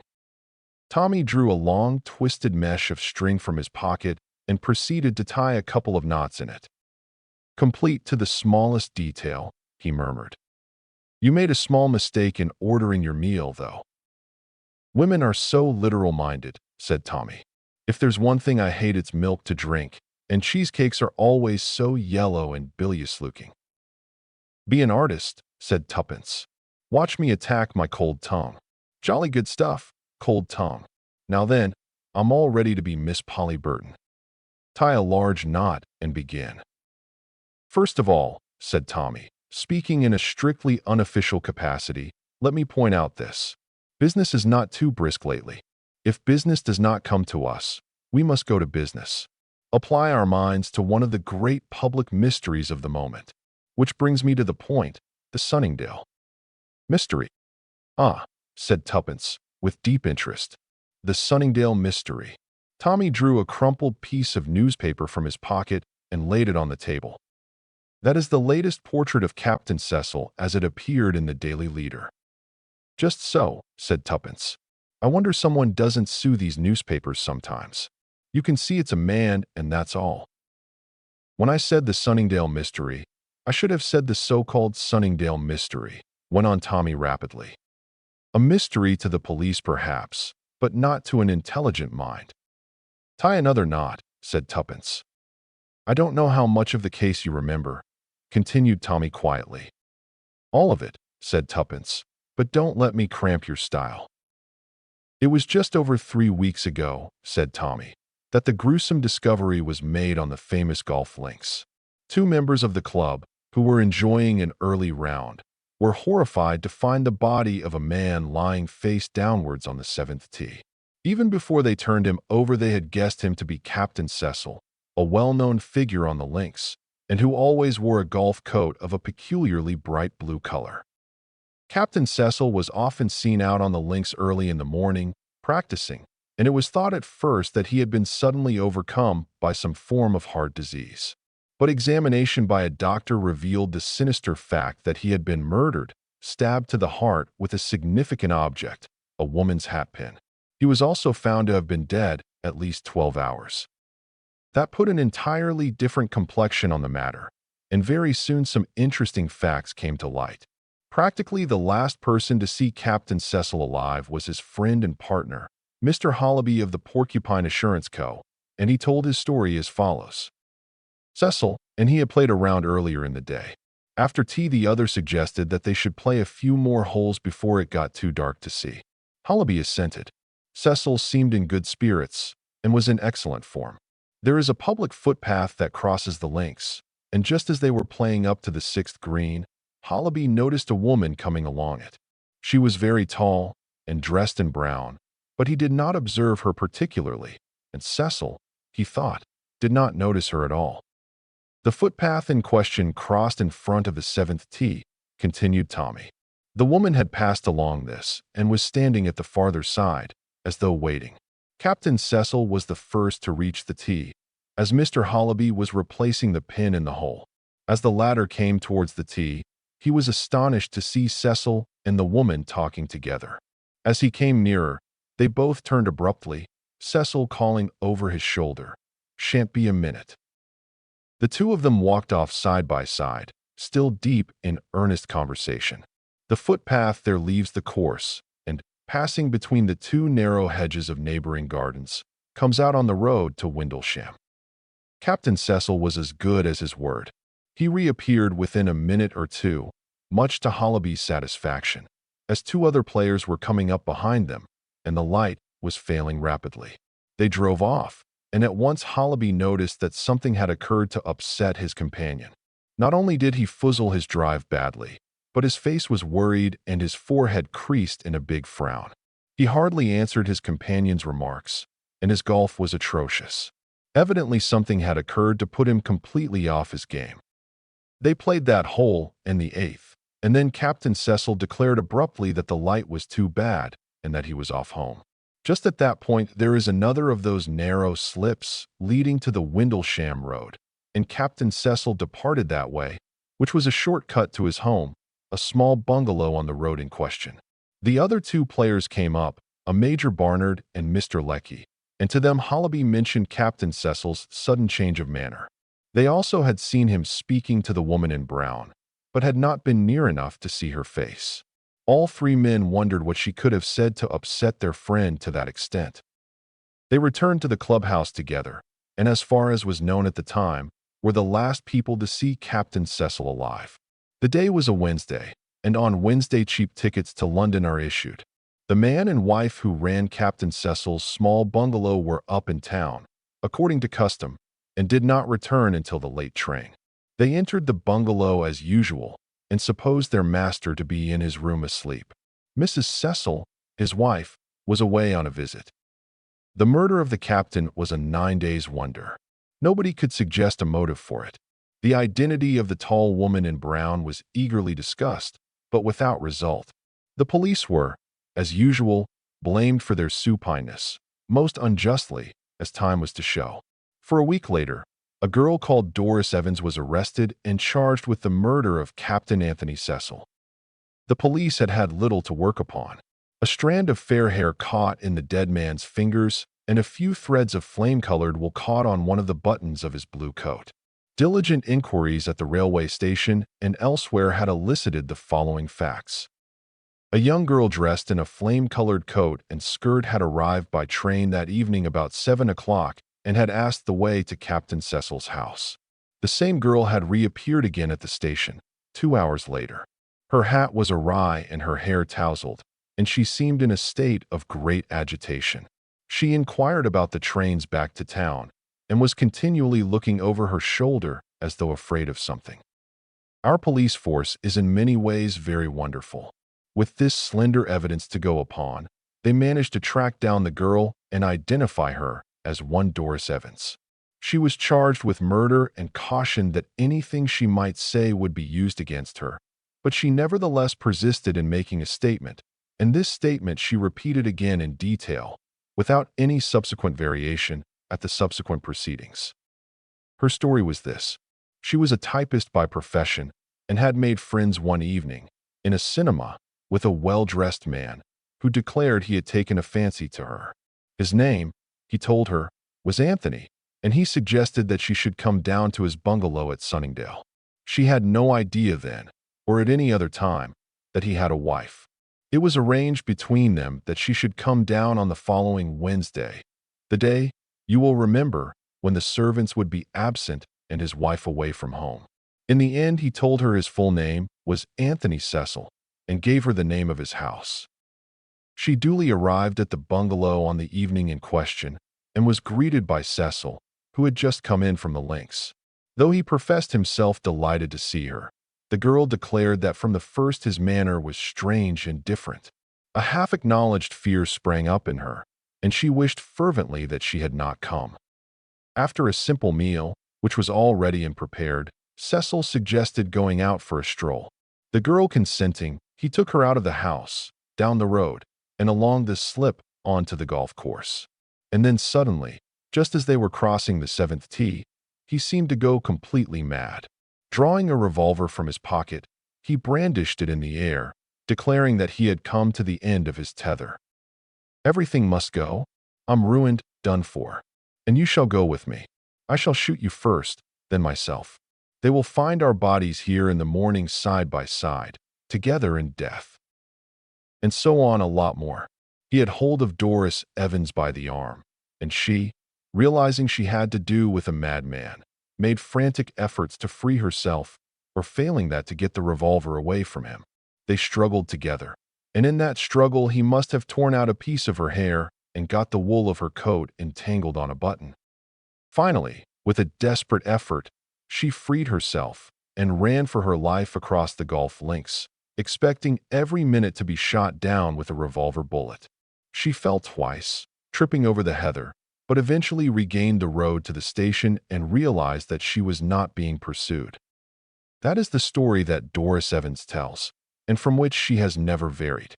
She strenuously denies that she ever struck at him with a hatpin in self-defense, a natural enough thing to do under the circumstances, though, and one which may well be the truth. In support of her story, a revolver has been found in the furze bushes near where the body was lying. It had not been fired. Doris Evans has been sent for trial, but the mystery still remains a mystery.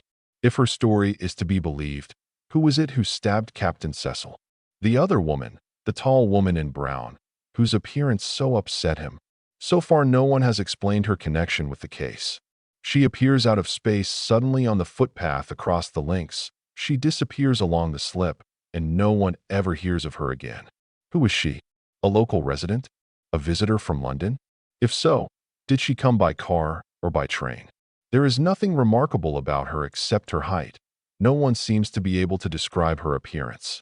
She could not have been Doris Evans, for Doris Evans is small and fair, and moreover was only just then arriving at the station. The wife? Suggested Tuppence. What about the wife? A very natural suggestion. But Mrs. Cecil is also a small woman, and besides, Mr. Holliby knows her well by sight, and there seems no doubt that she was really away from home. One further development has come to light. The Porcupine Assurance Co. is in liquidation. The accounts reveal the most daring misappropriation of funds. The reasons for Captain Cecil's wild words to Doris Evans are now quite apparent. For some years past, he must have been systematically embezzling money. Neither Mr. Holliby nor his son had any idea of what was going on. They are practically ruined. The case stands like this. Captain Cecil was on the verge of discovery and ruin. Suicide would be a natural solution, but the nature of the wound rules that theory out. Who killed him? Was it Doris Evans? Was it the mysterious woman in brown? Tommy paused, took a sip of milk, made a wry face, and bit cautiously at the cheesecake. 2. Of course, murmured Tommy. I saw at once where the hitch in this particular case lay, and just where the police were going astray. Yes, said Tuppence eagerly. Tommy shook his head sadly. I wish I did. Tuppence, it's dead easy being the old man in the corner up to a certain point. But the solution beats me. Who did murder the beggar? I don't know. He took some more newspaper cuttings out of his pocket. Further exhibits, Mr. Holliby, his son, Mrs. Cecil, Doris Evans. Tuppence pounced on the last and looked at it for some time. She didn't murder him anyway, she remarked at last. Not with a hatpin. Why this certainty? A Lady Molly touch. She's got bobbed hair. Only one woman in 20 uses hatpins nowadays. Anyway, long hair or short. Hats fit tight and pull on. There's no need for such a thing. Still, she might have had one by her. My dear boy, we don't keep them as heirlooms. What on earth should she have brought a hatpin down to Sunningdale for? Then it must have been the other woman, the woman in brown. I wish she hadn't been tall. Then she could have been the wife. I always suspect wives who are away at the time, and so couldn't have had anything to do with it. If she found her husband carrying on with that girl, it would be quite natural for her to go for him with a hatpin. I shall have to be careful, I see, remarked Tommy. But Tuppence was deep in thought and refused to be drawn. What were the Cecils like? She asked suddenly. What sort of things did people say about them? As far as I can make out, they were very popular. He and his wife were supposed to be devoted to one another. That's what makes the business of the girl so odd. It's the last thing you'd have expected of a man like Cecil. He was an ex-soldier, you know. Came into a good bit of money, retired, and went into this insurance business. The last man in the world, apparently, whom you would have suspected of being a crook. It is absolutely certain that he was the crook. Couldn't it have been the other two who took the money? The Hollibys? They say they're ruined. Oh, they say. Perhaps they've got it all in a bank under another name. I put it foolishly, I dare say, but you know what I mean. Suppose they'd been speculating with the money for some time, unbeknownst to Cecil, and lost it all. It might be jolly convenient for them that Cecil died just when he did. Tommy tapped the photograph of Mr. Holliby Sr. with his fingernail. So you're accusing this respectable gentleman of murdering his friend and partner? You forget that he parted from Cecil on the links in full view of Barnard and Lecky and spent the evening in the Dormy house. Besides, there's the hatpin. Bother the hatpin, said Tuppence impatiently. That hatpin, you think, points to the crime having been committed by a woman. Naturally. Don't you agree? No. Men are notoriously old-fashioned. It takes them ages to rid themselves of preconceived ideas. They associate hatpins and hairpins with the female sex and call them women's weapons. They may have been in the past, but they're both rather out of date now. Why? I haven't had a hatpin or a hairpin for the last 4 years. Then you think? That it was a man killed Cecil. The hatpin was used to make it seem a woman's crime. There's something in what you say, Tuppence, said Tommy slowly. It's extraordinary how things seem to straighten themselves out when you talk a thing over. Tuppence nodded. Everything must be logical, if you look at it the right way. And remember what Marriott once said about the amateur point of view, that it had the intimacy. We know something about people like Captain Cecil and his wife. We know what they're likely to do and what they're not likely to do, and we've each got our special knowledge. Tommy smiled. You mean, he said, that you are an authority on what people with bobbed and shingled heads are likely to have in their possession, and that you have an intimate acquaintance with what wives are likely to feel and do. Something of the sort. And what about me? What is my special knowledge? Do husbands pick up girls, etc.? No, said Tuppence gravely. You know the course. You've been on it, not as a detective searching for clues, but as a golfer. You know about golf and what's likely to put a man off his game. It must have been something pretty serious to put Cecil off his game. His handicaps too, and from the 7th tee on he played like a child, so they say. Who say? Barnard and Lecky. They were playing just behind him, you remember. That was after he met the woman, the tall woman in brown. They saw him speaking to her, didn't they? Yes, at least. Tommy broke off. Tuppence looked up at him and was puzzled. He was staring at the piece of string in his fingers, but staring with the eyes of one who sees something very different. Tommy, what is it? Be quiet, Tuppence. I'm playing the 6th hole at Sunningdale. Cecil and old Holliby are holing out on the 6th green ahead of me. It's getting dusk, but I can see that bright blue coat of Cecil's clearly enough. And on the footpath to the left of me, there's a woman coming along. She hasn't crossed from the ladies' course. That's on the right. I should have seen her if she had done so. And it's odd I didn't see her on the footpath before, from the 5th tee, for instance. He paused. You said just now I knew the course, Tuppence. Just behind the 6th tee, there's a little hut or shelter made of turf. Anyone could wade in there until the right moment came. They could change their appearance there. I mean, tell me, Tuppence, this is where your special knowledge comes in again. Would it be very difficult for a man to look like a woman and then change back to being a man again? Could he wear a skirt over +4s, for instance? Certainly he could.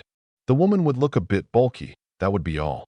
A longish brown skirt, say a brown sweater of the kind both men and women wear, and a woman's felt hat with a bunch of side curls attached each side. That would be all that was needed. I'm speaking, of course, of what would pass at a distance, which I take to be what you were driving at. Switch off the skirt, take off the hat and curls, and put on a man's cap which you can carry rolled up in your hand, and there you'd be, back as a man again. And the time required for the transformation? From woman to man, 1.5 minutes at the outside, probably a good deal less. The other way about would take longer. You'd have to arrange the hat and curls a bit, and the skirt would stick getting it on over the +4s. That doesn't worry me. It's the time for the first that matters. As I tell you, I'm playing the 6th hole. The woman in brown has reached the 7th tee now. She crosses it and waits. Cecil in his blue coat goes towards her. They stand together a minute, and then they follow the path round the trees out of sight.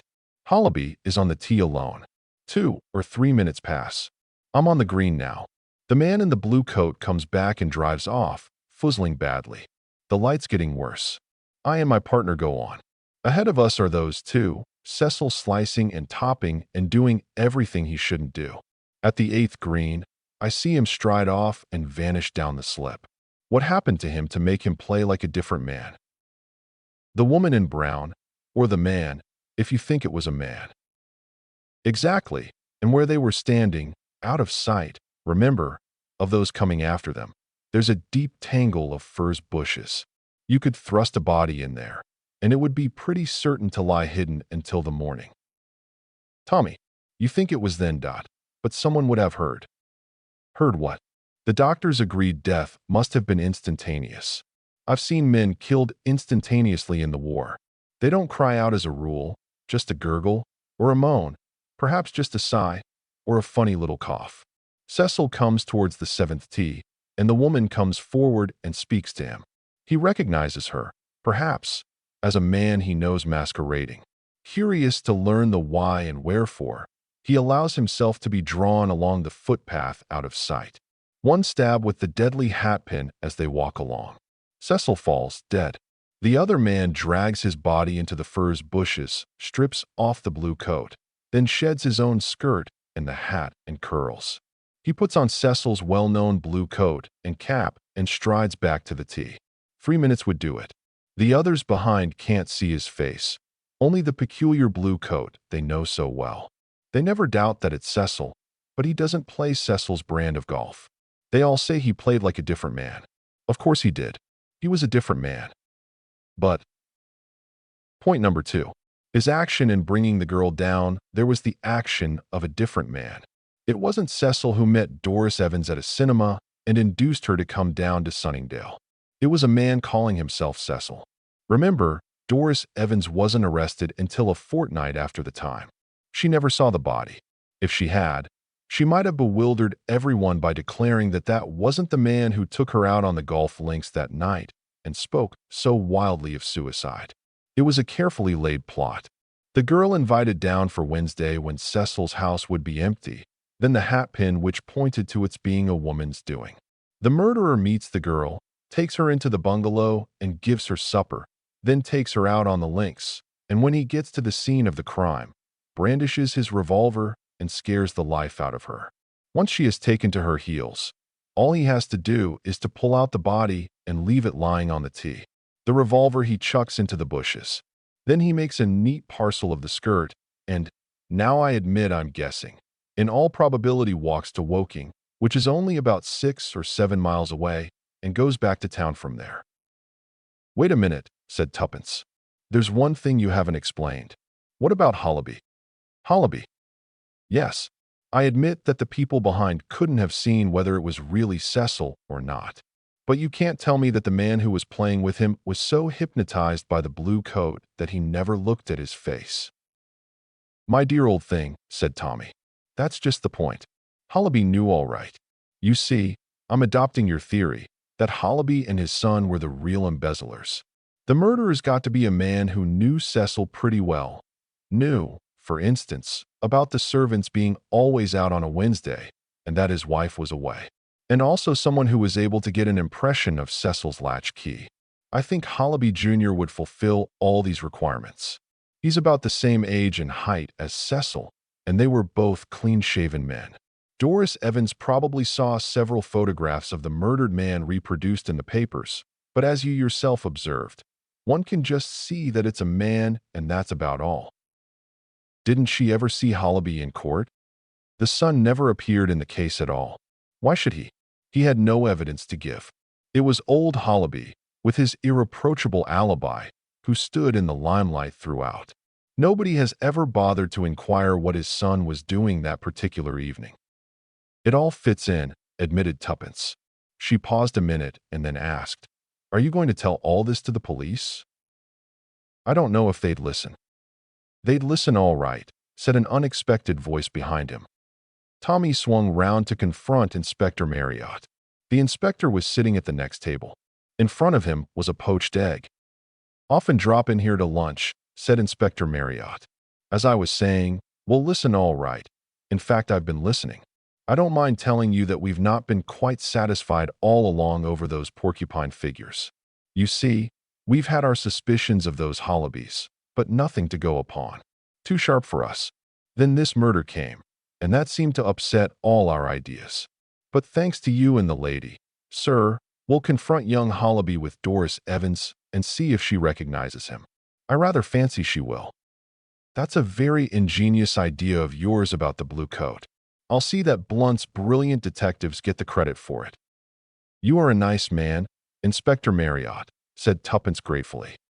We think a lot of you too at the Yard, replied that stolid gentleman. You'd be surprised. If I may ask you, sir, what's the meaning of that piece of string? Nothing, said Tommy, stuffing it into his pocket. A bad habit of mine. As to the cheesecake and the milk, I'm on a diet. Nervous dyspepsia. Busy men are always martyrs to it. Ah, said the detective. I thought perhaps you'd been reading. Well, it's of no consequence. But the inspector's eyes twinkled. Chapter 12. The House of Lurking Death. What? Began Tuppence, and then stopped.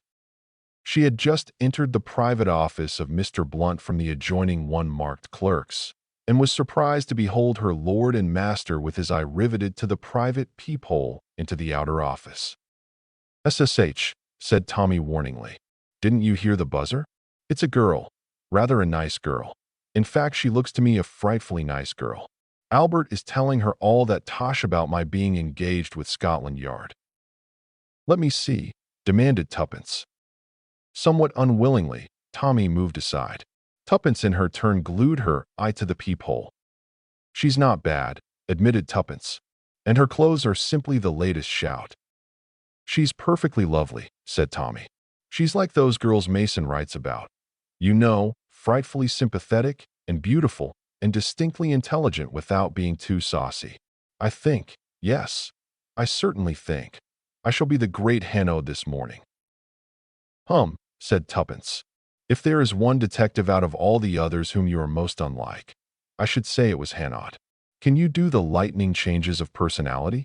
Can you be the great comedian, the little gutter boy, the serious and sympathetic friend, all in 5 minutes?" "I know this," said Tommy, rapping sharply on the desk. "I am the captain of the ship, and don't you forget it, Tuppence. I'm going to have her in." He pressed the buzzer on his desk. Albert appeared ushering in the client. The girl stopped in the doorway as though undecided. Tommy came forward. "Come in, mademoiselle," he said kindly, "and seat yourself here." Tuppence choked audibly and Tommy turned upon her with a swift change of manner. His tone was menacing. "You spoke, Miss Robinson?" "Ah, no, I thought not." He turned back to the girl. "We will not be serious or formal," he said. "You will just tell me about it, and then we will discuss the best way to help you." "You are very kind," said the girl. "Excuse me, but are you a foreigner?" A fresh choke from Tuppence. Tommy glared in her direction out of the corner of his eye. "Not exactly," he said with difficulty. "But of late years I have worked a good deal abroad. My methods are the methods of the Suridi." "Oh," the girl seemed impressed. She was, as Tommy had indicated, a very charming girl, young and slim, with a trace of golden hair peeping out from under her little brown felt hat and big, serious eyes. That she was nervous could be plainly seen. Her little hands were twisting themselves together, and she kept clasping and unclasping the catch of her lacquered handbag. "First of all, Mr. Blunt, I must tell you that my name is Lois Hargreaves. I live in a great rambling old-fashioned house called Thornley Grange. It is in the heart of the country. There is the village of Thornley nearby, but it is very small and insignificant. There is plenty of hunting in winter, and we get tennis in summer, and I have never felt lonely there. Indeed, I much prefer country to town life. I tell you this so that you may realize that in a country village like ours, everything that happens is of supreme importance. About a week ago, I got a box of chocolates sent through the post. There was nothing inside to indicate who they came from. Now I myself am not particularly fond of chocolates, but the others in the house are, and the box was passed round. As a result, everyone who had eaten any chocolates was taken ill.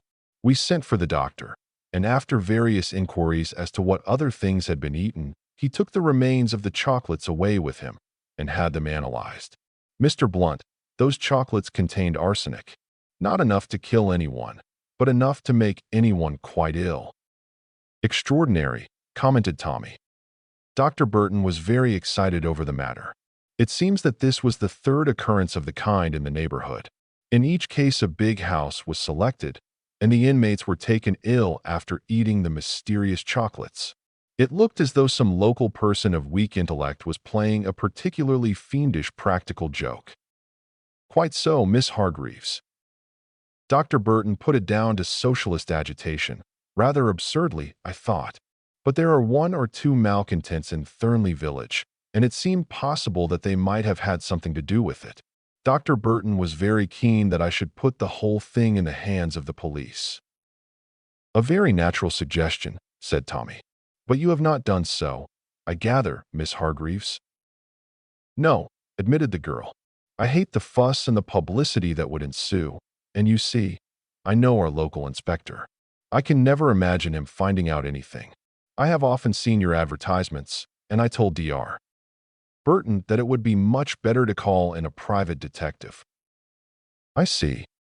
You say a great deal about discretion in your advertisement. I take that to mean that you would not make anything public without my consent. Tommy looked at her curiously, but it was Tuppence who spoke. I think, she said quietly, that it would be as well if Miss Hargreaves told us everything. She laid a special stress upon the last word, and Lois Hargreaves flushed nervously. Yes, said Tommy quickly, Miss Robinson is right. You must tell us everything. You will not, she hesitated. Everything you say is understood to be strictly in confidence. Thank you. I know that I ought to have been quite frank with you. I have a reason for not going to the police. Mr. Blunt, that box of chocolates was sent by someone in our house. How do you know that, mademoiselle? It's very simple. I've got a habit of drawing a little silly thing, 3 fish intertwined, whenever I have a pencil in my hand. A parcel of silk stockings arrived from a certain shop in London not long ago. We were at the breakfast table. I'd just been marking something in the newspaper, and without thinking, I began to draw my silly little fish on the label of the parcel before cutting the string and opening it. I thought no more about the matter, but when I was examining the piece of brown paper in which the chocolates had been sent, I caught sight of the corner of the original label, most of which had been torn off. My silly little drawing was on it.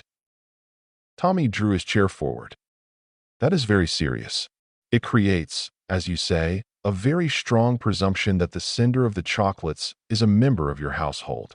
But you will forgive me if I say that I still do not see why that fact should render you indisposed to call in the police. Lois Hargreaves looked him squarely in the face. I will tell you, Mr. Blunt. I may want the whole thing hushed up. Tommy retired gracefully from the position. In that case, he murmured, we know where we are. I see, Miss Hargreaves, that you are not disposed to tell me who it is you suspect. I suspect no one, but there are possibilities. Quite so. Now will you describe the household to me in detail? The servants, with the exception of the parlor maid, are all old ones who have been with us many years. I must explain to you, Mr. Blunt, that I was brought up by my aunt, Lady Radcliffe, who was extremely wealthy. Her husband made a big fortune and was knighted. It was he who bought Thornley Grange, but he died 2 years after going there, and it was then that Lady Radcliffe sent for me to come and make my home with her. I was her only living relation. The other inmate of the house was Dennis Radcliffe, her husband's nephew. I have always called him cousin, but of course he is really nothing of the kind. Aunt Lucy always said openly that she intended to leave her money, with the exception of a small provision for me, to Dennis. It was Radcliffe money, she said, and it ought to go to a Radcliffe. However, when Dennis was 22, she quarreled violently with him, over some debts that he had run up, I think. When she died, a year later, I was astonished to find that she had made a will leaving all her money to me. It was, I know, a great blow to Dennis, and I felt very badly about it. I would have given him the money if he would have taken it, but it seems that kind of thing can't be done. However, as soon as I was 21, I made a will leaving it all to him. That's the least I can do. So if I'm run over by a motor, Dennis will come into his own. 221. Exactly, said Tommy. And when were you 21? if I may ask the question. Just 3 weeks ago. Ah, said Tommy. Now will you give me fuller particulars of the members of your household at this minute? Servants or others? Both. The servants, as I say, have been with us some time. There is old Mrs. Holloway, the cook, and her niece Rose, the kitchen maid. Then there are 2 elderly housemaids, and Hannah, who was my aunt's maid and who has always been devoted to me. The parlor maid is called Esther Quant and seems a very nice, quiet girl. As for ourselves, there is Miss Logan, who was Aunt Lucy's companion and who runs the house for me, and Captain Radcliffe, Dennis, you know, whom I told you about. And there is a girl called Mary Chilcott, an old school friend of mine who is staying with us. Tommy thought for a moment. That all seems fairly clear and straightforward, Miss Hargreaves, he said after a minute or two. I take it that you have no special reason for attaching suspicion more to one person than another? You are only afraid it might prove to be, well, not a servant, shall we say? That's it exactly, Mr. Blunt. I have honestly no idea who used that piece of brown paper. The handwriting was printed. There seems only one thing to be done, said Tommy. I must be on the spot. The girl looked at him inquiringly. Tommy went on after a moment's thought. I suggest that you prepare the way for the arrival of, say, Mr. and Miss Van Dusen, American friends of yours. Will you be able to do that quite naturally? Oh, yes. There will be no difficulty at all. When will you come down? Tomorrow or the day after? Tomorrow, if you please. There is no time to waste. That is settled then. The girl rose and held out her hand. One thing, Miss Hargreaves, not a word, mind, to anyone at all, that we are not what we seem. What do you think of it, Tuppence? He asked, when he returned from showing the visitor out. I don't like it, said Tuppence decidedly. Especially, I don't like the chocolates having so little arsenic in them. What do you mean? Don't you see?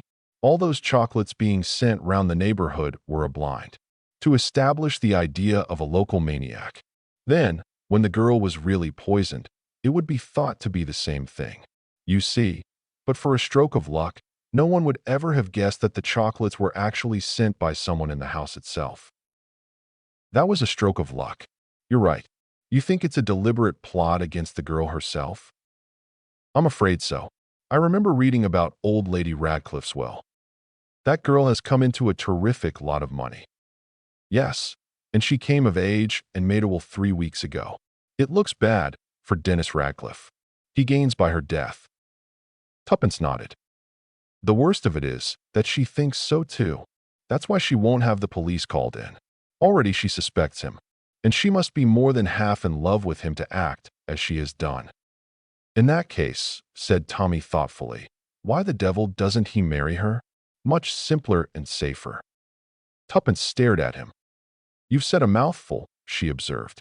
Oh boy, I'm getting ready to be Miss Van Dusen, you observe. Why rush to crime when there is a lawful means near at hand? Tuppence reflected for a minute or two. I've got it, she announced. Clearly he must have married a barmaid whilst at Oxford. Origin of the quarrel with his aunt. That explains everything. Then why not send the poisoned sweets to the barmaid? Suggested Tommy. Much more practical. I wish you wouldn't jump to these wild conclusions, Tuppence. They're deductions, said Tuppence, with a good deal of dignity.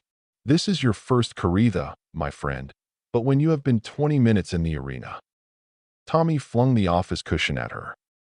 2. Tuppence, I say, Tuppence, come here. It was breakfast time the next morning. Tuppence hurried out of her bedroom and into the dining room. Tommy was striding up and down, the open newspaper in his hand.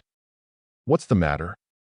Tommy wheeled round and shoved the paper into her hand, pointing to the headlines.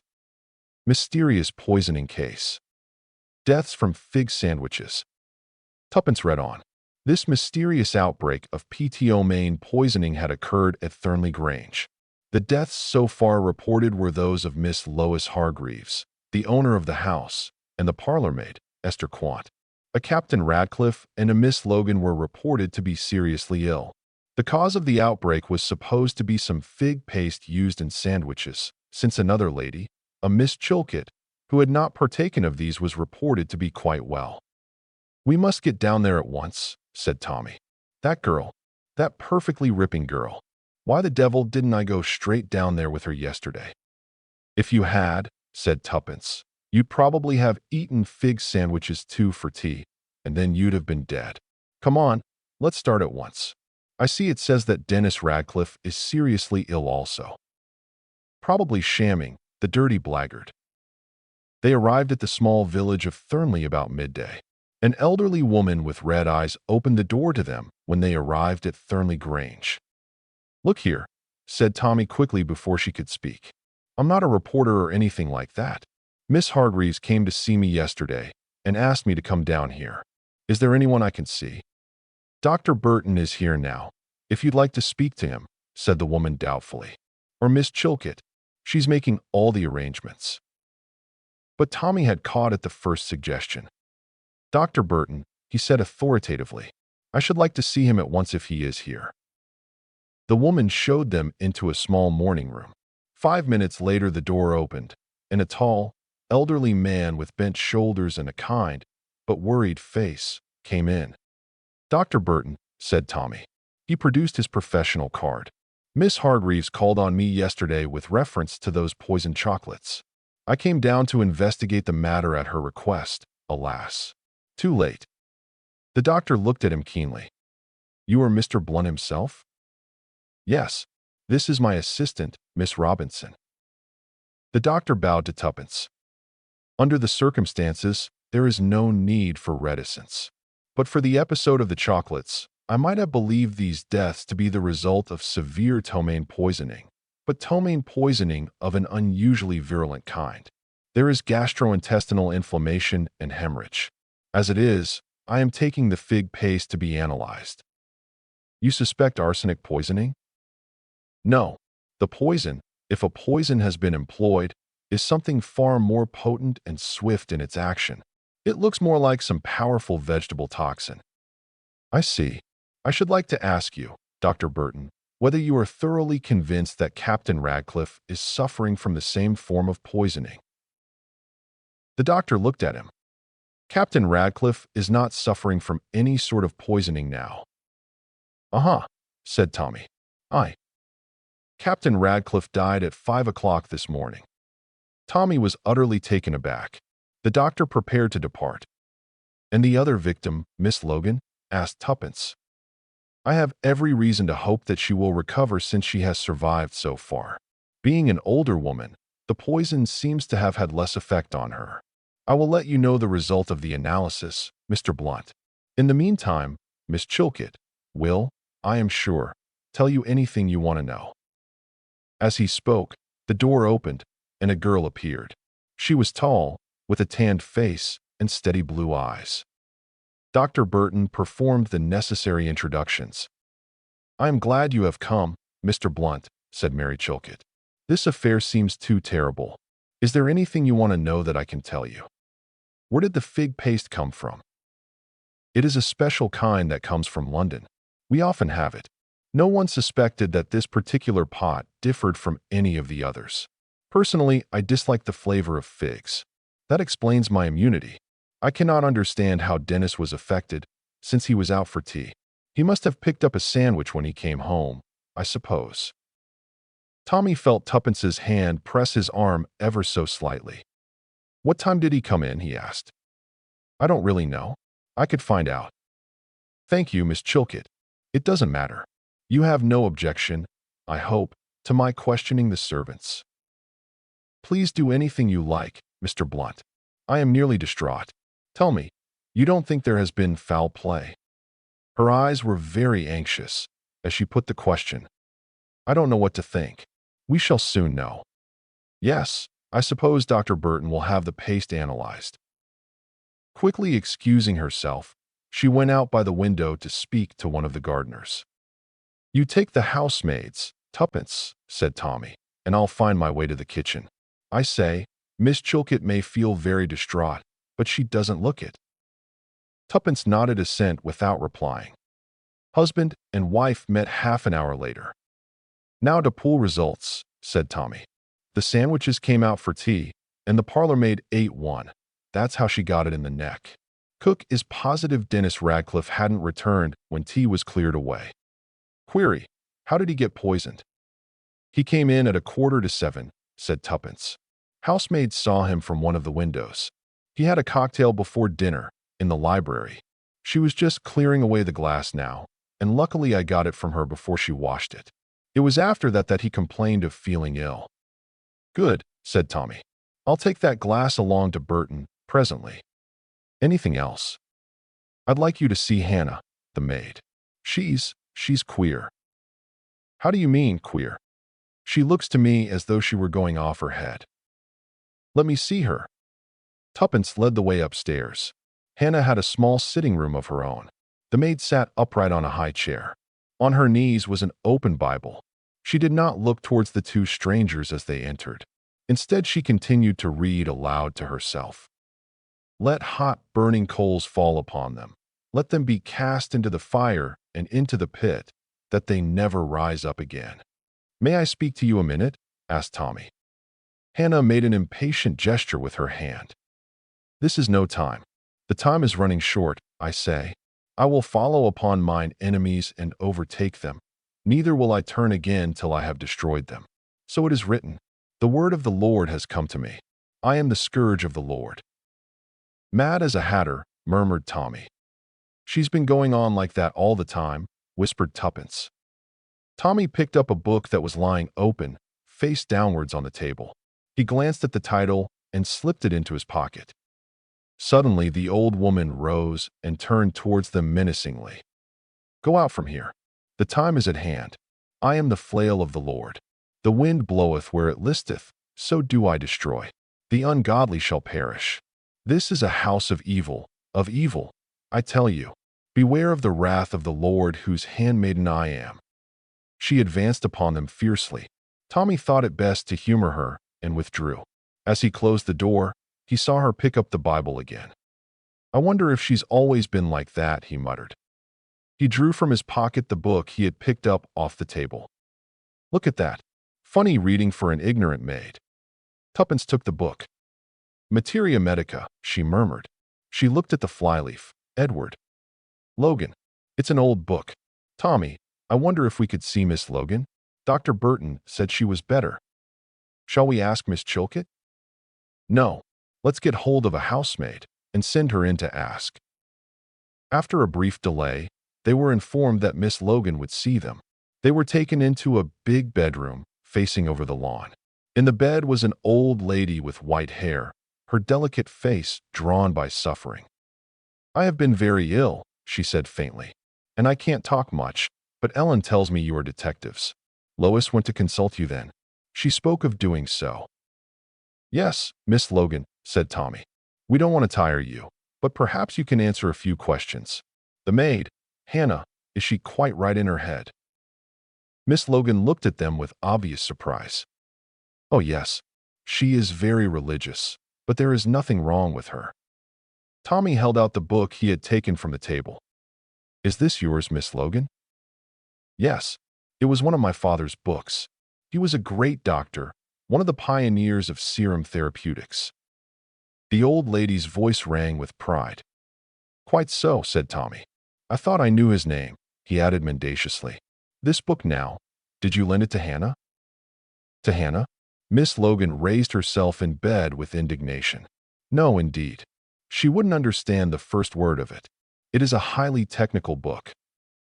"Yes, I see that. Yet I found it in Hannah's room." "Disgraceful," said Miss Logan. "I will not have the servants touching my things." "Where ought it to be? In the bookshelf in my sitting room, or, stay, I lend it to Mary. The dear girl is very interested in herbs. She has made 1 or 2 experiments in my little kitchen. I have a little place of my own, you know, where I brew liqueurs and make preserves in the old-fashioned way. Dear Lucy, Lady Radcliffe, you know, used to swear by my tansy tea, a wonderful thing for a cold in the head. Poor Lucy, she was subject to colds. So is Dennis. Dear boy, his father was my first cousin." Tommy interrupted these reminiscences. This kitchen of yours? Does anyone else use it except you and Miss Chilcot? Hannah clears up there, and she boils the kettle there for our early morning tea. Thank you, Miss Logan, said Tommy. There is nothing more I want to ask you at present. I hope we haven't tired you too much. He left the room and went down the stairs, frowning to himself. There is something here, my dear Mr. Ricardo, that I do not understand. I hate this house, said Tuppence with a shiver. Let's go for a good long walk and try to think things out. Tommy complied, and they set out. First they left the cocktail glass at the doctor's house, and then set off for a good tramp across the country, discussing the case as they did so. It makes it easier somehow if one plays the fool, said Tommy. All this Hanaud business. I suppose some people would think I didn't care. But I do, most awfully. I feel that somehow or other we ought to have prevented this. I think that's foolish of you, said Tuppence. It is not as though we advised Lois Hargreaves not to go to Scotland Yard or anything like that. Nothing would have induced her to bring the police into the matter. If she hadn't come to us, she would have done nothing at all. And the result would have been the same. Yes, you are right, Tuppence. It's morbid to reproach oneself over something one couldn't help. What I would like to do is to make good now. And that's not going to be easy. No, it isn't. There are so many possibilities, and yet all of them seem wild and improbable. Supposing Dennis Radcliffe put the poison in the sandwiches. He knew he would be out to tea. That seems fairly plain sailing. Yes, said Tuppence.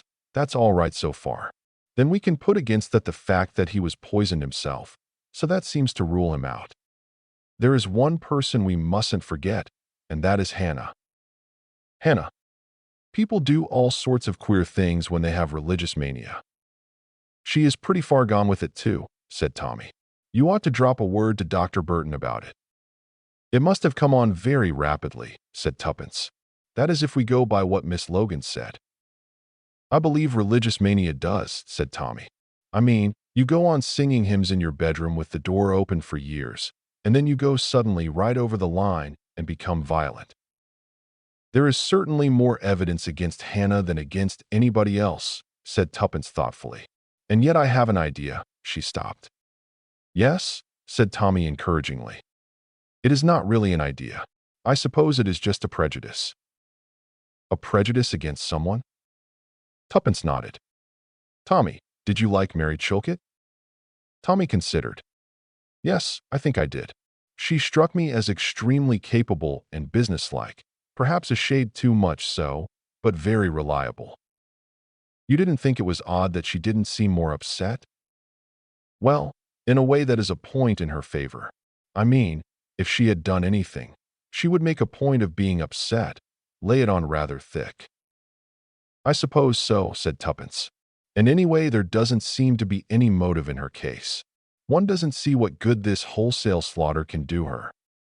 I suppose none of the servants are concerned? It doesn't seem likely. They seem a quiet, reliable lot. I wonder what Esther Quant, the parlor-maid, was like. You mean that if she was young and good-looking there was a chance that she was mixed up in it some way? That is what I mean, Tuppence sighed. It is all very discouraging. Well, I suppose the police will get down to it all right, said Tommy. Probably. I should like it to be us. By the way, did you notice a lot of small red dots on Miss Logan's arm? I don't think I did. What about them? They looked as though they were made by a hypodermic syringe, said Tuppence. Probably Dr. Burton gave her a hypodermic injection of some kind. Oh, very likely. But he wouldn't give her about 40. The cocaine habit, suggested Tommy helpfully. I thought of that, said Tuppence, but her eyes were all right. You could see at once if it was cocaine or morphia. Besides, she doesn't look that sort of old lady. Most respectable and God-fearing, agreed Tommy. It is all very difficult, said Tuppence. We have talked and talked, and we don't seem any nearer now than we were. Don't let's forget to call at the doctor's on our way home. The doctor's door was opened by a lanky boy of about 15. Mr. Blunt, he inquired. Yes, the doctor is out, but he left a note for you in case you should call. He handed them the note in question, and Tommy tore it open. Dear Mr. Blunt, there is reason to believe that the poison employed was ricin, a vegetable toxalbumose of tremendous potency. Please keep this to yourself for the present. Tommy let the note drop, but picked it up quickly. Ricin, he murmured. Know anything about it, Tuppence? You used to be rather well up in these things. Ricin, said Tuppence, thoughtfully. You get it out of castor oil, I believe. I never did take kindly to castor oil, said Tommy. I am more set against it than ever now. The oil's all right. You get ricin from the seeds of the castor oil plant.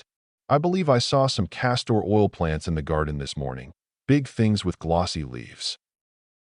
You mean that someone extracted the stuff on the premises? Could Hannah do such a thing? Tuppence shook her head. Doesn't seem likely. She wouldn't know enough. Suddenly Tommy gave an exclamation. That book. Have I got it in my pocket still? Yes. He took it out and turned over the leaves vehemently. I thought so. Here's the page it was open at this morning. Do you see, Tuppence? Ricin. Tuppence seized the book from him. Can you make head or tail of it? I can't. It's clear enough to me, said Tuppence. She walked along, reading busily, with one hand on Tommy's arm to steer herself. Presently, she shut the book with a bang. They were just approaching the house again. Tommy, will you leave this to me? Just for once, you see, I am the bull that has been more than 20 minutes in the arena. Tommy nodded. You shall be the captain of the ship, Tuppence, he said gravely. We've got to get to the bottom of this. First of all, said Tuppence as they entered the house, I must ask Miss Logan one more question. She ran upstairs. Tommy followed her. She rapped sharply on the old lady's door and went in. Is that you, my dear? Said Miss Logan. You know you are much too young and pretty to be a detective. Have you found out anything? Yes, said Tuppence. I have. Miss Logan looked at her questioningly.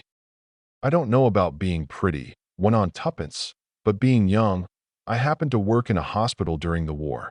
I know something about serum therapeutics.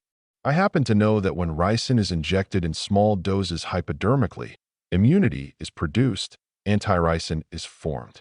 That fact paved the way for the foundation of serum therapeutics. You knew that, Miss Logan. You injected ricin for some time hypodermically into yourself. Then you let yourself be poisoned with the rest. You helped your father in his work, and you knew all about ricin and how to obtain it and extract it from the seeds. You chose a day when Dennis Radcliffe was out for tea. It wouldn't do for him to be poisoned at the same time. He might die before Lois Hargreaves. So long as she died first, he inherited her money, and at his death it passes to you, his next of kin. You remember, you told us this morning that his father was your first cousin. The old lady stared at Tuppence with baleful eyes. Suddenly a wild figure burst in from the adjoining room. It was Hannah. In her hand, she held a lighted torch which she waved frantically. Truth has been spoken. That is the wicked one. I saw her reading the book and smiling to herself, and I knew. I found the book in the page, but it said nothing to me. But the voice of the Lord spoke to me. She hated my mistress, her ladyship. She was always jealous and envious. She hated my own sweet Miss Lois. But the wicked shall perish. The fire of the Lord shall consume them. Waving her torch, she sprang forward to the bed. A cry arose from the old lady. Take her away, take her away. It's true, but take her away. Tuppence flung herself upon Hannah, but the woman managed to set fire to the curtains of the bed before Tuppence could get the torch from her and stamp on it. Tommy, however, had rushed in from the landing outside. He tore down the bed hangings and managed to stifle the flames with a rug. Then he rushed to Tuppence's assistance, and between them they subdued Hannah just as Dr. Burton came hurrying in. A very few words sufficed to put him au courant of the situation. He hurried to the bedside, lifted Miss Logan's hand, then uttered a sharp exclamation. The shock of fire has been too much for her. She's dead. Perhaps it is as well under the circumstances. He paused, and then added, there was ricin in the cocktail glass as well. It's the best thing that could have happened, said Tommy, when they had relinquished Hannah to the doctor's care and were alone together. Tuppence, you were simply marvelous. There wasn't much henot about it, said Tuppence. It was too serious for play acting. I still can't bear to think of that girl. I won't think of her. But, as I said before, you were marvelous. The honors are with you. To use a familiar quotation, it is a great advantage to be intelligent and not to look it. Tommy, said Tuppence, you're a beast. Chapter 13. The Unbreakable Alibi. Tommy and Tuppence were busy sorting correspondence. Tuppence gave an exclamation and handed a letter across to Tommy. A new client, she said importantly. Ah, said Tommy. What do we deduce from this letter, Watson? Nothing much, except the somewhat obvious fact that Mr. Montgomery Jones is not one of the world's best spellers, thereby proving that he has been expensively educated. Montgomery Jones, said Tuppence. Now what do I know about a Montgomery Jones? Oh yes, I have got it now. I think Janet St. Vincent mentioned him. His mother was Lady Eileen Montgomery, very crusty and high church, with gold crosses and things, and she married a man called Jones who is immensely rich. In fact, the same old story, said Tommy. Let me see. What time does this Mr. M.J. wish to see us? Ah, 11:30. At 11:30 precisely, a very tall young man with an amiable and ingenuous countenance entered the outer office and addressed himself to Albert, the office boy. Look here, I say. Can I see Mr. Blunt? Have you an appointment, sir? Said Albert. I don't quite know. Yes, I suppose I have. What I mean is, I wrote a letter. What name, sir? Mr. Montgomery Jones. I will take your name in to Mr. Blunt. He returned after a brief interval. Will you wait a few minutes, please, sir? Mr. Blunt is engaged on a very important conference at present. Oh, yes, certainly, said Mr. Montgomery Jones. Having, he hoped, impressed his client sufficiently, Tommy rang the buzzer on his desk, and Mr. Montgomery Jones was ushered into the inner office by Albert. Tommy rose to greet him, and shaking him warmly by the hand motioned towards the vacant chair. Now, Mr. Montgomery Jones, he said briskly, what can we have the pleasure of doing for you? Mr. Montgomery Jones looked uncertainly at the third occupant of the office. 244. My confidential secretary, Miss Robinson, said Tommy. You can speak quite freely before her.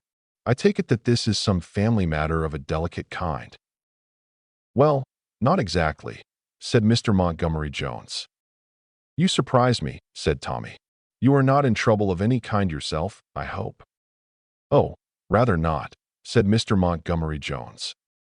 Well, said Tommy, perhaps you will, state the facts plainly. That, however, seemed to be the one thing that Mr. Montgomery Jones could not do.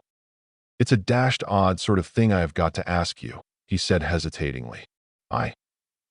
I really don't know how to set about it. We never touch divorce cases, said Tommy.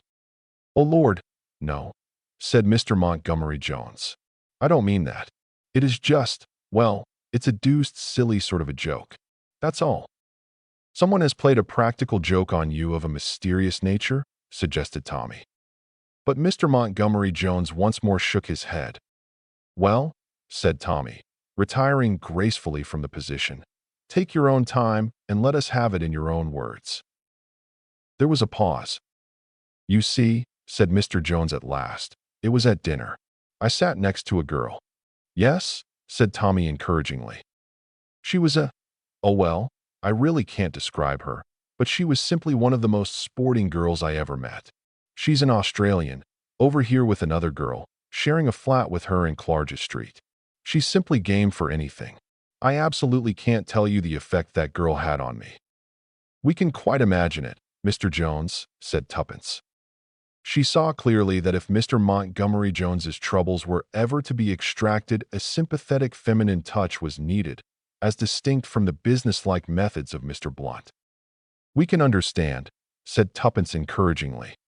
Well, the whole thing came as an absolute shock to me, said Mr. Montgomery Jones, that a girl could, well, knock you over like that. There had been another girl, in fact 2 other girls. One was awfully jolly and all that, but I didn't much like her chin. She danced marvelously, though, and I have known her all my life, which makes a fellow feel kind of safe, you know. And then there was one of the girls sat the frivolity. Frightfully amusing, but of course there would be a lot of ructions with the matter over that. And anyway, I didn't really want to marry either of them, but I was thinking about things, you know, and then, slap out of the blue, I sat next to this girl and the whole world was changed, said Tuppence in a feeling voice. Tommy moved impatiently in his chair. He was by now somewhat bored by the recital of Mr. Montgomery Jones's love affairs. You put it awfully well, said Mr. Montgomery Jones. That is absolutely what it was like.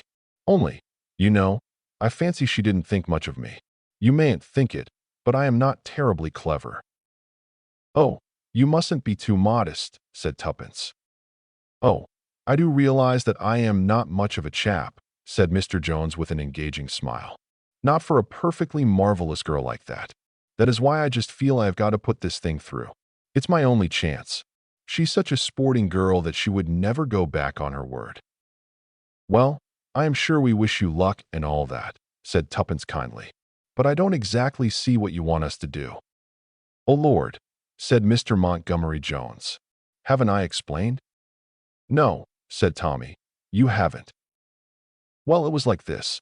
We were talking about detective stories. Una, that's her name, is just as keen about them as I am. We got talking about one in particular. It all hinges on an alibi. Then we got talking about alibis and faking them. Then I said, no. She said, now which of us was it that said it? Never mind which of you it was, said Tuppence. I said it would be a jolly difficult thing to do. She disagreed, said it only wanted a bit of brain work. We got all hot and excited about it, and in the end she said, I will make you a sporting offer.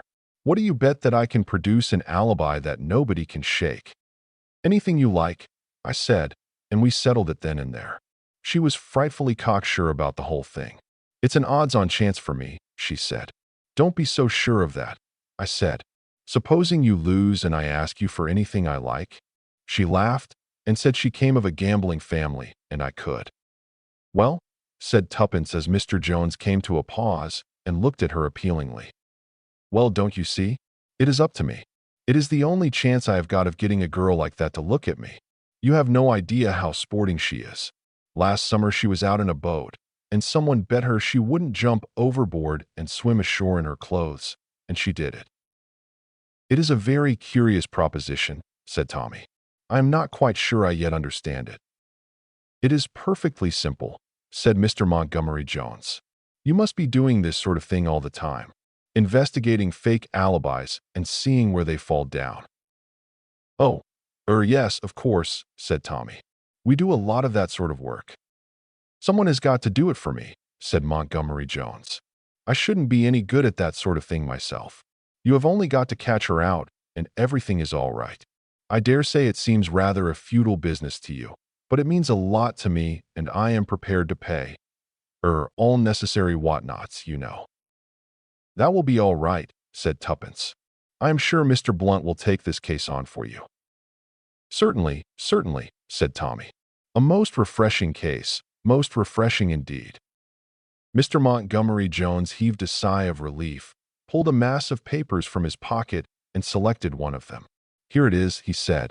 She says, I am sending you proof I was in two distinct places at one and the same time. According to one story, I dined at the Bon Temps restaurant in Soho by myself, went to the Duke's Theatre, and had supper with a friend, Mr. Le Marchant, at the Savoy, but I was also staying at the Castle Hotel, Torquay, and only returned to London on the following morning. You have got to find out which of the two stories is the true one and how I managed the other. There, said Mr. Montgomery Jones. Now you see what it is that I want you to do. A most refreshing little problem, said Tommy. Very naive. Here is Una's photograph, said Mr. Montgomery Jones. You will want that. What is the lady's full name? Inquired Tommy. Miss Una Drake, and her address is 180 Clarges Street. Thank you, said Tommy. Well, we will look into the matter for you, Mr. Montgomery Jones. I hope we shall have good news for you very shortly.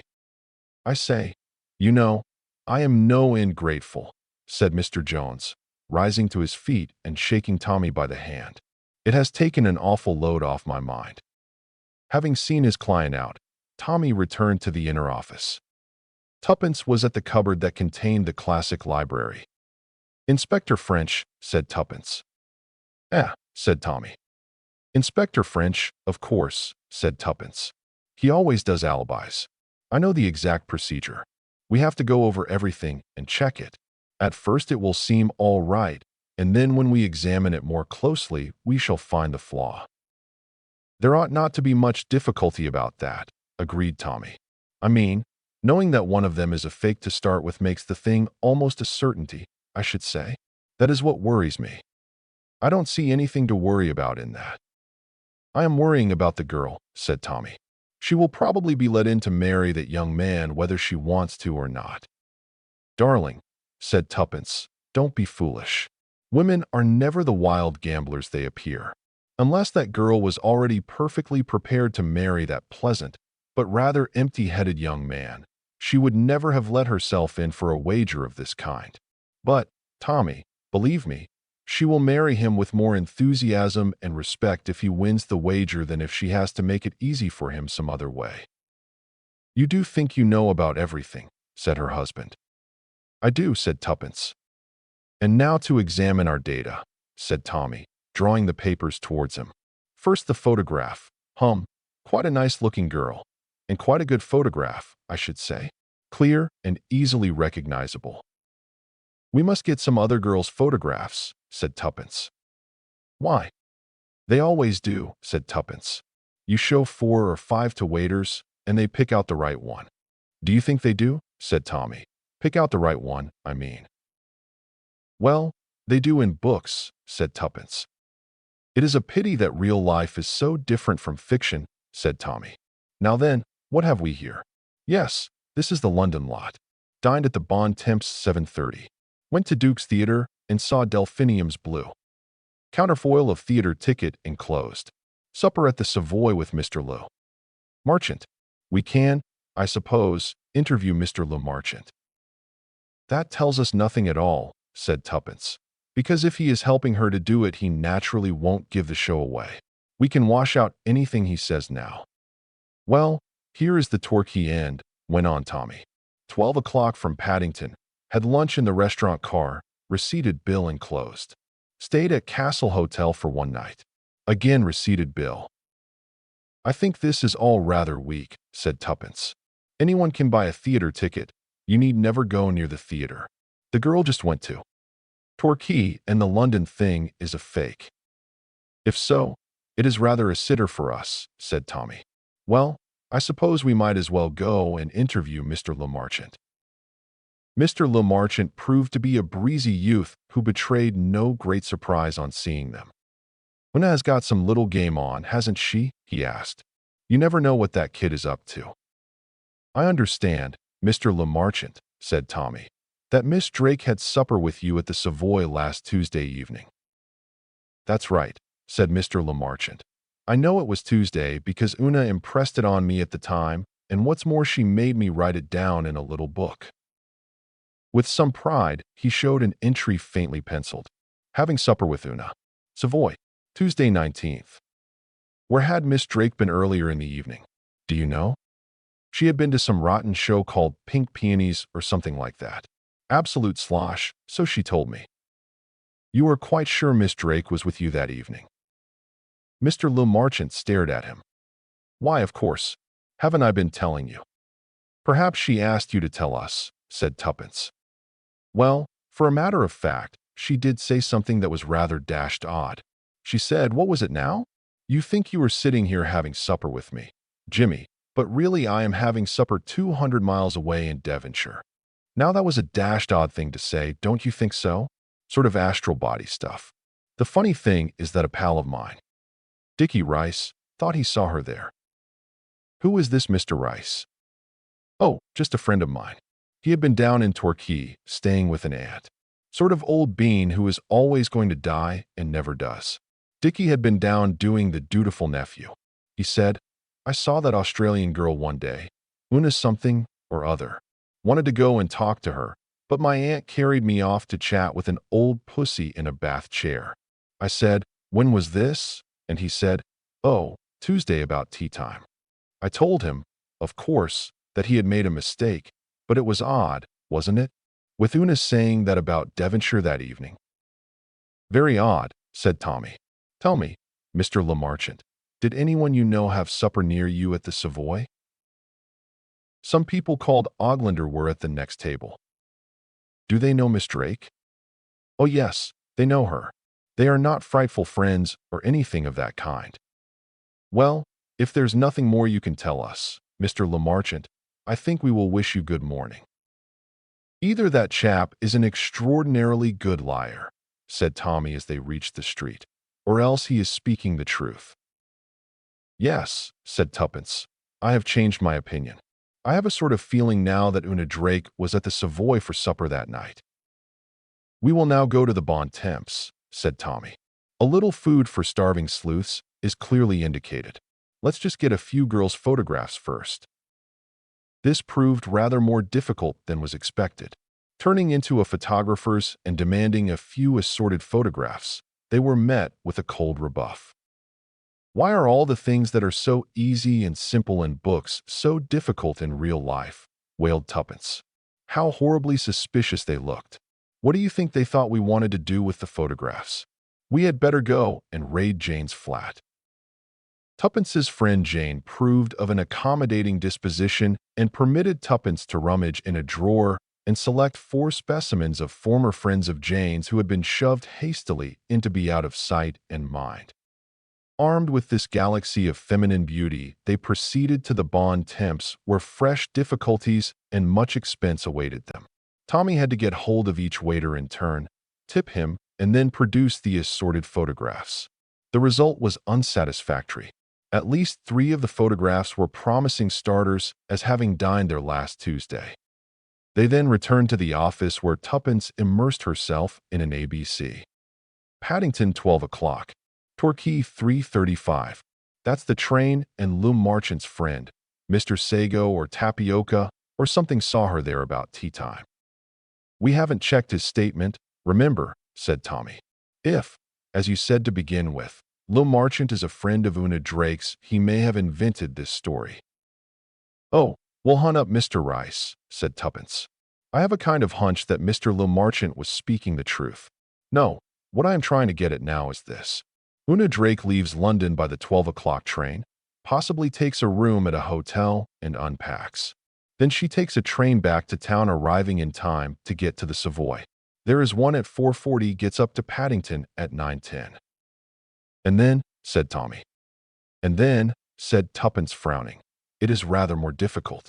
There is a midnight train from Paddington down again, but she could hardly take that. That would be too early." "A fast car," suggested Tommy. Said Tuppence. "It is just on 200 miles. Australians, I have always been told, drive very recklessly."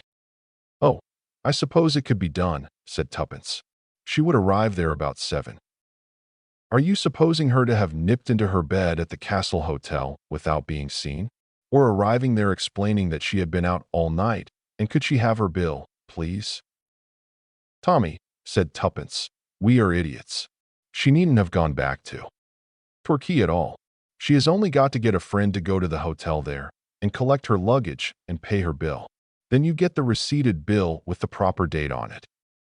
"I think on the whole we have worked out a very sound hypothesis," said Tommy. "The next thing to do is to catch the 12 o'clock train to Torquay tomorrow and verify our brilliant conclusions." Armed with a portfolio of photographs, Tommy and Tuppence duly established themselves in a first-class carriage the following morning and booked seats for the second lunch. "It probably won't be the same dining car attendants," said Tommy. "That would be too much luck to expect. I expect we shall have to travel up and down to Torquay for days before we strike the right ones." "This alibi business is very trying," said Tuppence. "In books it is all passed over in 2 or 3 paragraphs. Inspector something then boarded the train to Torquay and questioned the dining car attendants, and so ended the story." For once, however, the young couple's luck was in. In answer to their question, the attendant who brought their bill for lunch proved to be the same one who had been on duty the preceding Tuesday. What Tommy called the 10-shilling touch then came into action, and Tuppence produced the portfolio. "I want to know," said Tommy, "if any of these ladies had lunch on this train on Tuesday last." In a gratifying manner worthy of the best detective fiction, the man at once indicated the photograph of Una Drake. "Yes, sir, I remember that lady, and I remember that it was Tuesday, because the lady herself drew attention to the fact, saying it was always the luckiest day in the week for her." "So far, so good," said Tuppence as they returned to their compartment. "And we will probably find that she booked at the hotel all right. It is going to be more difficult to prove that she traveled back to London, but perhaps one of the porters at the station may remember." Here, however, they drew a blank, and crossing to the up platform, Tommy made inquiries of the ticket collector and of various porters. After the distribution of half-crowns as a preliminary to inquiring, two of the porters picked out one of the other photographs with a vague remembrance that someone like that traveled to town by the 4:40 that afternoon, but there was no identification of Una Drake. "But that doesn't prove anything," said Tuppence as they left the station. "She may have traveled by that train, and no one noticed her. She may have gone from the other station, from Torry." "That's quite likely," said Tuppence. "However, we can see to that after we have been to the hotel." The Castle Hotel was a big one overlooking the sea. After booking a room for the night and signing the register, Tommy observed pleasantly, "I believe you had a friend of ours staying here last Tuesday, Miss Una Drake." The young lady in the bureau beamed at him. "Oh, yes, I remember quite well. An Australian young lady, I believe." At a sign from Tommy, Tuppence produced the photograph. "That is rather a charming photograph of her, isn't it?" said Tuppence. "Oh, very nice indeed, quite stylish." "Did she stay here long?" inquired Tommy. "Only the one night. She went away by the express the next morning back to London. It seemed a long way to come for one night, but of course I suppose Australian ladies don't think anything of traveling." "She is a very sporting girl," said Tommy, "always having adventures. It wasn't here, was it, that she went out to dine with some friends, went for a drive in their car afterwards, ran the car into a ditch, and wasn't able to get home till morning?" "Oh, no," said the young lady. "Miss Drake had dinner here in the hotel." "Really?" said Tommy. "Are you sure of that? I mean, how do you know?" "Oh, I saw her. I asked because I understood she was dining with some friends in Torquay," explained Tommy. "Oh, no, sir, she dined here." The young lady laughed and blushed a little. "I remember she had on a most sweetly pretty frock, one of those new flowered chiffons all over pansies." "Tuppence, this tears it," said Tommy when they had been shown upstairs to their room. "It does rather," said Tuppence. "Of course that woman may be mistaken. We will ask the waiter at dinner. There can't be very many people here just at this time of year." This time it was Tuppence who opened the attack. "Can you tell me if a friend of mine was here last Tuesday?" she asked the waiter with an engaging smile. "A Miss Drake, wearing a frock all over pansies, I believe." She produced a photograph. "This lady." The waiter broke into immediate smiles of recognition. Yes, Miss Drake. I remember her very well. She told me she came from Australia. She dined here." "Yes, it was last Tuesday. She asked me if there was anything to do afterwards in the town." "Yes.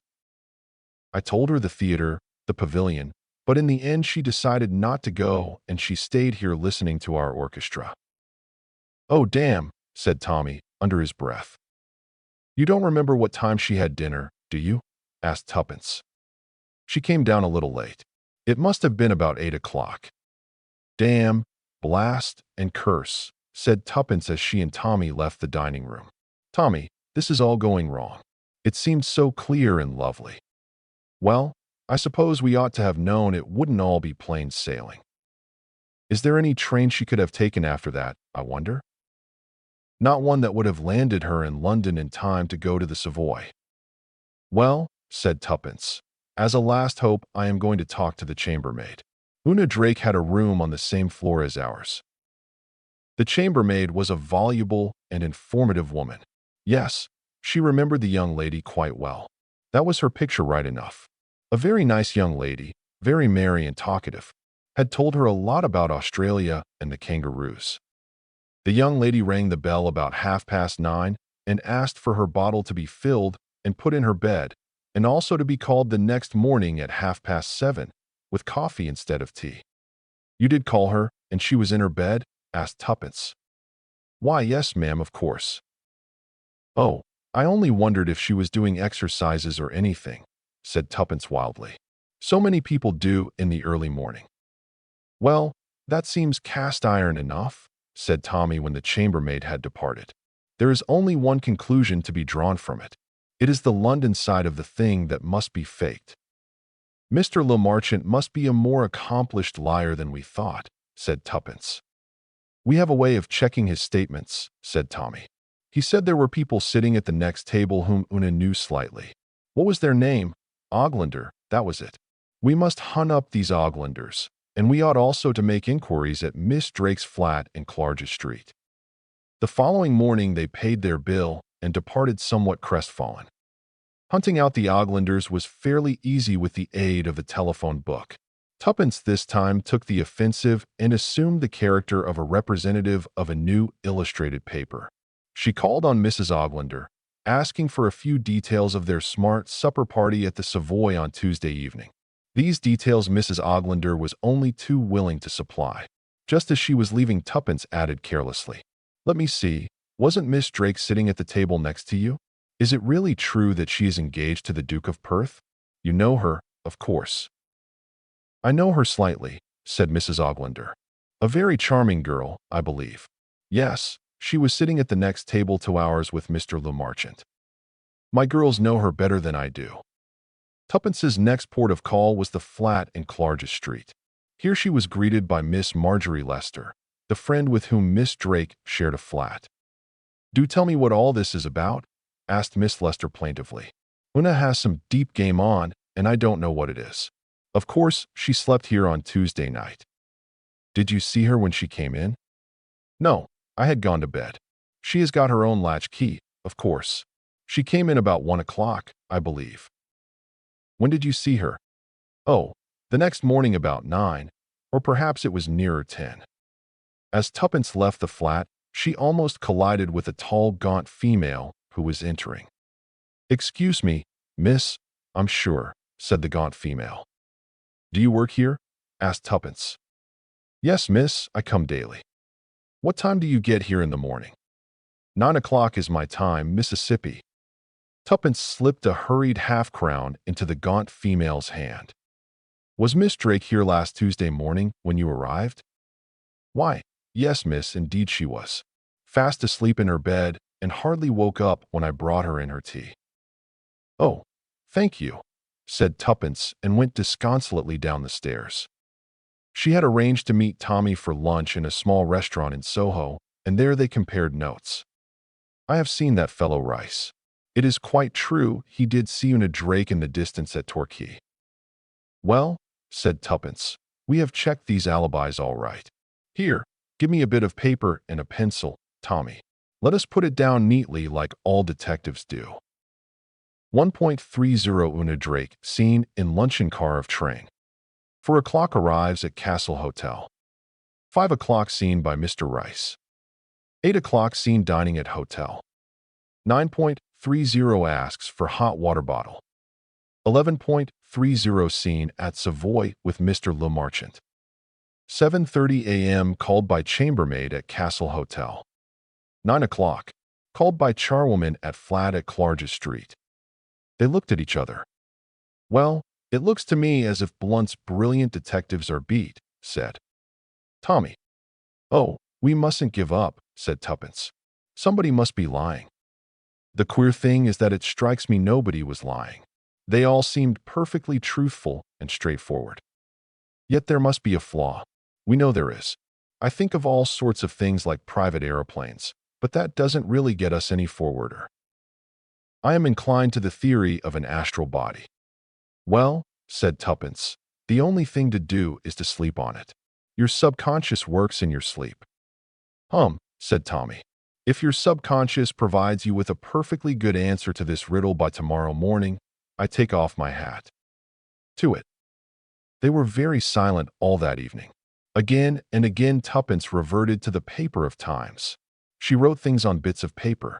She murmured to herself. She sought perplexedly through rail guides. But in the end they both rose to go to bed with no faint glimmer of light on the problem. "This is very disheartening," said Tommy. "One of the most miserable evenings I have ever spent," said Tuppence. "We ought to have gone to a music hall," said Tommy. "A few good jokes about mothers-in-law and twins and bottles of beer would have done us no end of good." "No, you will see this concentration will work in the end," said Tuppence. "How busy our subconscious will have to be in the next 8 hours." And on this hopeful note, they went to bed. "Well," said Tommy next morning, "has the subconscious worked?" "I have got an idea," said Tuppence. "You have? What sort of an idea?" "Well, rather a funny idea. Not at all like anything I have ever read in detective stories. As a matter of fact, it is an idea that you put into my head." "Then it must be a good idea," said Tommy firmly. "Come on, Tuppence, out with it." "I shall have to send a cable to verify it," said Tuppence. "No, I am not going to tell you. It's a perfectly wild idea, but it's the only thing that fits the facts." "Well," said Tommy, "I must away to the office. A roomful of disappointed clients must not wait in vain. I leave this case in the hands of my promising subordinate." Tuppence nodded cheerfully. She did not put in an appearance at the office all day. When Tommy returned that evening about 5:30, it was to find a wildly exultant Tuppence awaiting him. "I have done it, Tommy. I have solved the mystery of the alibi. We can charge up all these half-crowns and 10-shilling notes and demand a substantial fee of our own from Mr. Montgomery Jones, and he can go right off and collect his girl." "What is the solution?" cried Tommy. "A perfectly simple one," said Tuppence. "Twins." "What do you mean, twins?" "Why, just that. Of course it is the only solution. I will say you put it into my head last night talking about mothers-in-law, twins, and bottles of beer. I cabled to Australia and got back the information I wanted. Una has a twin sister, Vera, who arrived in England last Monday. That is why she was able to make this bet so spontaneously. She thought it would be a frightful rag on poor Montgomery Jones. The sister went to Torquay and she stayed in London." "Do you think she'll be terribly despondent that she's lost?" asked Tommy. "No," said Tuppence, "I don't. I gave you my views about that before. She will put all the kudos down to Montgomery Jones. I always think respect for your husband's abilities should be the foundation of married life." "I am glad to have inspired these sentiments in you, Tuppence." "It is not a really satisfactory solution," said Tuppence. "Not the ingenious sort of flaw that Inspector French would have detected." "Nonsense," said Tommy. "I think the way I showed these photographs to the waiter in the restaurant was exactly like Inspector French. He didn't have to use nearly so many half-crowns and 10-shilling notes as we seem to have done," said Tuppence. "Never mind," said Tommy. "We can charge them all up with additions to Mr. Montgomery Jones. He will be in such a state of idiotic bliss that he would probably pay the most enormous bill without jibbing at it." "So he should," said Tuppence. "Haven't Blunt's brilliant detectives been brilliantly successful? Oh, Tommy, I do think we are extraordinarily clever. It quite frightens me sometimes. The next case we have shall be a Roger Sheringham case, and you, Tuppence, shall be Roger Sheringham." "I shall have to talk a lot," said Tuppence. "You do that naturally," said Tommy. "And now I suggest that we carry out my program of last night and seek out a music hall where they have plenty of jokes about mothers-in-law, bottles of beer, and twins." Chapter 14. The Clergyman's Daughter. "I wish," said Tuppence, roaming moodily round the office, "that we could befriend a clergyman's daughter." "Why?" asked Tommy. "You may have forgotten the fact, but I was once a clergyman's daughter myself. I remember what it was like. Hence this altruistic urge, this spirit of thoughtful consideration for others, this.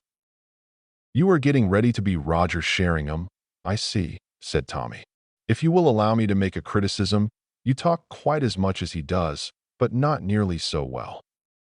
On the contrary, said Tuppence, there is a feminine subtlety about my conversation, a je sais quoi that no gross male could ever attain to. I have, moreover, powers unknown to my prototype. Do I mean prototype? Words are such uncertain things, they so often sound well, but mean the opposite of what one thinks they do. Go on, said Tommy kindly. I was only pausing to take breath. Touching these powers, it is my wish today to assist a clergyman's daughter. You will see, Tommy, the first person to enlist the aid of Blunt's brilliant detectives will be a clergyman's daughter. I'll bet you it isn't, said Tommy. Done, said Tuppence. Hist. To your typewriters. Oh, Israel. One comes. Mr. Blunt's office was humming with industry as Albert opened the door and announced, Miss Monica Dean. A slender, brown-haired girl, rather shabbily dressed, entered and stood hesitating. Tommy came forward. Good morning, Miss Dean. Won't you sit down and tell us what we can do for you? By the way, let me introduce my confidential secretary, Miss Sheringham. I am delighted to make your acquaintance, Miss Dean, said Tuppence. Your father was in the church, I think. Yes, he was. But how did you know that? Oh, we have our methods, said Tuppence. You mustn't mind me rattling on. Mr. Blunt likes to hear me talk. He always says it gives him ideas. The girl stared at her.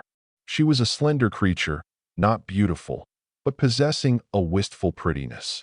She had a quantity of soft mouse-colored hair, and her eyes were dark blue and very lovely, though the dark shadows round them spoke of trouble and anxiety.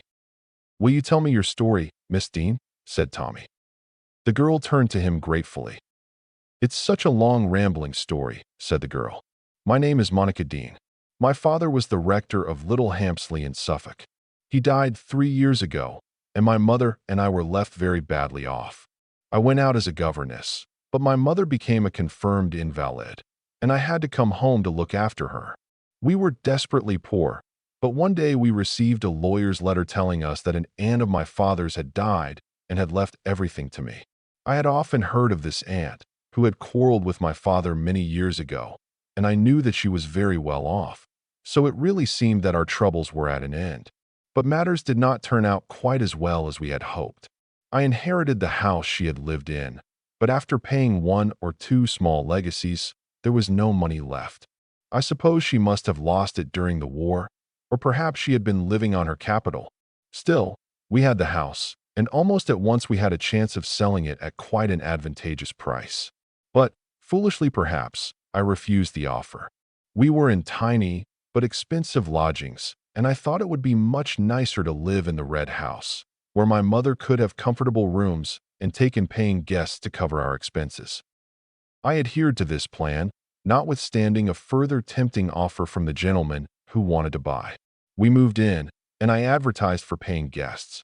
For a time, all went well. We had several answers to our advertisement.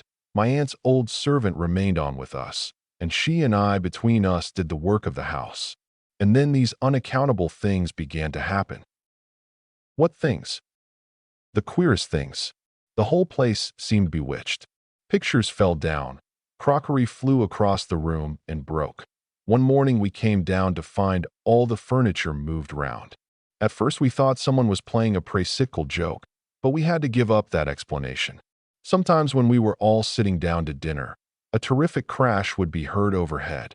We would go up and find no one there, but a piece of furniture thrown violently to the ground. A poltergeist, cried Tuppence, much interested. Yes, that's what Dr. O'Neill said, though I don't know what it means. It's a sort of evil spirit that plays tricks, explained Tuppence, who in reality knew very little about the subject, and was not even sure that she had got the word poltergeist right. Well, at any rate, the effect was disastrous. Our visitors were frightened to death, and left as soon as possible. We got new ones, and they too left hurriedly. I was in despair, and, to crown all, our own tiny income ceased suddenly. The company in which it was invested failed. "You poor dear," said Tuppence sympathetically. "What a time you have had. Did you want Mr. Blunt to investigate this haunting business?" "Not exactly. You see, 3 days ago, a gentleman called upon us. His name was Dr. O'Neill. He told us that he was a member of the Society for Physical Research, and that he had heard about the curious manifestations that had taken place in our house, and was much interested. So much so, that he was prepared to buy it from us and conduct a series of experiments there. Well, of course, at first, I was overcome with joy. It seemed the way out of all our difficulties. But, yes, perhaps you will think me fanciful. Perhaps I am. But oh, I'm sure I haven't made a mistake. It was the same man." "What same man?" "The same man who wanted to buy it before." "Oh, I'm sure I'm right." "But why shouldn't it be?" "You don't understand. The two men were quite different name and everything. The first man was quite young, a spruce, dark young man of 30-odd. Dr. O'Neill is about 50. He has a gray beard and wears glasses and stoops. But when he talked, I saw a gold tooth one side of his mouth.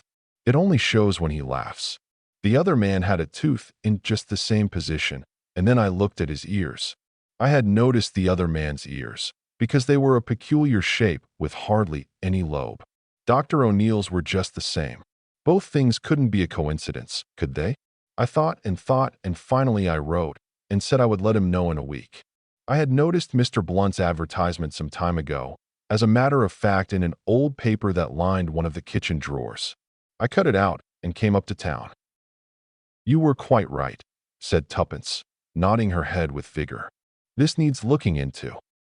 "A very interesting case, Miss Dean," observed Tommy.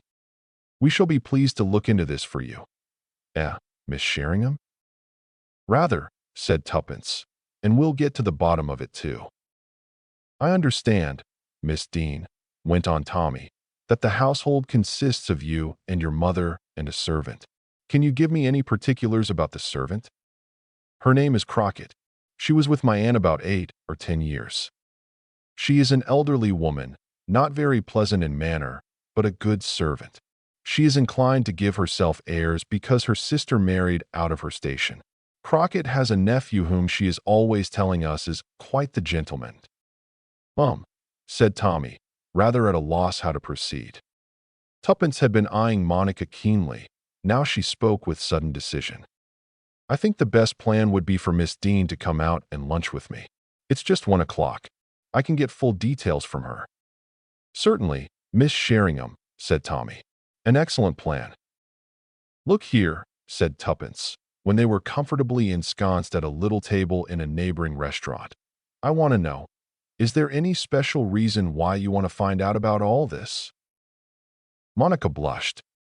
"Well, you see." "Out with it," said Tuppence encouragingly. "Well, there are two men who want to marry me." "The usual story, I suppose. One rich, one poor, and the poor one is the one you like." "I don't know how you know all these things," murmured the girl.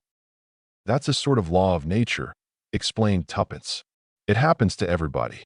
It happened to me. You see, even if I sell the house, it won't bring us in enough to live on. Gerald is a dear, but he's desperately poor, though he's a very clever engineer, and if only he had a little capital, his firm would take him into partnership. The other, Mr. Partridge, is a very good man, I am sure, and well off, and if I married him, it would be an end to all our troubles. But, I know," said Tuppence sympathetically. "It isn't the same thing at all. You can go on telling yourself how good and worthy he is, and adding up his qualities as though they were an addition sum, and it all has a simply refrigerating effect." Monica nodded. "Well," said Tuppence, "I think it would be as well if we went down to the neighborhood and studied matters upon the spot. What is the address?" "The Red House, Stourton-in-the-Marsh." Tuppence wrote down the address in her notebook. "I didn't ask you," Monica began. "About terms," she ended, blushing a little. "Our payments are strictly by results," said Tuppence gravely. "If the secret of the Red House is a profitable one, As seems possible from the anxiety displayed to acquire the property, we should expect a small percentage, otherwise, nothing. Thank you very much, said the girl gratefully. And now, said Tuppence, don't worry. Everything's going to be all right. Let's enjoy lunch and talk of interesting things. Chapter 15. The Red House. Well, said Tommy, looking out of the window of the Crown and Anchor, here we are at Toad in the Hole, or whatever this blasted village is called. Let us review the case, said Tuppence. By all means, said Tommy. To begin with, getting my say in first, I suspect the invalid mother. Why? My dear Tuppence, grant that this poltergeist business is all a put-up job, got up in order to persuade the girl to sell the house. Someone must have thrown the things about. Now the girl said everyone was at dinner, but if the mother is a thoroughgoing invalid, she'd be upstairs in her room. If she was an invalid, she could hardly throw furniture about. But she wouldn't be a real invalid. She'd be shamming. Why? There you have me, confessed her husband. I was really going on the well-known principle of suspecting the most unlikely person. You always make fun of everything, said Tuppence severely. There must be something that makes these people so anxious to get hold of the house. And if you don't care about getting to the bottom of this matter, I do. I like that girl. She's a dear. Tommy nodded seriously enough. I quite agree. But I never can resist ragging you, Tuppence. Of course, there's something queer about the house, and whatever it is, it's something that's difficult to get at. Otherwise, a mere burglary would do the trick. But to be willing to buy the house means either that you've got to take up floors or pull down walls, or else that there's a coal mine under the back garden. I don't want it to be a coal mine. Buried treasure is much more romantic. Said Tommy. In that case, I think that I shall pay a visit to the local bank manager, explain that I am staying here over Christmas and probably buying the Red House, and discuss the question of opening an account. But why? Wait and see. Tommy returned at the end of half an hour. His eyes were twinkling. We advance, Tuppence. Our interview proceeded on the lines indicated. I then asked casually whether he had had much gold paid in, as is often the case nowadays in these small country banks. Small farmers who hoarded it during the war, you understand. From that we proceeded quite naturally to the extraordinary vagaries of old ladies. I invented an aunt who on the outbreak of war drove to the Army and Navy stores in a four-wheeler and returned with 16 hams.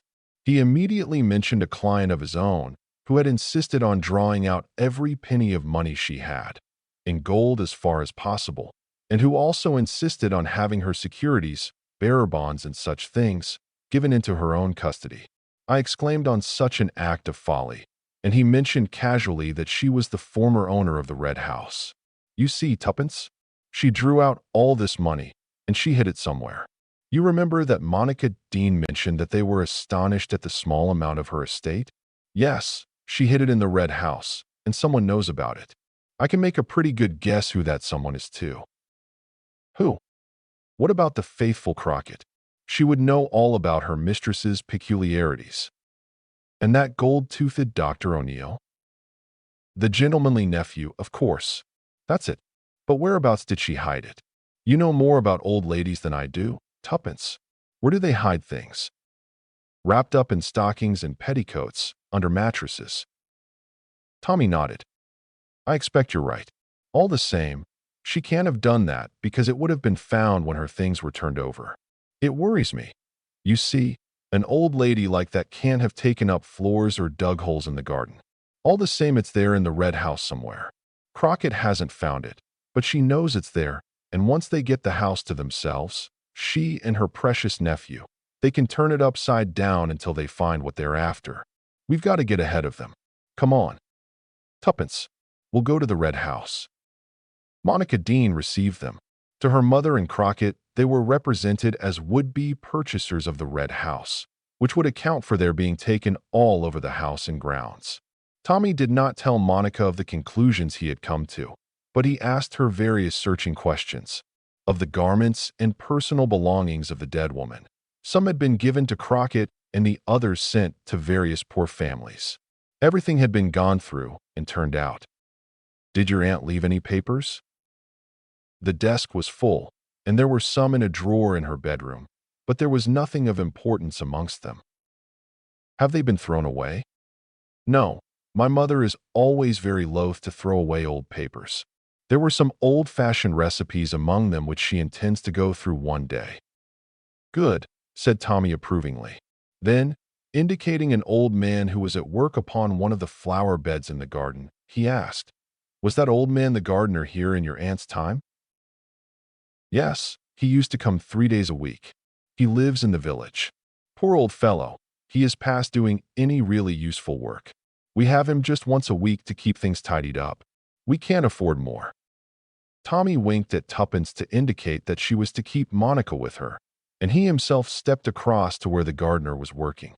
He spoke a few pleasant words to the old man, asked him if he had been there in the old lady's time, and then said casually, "You buried a box for her once, didn't you?" "No, sir, I never buried naught for her. What should she want to bury a box for?" Tommy shook his head. He strolled back to the house frowning. It was to be hoped that a study of the old lady's papers would yield some clue. Otherwise, the problem was a hard one to solve. The house itself was old-fashioned, but not old enough to contain a secret room or passage. Before leaving, Monica brought them down a big cardboard box tied with string. "I've collected all the papers," she whispered, "and they're in here. I thought you could take it away with you, and then you'll have plenty of time to go over them. But I'm sure you won't find anything to throw light on the mysterious happenings in this house." Her words were interrupted by a terrific crash overhead. Tommy ran quickly up the stairs. A jug and a basin in one of the front rooms was lying on the ground, broken to pieces. There was no one in the room. "The ghost up to its tricks again," he murmured with a grin. He went downstairs again thoughtfully. "I wonder, Miss Dean, if I might speak to the maid, Crockett, for a minute." "Certainly. I will ask her to come to you." Monica went off to the kitchen. She returned with the elderly maid who had opened the door to them earlier. "We are thinking of buying this house," said Tommy pleasantly, "and my wife was wondering whether, in that case, you would care to remain on with us?" Crockett's respectable face displayed no emotion of any kind. "Thank you, sir," she said. "I should like to think it over if I may." Tommy turned to Monica. "I am delighted with the house, Miss Dean. I understand that there is another buyer in the market. I know what he has offered for the house, and I will willingly give 100 more. And mind you, that is a good price I am offering." Monica murmured something noncommittal, and the Beresfords took their leave. "I was right," said Tommy, as they went down the drive. "Crockett's in it. Did you notice that she was out of breath? That was from running down the back stairs after smashing the jug and basin. Sometimes, very likely, she has admitted her nephew secretly, and he has done a little poltergeisting, or whatever you call it, while she has been innocently with the family. You'll see Dr. O'Neill will make a further offer before the day is out." True enough, after dinner, a note was brought. It was from Monica. "I have just heard from Dr. O'Neill. He raises his previous offer by £150. "The nephew must be a man of means," said Tommy thoughtfully. "And I tell you what, Tuppence, the prize he's after must be well worthwhile. Oh, oh, oh, if only we could find it. Well, let's get on with the spade work." They were sorting through the big box of papers, a wearisome affair, as they were all jumbled up pell-mell without any kind of order or method. Every few minutes they compared notes.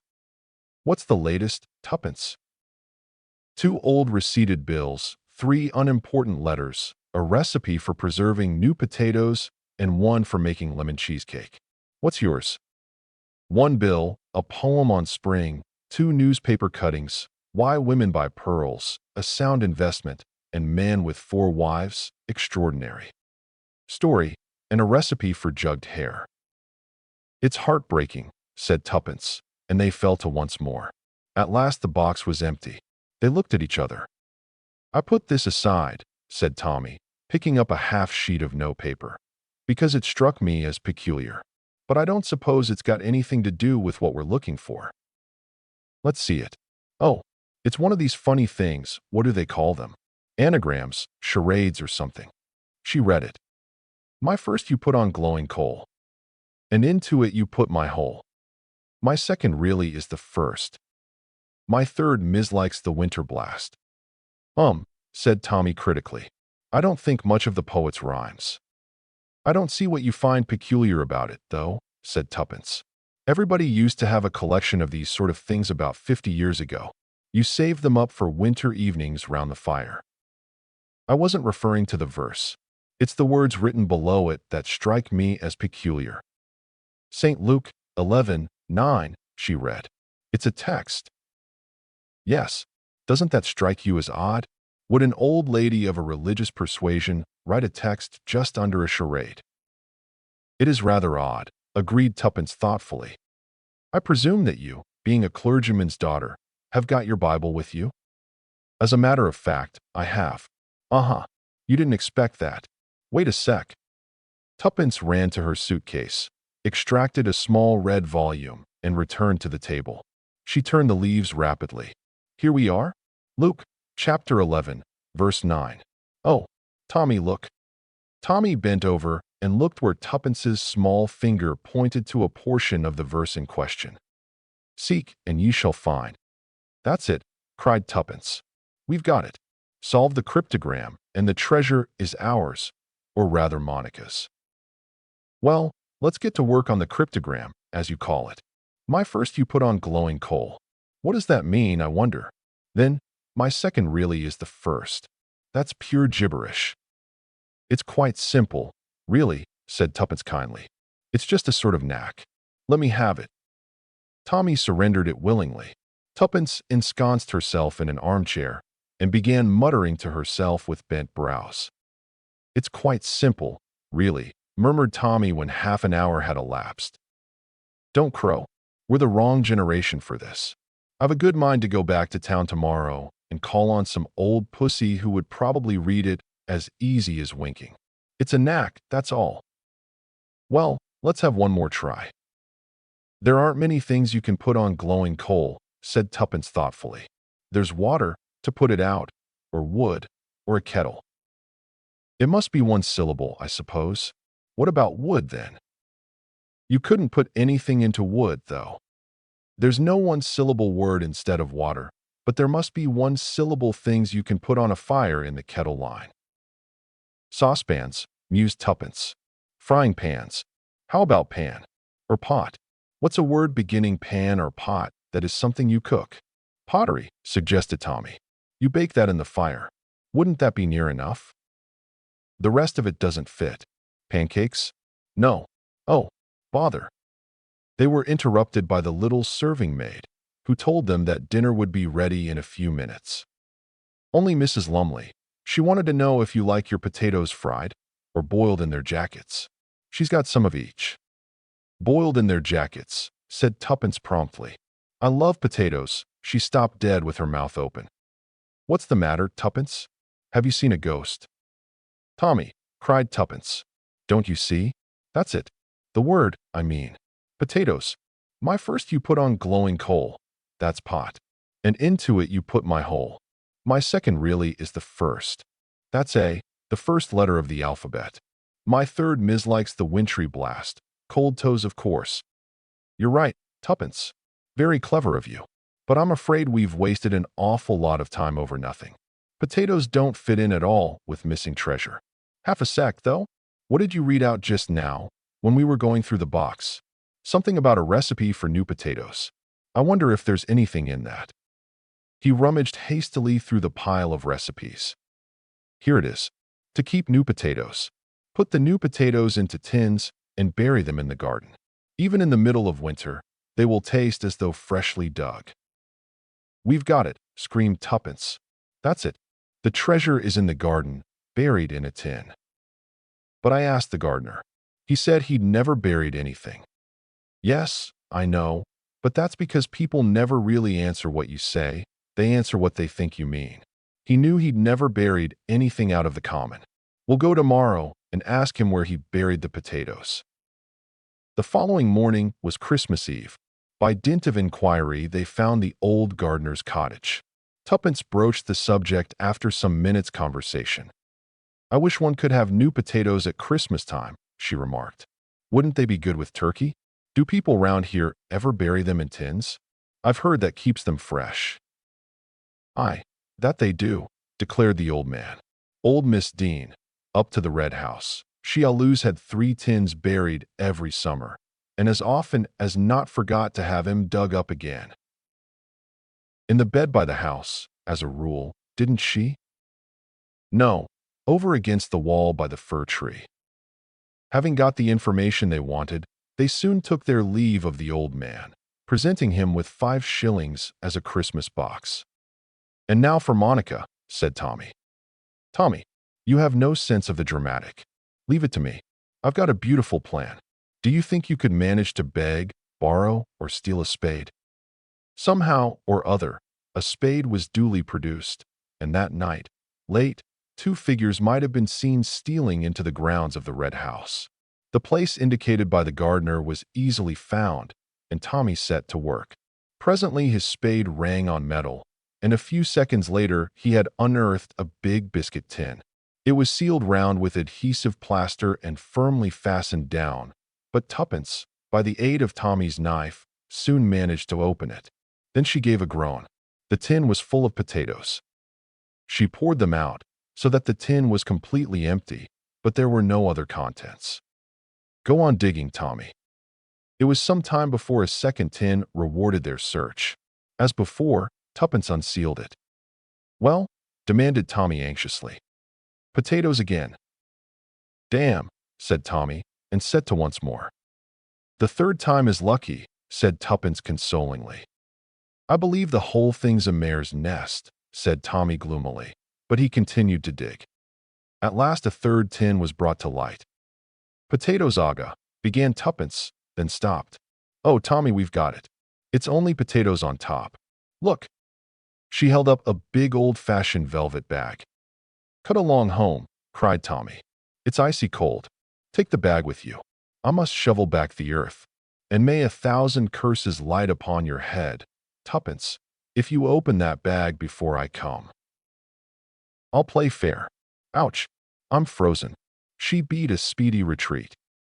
On arrival at the inn, she had not long to wait. Tommy was hard upon her heels, perspiring freely after his digging and the final brisk run. "Now then," said Tommy, "the private inquiry agents make good. Open the loot, Mrs. Beresford." Inside the bag was a package done up in oil silk and a heavy chamois leather bag. They opened the latter first. It was full of gold sovereigns. Tommy counted them. £200. That was all they would let her have, I suppose. Cut open the package. Tuppence did so. It was full of closely folded banknotes. Tommy and Tuppence counted them carefully. They amounted to exactly £20,000. "Phew," said Tommy. "Isn't it lucky for Monica that we're both rich and honest? What's that done up in tissue paper?" Tuppence unrolled the little parcel and drew out a magnificent string of pearls, exquisitely matched. "I don't know much about these things," said Tommy slowly, "but I'm pretty sure that those pearls are worth another £5,000 at least. Look at the size of them. Now I see why the old lady kept that cutting about pearls being a good investment. She must have realized all her securities and turned them into notes and jewels. Oh, Tommy, isn't it wonderful? Darling Monica. Now she can marry her nice young man and live happily ever afterwards, like me." "That's rather sweet of you, Tuppence. So you are happy with me?" "As a matter of fact," said Tuppence, "I am. But I didn't mean to say so. It slipped out. What with being excited and Christmas Eve and one thing and another." "If you really love me," said Tommy, "will you answer me one question?" "I hate these catches," said Tuppence, "but, well, all right." "Then how did you know that Monica was a clergyman's daughter?"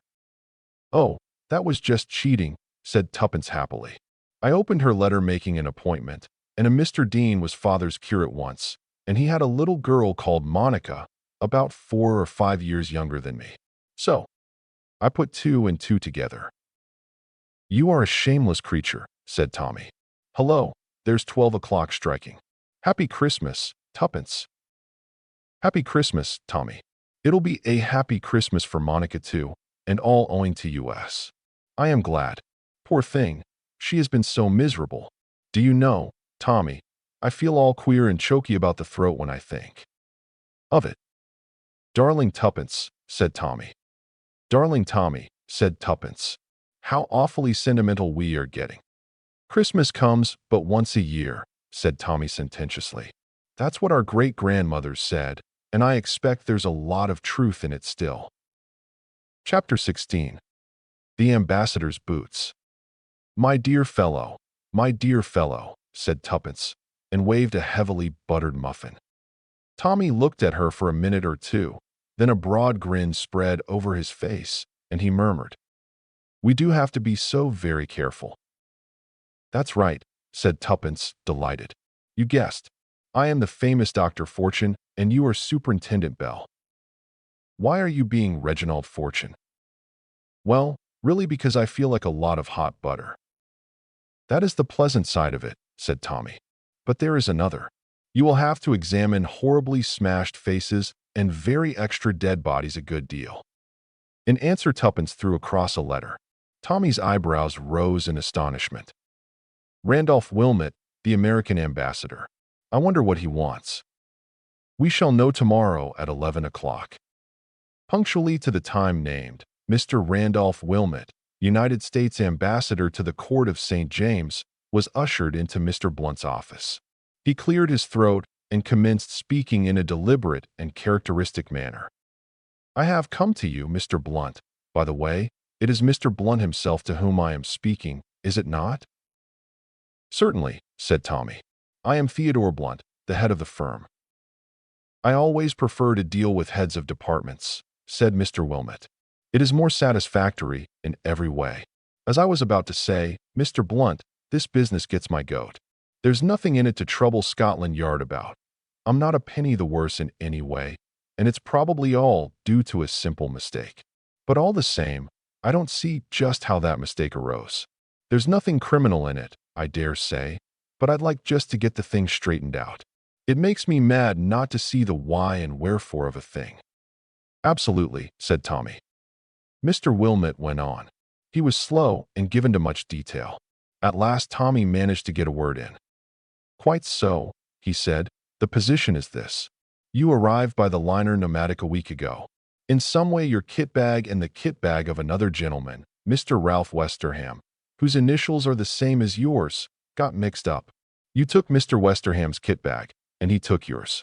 Mr. Westerham discovered the mistake immediately, sent round your kit bag to the embassy, and took away his own. Am I right so far? That is precisely what occurred. The two bags must have been practically identical, and with the initials R. W. being the same in both cases, it is not difficult to understand that an error might have been made. I myself was not aware of what had happened until my valet informed me of the mistake, and that Mr. Westerham, he is a senator and a man for whom I have a great admiration, had sent round for his bag and returned mine. Then I don't see. But you will see. That's only the beginning of the story. Yesterday, as it chanced, I ran up against Senator Westerham, and I happened to mention the matter to him jestingly. To my great surprise, he did not seem to know what I was talking about, and when I explained, he denied the story absolutely. He had not taken my bag off the ship in mistake for his own. In fact, he had not traveled with such an article amongst his luggage. What an extraordinary thing. Mr. Blunt, it is an extraordinary thing. There seems no rhyme or reason in it. Why, if anyone wanted to steal my kit bag, he could do so easily enough without resorting to all this roundabout business. And anyway, it was not stolen, but returned to me. On the other hand, if it were taken by mistake, why use Senator Westerham's name? It's a crazy business, but just for curiosity, I mean to get to the bottom of it. I hope the case is not too trivial for you to undertake. Not at all. It is a very intriguing little problem, capable, as you say, of many simple explanations, but nevertheless baffling on the face of it. The first thing, of course, is the reason of the substitution, if substitution it was. You say nothing was missing from your bag when it came back into your possession. My man says not. He would know. What was in it, if I may ask? Mostly boots. Boots, said Tommy, discouraged. Yes, said Mr. Wilmot. Boots. Odd, isn't it? You'll forgive my asking you, said Tommy, but you didn't carry any secret papers or anything of that sort sewn in the lining of a boot or screwed into a false heel. The ambassador seemed amused by the question. Secret diplomacy hasn't got to that pitch, I hope. Only in fiction, said Tommy with an answering smile and a slightly apologetic manner. But you see, we've got to account for the thing somehow. Who came for the bag? The other bag, I mean. Supposed to be one of Westerham's servants. Quite a quiet, ordinary man, so I understand. My valet saw nothing wrong with him. Had it been unpacked, do you know? That I can't say. I presume not.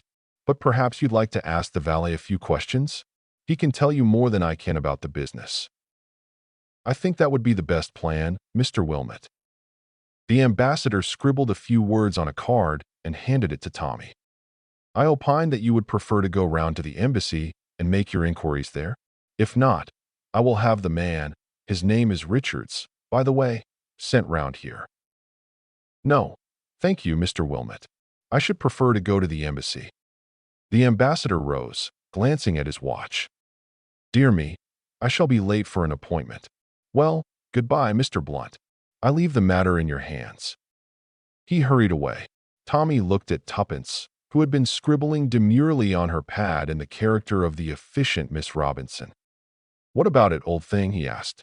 Do you see, as the old bird put it, any rhyme or reason in the proceedings? None whatever, replied Tuppence cheerily. Well, that's a start anyway. It shows that there is really something very deep at the back of it. You think so? It's a generally accepted hypothesis. Remember Sherlock Holmes and the depth the butter had sunk into the parsley? I mean the other way round. I've always had a devouring wish to know all about that case. Perhaps Watson will disinter it from his notebook one of these days. Then I shall die happy. But we must get busy. Quite so, said Tuppence. Not a quick man, the esteemed Wilmot, but sure. She knows men, said Tommy. Or do I say he knows men? It is so confusing when you assume the character of a male detective. Oh, my dear fellow, my dear fellow. A little more action, Tuppence, and a little less repetition. A classic phrase cannot be repeated too often, said Tuppence with dignity. Have a muffin, said Tommy kindly. Not at 11 o'clock in the morning, thank you. Silly case, this. Boots, you know. Why boots? Well, said Tommy. Why not? It doesn't fit. Boots. She shook her head. All wrong. Who wants other people's boots? The whole thing's mad. Possibly they got hold of the wrong bag, suggested Tommy. That's possible. But if they were after papers, a dispatch case would be more likely. Papers are the only things one thinks of in connection with ambassadors. Boots suggest footprints, said Tommy thoughtfully. Do you think they wanted to lay a trail of Wilmot's footsteps somewhere? Tuppence considered the suggestion, abandoning her role, then shook her head. It seems wildly impossible, she said. No, I believe we shall have to resign ourselves to the fact that the boots have nothing to do with it. Well, said Tommy with a sigh, the next step is to interview friend Richards. He may be able to throw some light on the mystery. On production of the ambassador's card, Tommy was admitted to the embassy, and presently a pale young man, with a respectful manner and a subdued voice, presented himself to undergo examination. I am Richards, sir. Mr. Wilmot's valet. I understood you wished to see me? Yes, Richards. Mr. Wilmot called on me this morning and suggested that I should come round and ask you a few questions. It is this matter of the kit bag. Mr. Wilmot was rather upset over the affair, I know, sir. I can hardly see why, since no harm was done. I certainly understood from the man who called for the other bag that it belonged to Senator Westerham. But of course, I may have been mistaken. What kind of man was he? Middle-aged, gray hair, very good class, I should say, most respectable. I understood he was Senator Westerham's valet. He left Mr. Wilmot's bag and took away the other. Had it been unpacked at all? Which one, sir? Well, I meant the one you brought from the boat. But I should like to know about the other as well, Mr. Wilmot's own. Had that been unpacked, do you fancy? I should say not, sir. It was just as I strapped it up on the boat. I should say the gentleman, whoever he was, just opened it, realized it wasn't his, and shut it up again. Nothing missing? No small article? I don't think so, sir. In fact, I'm quite sure. And now the other one. Had you started to unpack that? As a matter of fact, sir, I was just opening it at the very moment Senator Westerham's man arrived. I'd just undone the straps. Did you open it at all? We just unfastened it together, sir, to be sure no mistake had been made this time. The man said it was all right, and he strapped it up again and took it away. What was inside? Boots also? No, sir, mostly toilet things, I fancy. I know I saw a tin of bath salts. Tommy abandoned that line of research. You never saw anyone tampering with anything in your master's cabin on board ship, I suppose? Oh, no, sir. Never anything suspicious of any kind. And what do I mean by that? I wonder, he thought to himself with a trace of amusement. Anything suspicious, just words. But the man in front of him hesitated. Now that I remember it.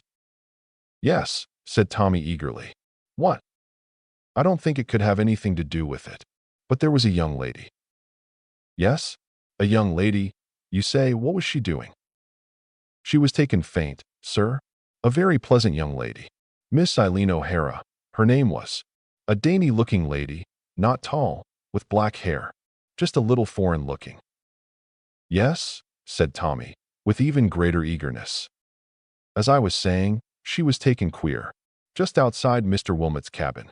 She asked me to fetch the doctor. I helped her to the sofa, and then went off for the doctor. I was some time finding him, and when I found him and brought him back, the young lady was nearly all right again. Oh, said Tommy. You don't think, sir? It's difficult to know what to think, said Tommy noncommittally. Was this Miss O'Hara traveling alone? Yes, I think so, sir. You haven't seen her since you landed? No, sir. Well, said Tommy, after a minute or two spent in reflection. I think that's all. Thank you, Richards. Thank you, sir. Back at the office of the detective agency, Tommy retailed his conversation with Richards to Tuppence, who listened attentively. What do you think of it, Tuppence? Oh, my dear fellow, we doctors are always skeptical of a sudden faintness. So very convenient. And Eileen as well as O'Hara. Almost too impossibly Irish, don't you think? It's something to go upon at last. Do you know what I am going to do, Tuppence? Advertise for the lady. What? Yes, any information respecting Miss Eileen O'Hara known to have traveled such and such a ship and such a date. Either she'll answer it herself if she's genuine, or someone may come forward to give us information about her. So far, it's the only hope of a clue. You'll also put her on her guard, remember. Well, said Tommy, one's got to risk something. I still can't see any sense in the thing, said Tuppence, frowning. If a gang of crooks get hold of the ambassador's bag for an hour or two, and then send it back, what possible good can it do them? Unless there are papers in it they want to copy, and Mr. Wilmot swears there was nothing of the kind. Tommy stared at her thoughtfully. You put these things rather well, Tuppence, he said at last. You've given me an idea. 2. It was 2 days later. Tuppence was out to lunch. Tommy, alone in the austere office of Mr. Theodore Blunt, was improving his mind by reading the latest sensational thriller. The door of the office opened, and Albert appeared. A young lady to see you, sir. Miss Cicely March. She says she has called in answer to an advertisement. Show her in at once, cried Tommy, thrusting his novel into a convenient drawer. In another minute, Albert had ushered in the young lady. Tommy had just time to see that she was fair-haired and extremely pretty when the amazing occurrence happened. The door through which Albert had just passed out was rudely burst open. In the doorway stood a picturesque figure, a big dark man, Spanish in appearance, with a flaming red tie. His features were distorted with rage, and in his hand was a gleaming pistol. "So this is the office of Mr. Busybody Blunt," he said in perfect English. His voice was low and venomous. "Hands up at once, or I shoot." It sounded no idle threat. Tommy's hands went up obediently. The girl, crouched against the wall, gave a gasp of terror. "This young lady will come with me," said the man. "Yes, you will, my dear. You have never seen me before, but that doesn't matter.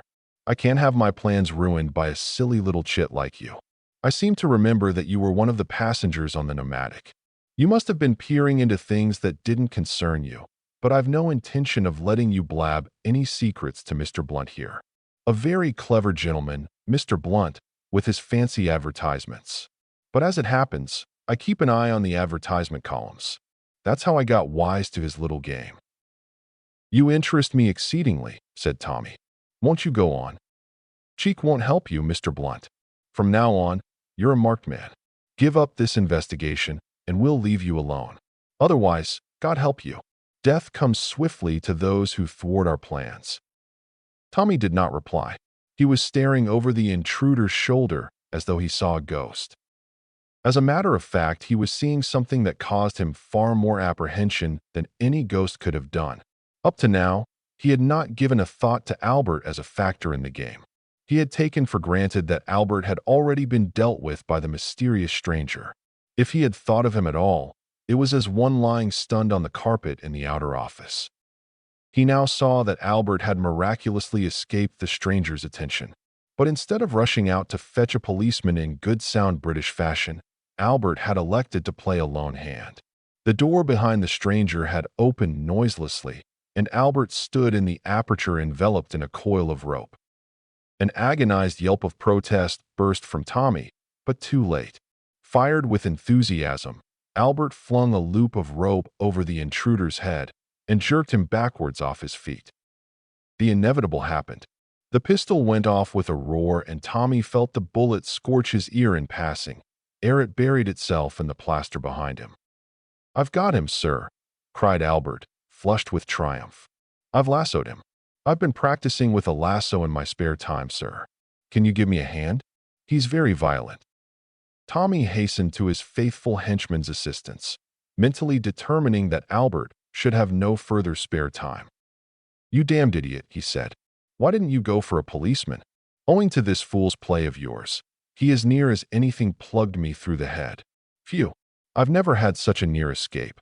Lassoed him in the nick of time. I did," said Albert, his ardor quite undamped.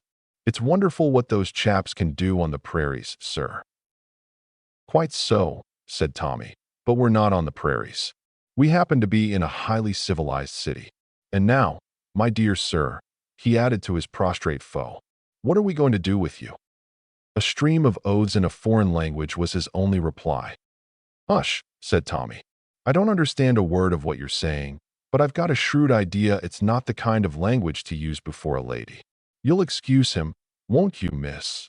Do you know, in the excitement of this little upset, I've quite forgotten your name." "March," said the girl. She was still white and shaken, but she came forward now and stood by Tommy, looking down on the recumbent figure of the discomfited stranger. "What are you going to do with him?" "I could fetch a bobby now," said Albert helpfully.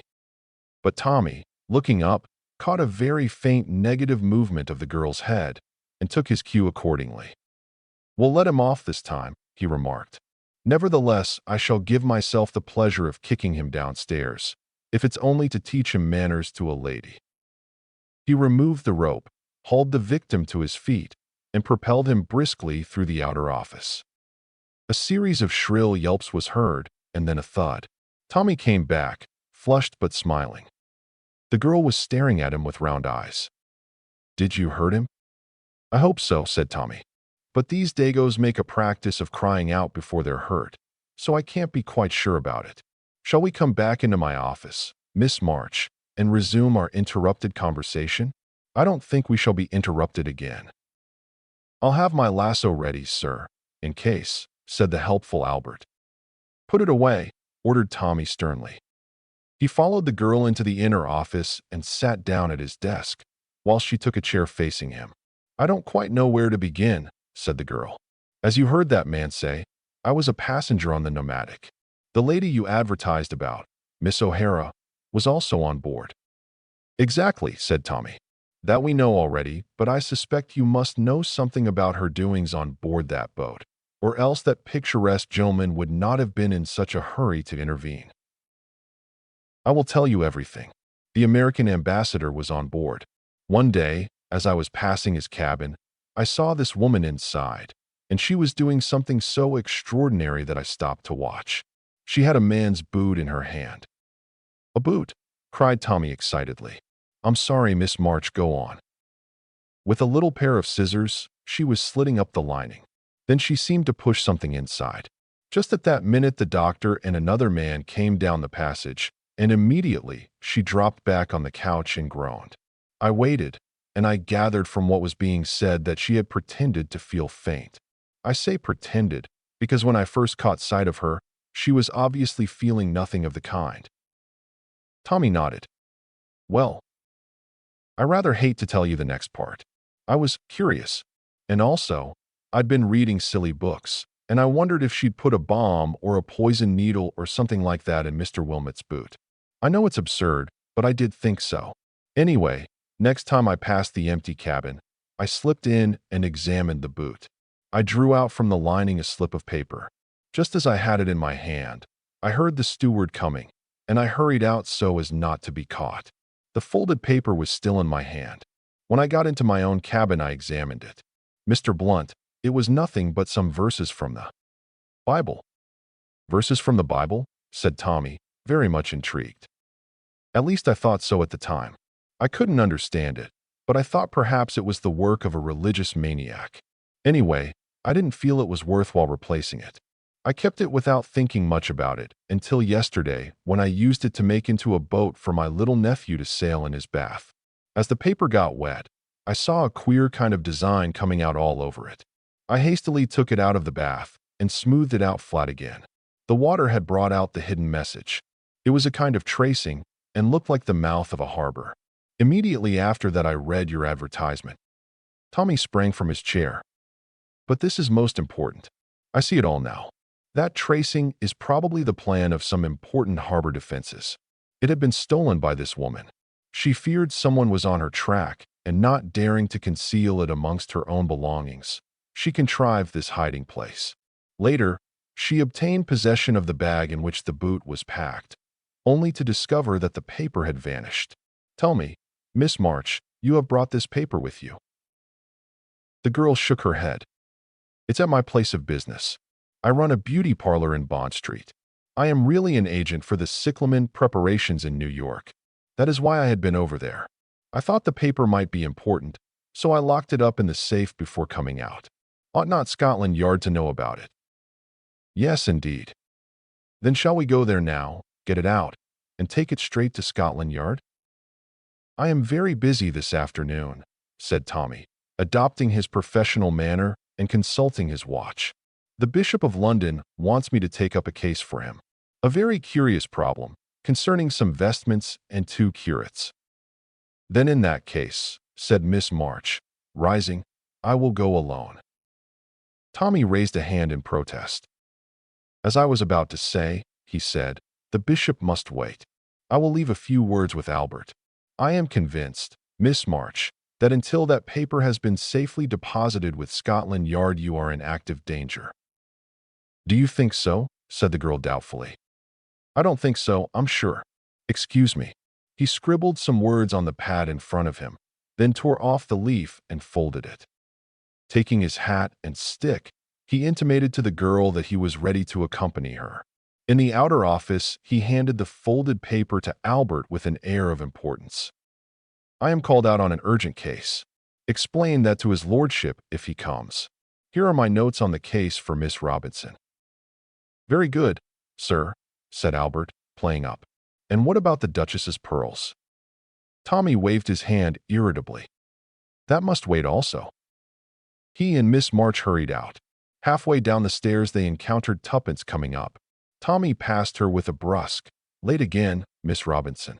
I am called out on an important case." Tuppence stood still on the stairs and stared after them.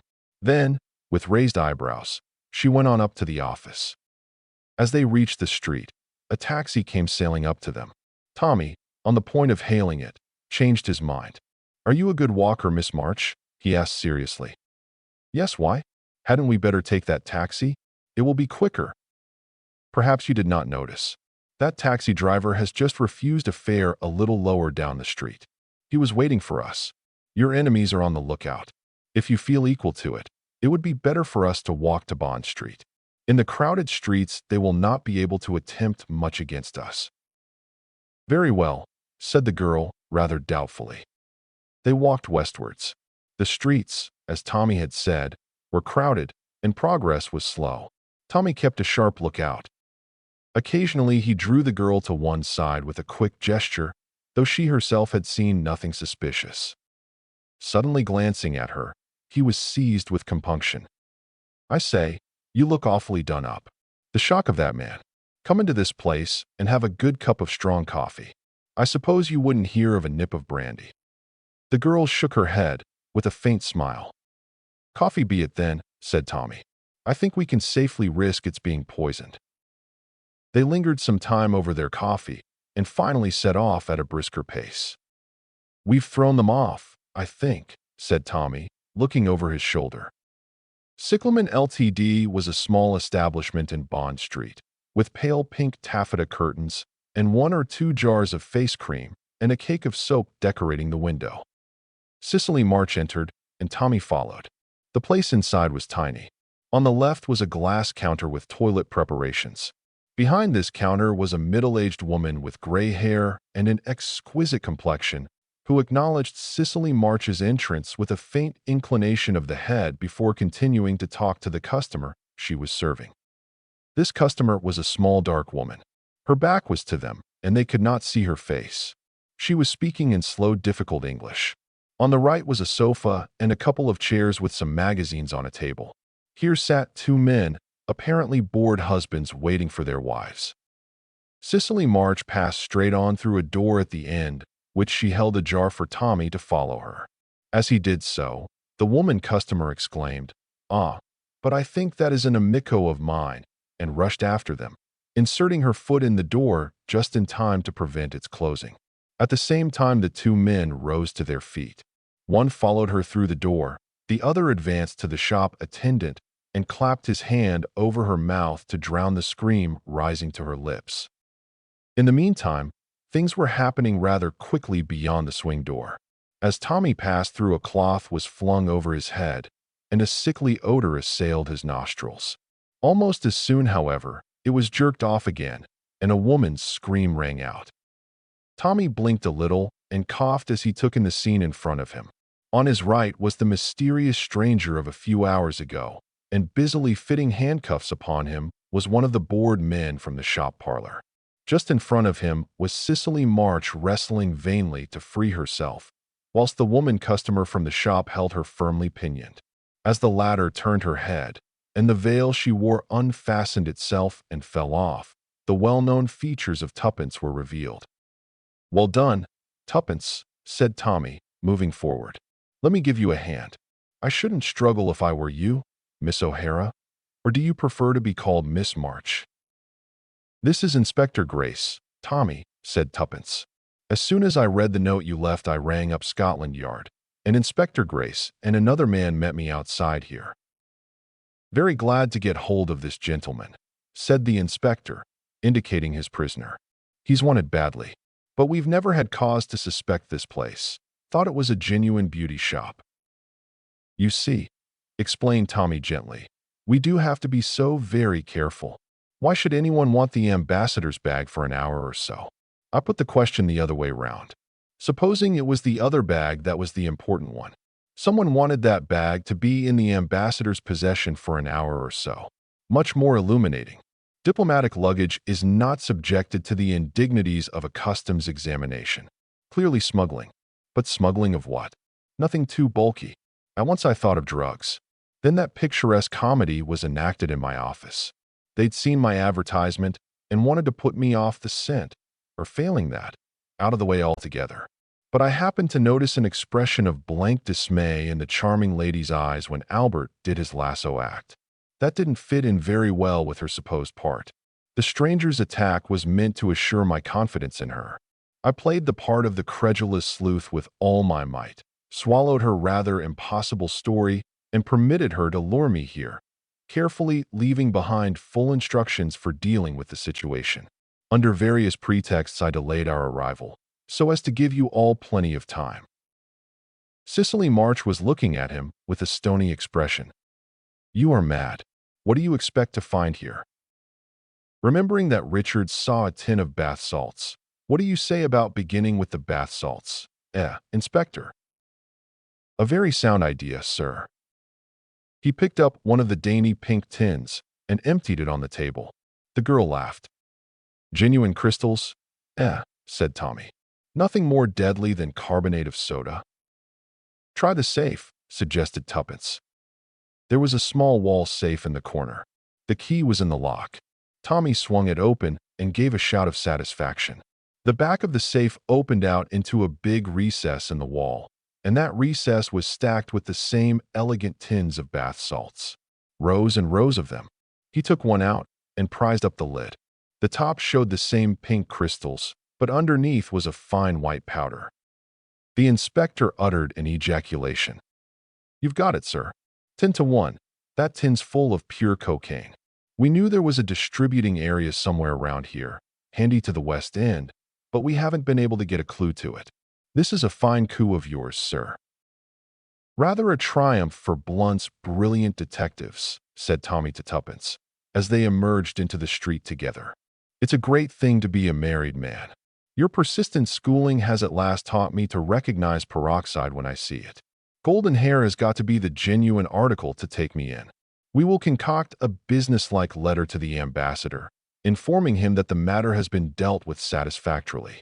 And now, my dear fellow, what about tea and lots of hot buttered muffins? Chapter 17. The Man Who Was Number 16. Tommy and Tuppence were closeted with the chief in his private room. His commendation had been warm and sincere. You have succeeded admirably. Thanks to you, we have laid our hands on no less than 5 very interesting personages, and from them we have received much valuable information. Meanwhile, I learned from a creditable source that headquarters in Moscow have taken alarm at the failure of their agents to report. I think that in spite of all our precautions, they have begun to suspect that all is not well at what I may call the distributing center, the office of Mr. Theodore Blunt, the International Detective Bureau. Well, said Tommy, I suppose they were bound to tumble to it some time or other, sir. As you say, it was only to be expected, but I am a little worried about Mrs. Tommy. I can look after her all right, sir, said Tommy, at exactly the same minute as Tuppence said, I can take care of myself. Said Mr. Carter. Excessive self-confidence was always a characteristic of you two. Whether your immunity is entirely due to your own superhuman cleverness, or whether a small percentage of luck creeps in, I'm not prepared to say. But luck changes, you know. However, I won't argue the point. From my extensive knowledge of Mrs. Tommy, I suppose it's quite useless to ask her to keep out of the limelight for the next week or two. Tuppence shook her head very energetically. Then all I can do is to give you all the information that I can. We have reason to believe that a special agent has been dispatched from Moscow to this country. We don't know what name he is traveling under. We don't know when he will arrive. But we do know something about him.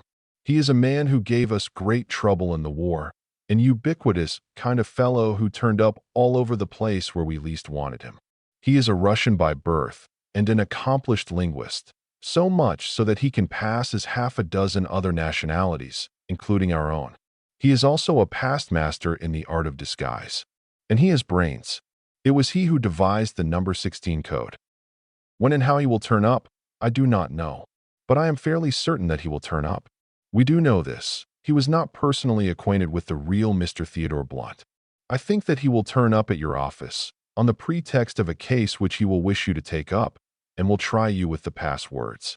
The first, as you know, is the mention of the number 16, which is replied to by a sentence containing the same number. The second, which we have only just learnt, is an inquiry as to whether you have ever crossed the channel. The answer to that is, I was in Berlin on the 13th of last month. As far as we know, that is all. I would suggest that you reply correctly and so endeavor to gain his confidence. Sustain the fiction if you possibly can. But even if he appears to be completely deceived, remain on your guard. Our friend is particularly astute and can play a double game as well, or better, than you can. But in either case, I hope to get him through you. From this day forward, I am adopting special precautions. A dictaphone was installed last night in your office, so that one of my men in the room below will be able to hear everything that passes in your office.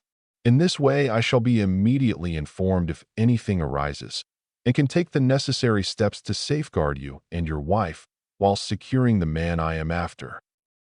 After a few more instructions and a general discussion of tactics, the two young people departed and made their way as rapidly as possible to the offices of Blunt's brilliant detectives. "It's late," said Tommy, looking at his watch. "Just on 12 o'clock. We've been a long time with the chief. I hope we haven't missed a particularly spicy case."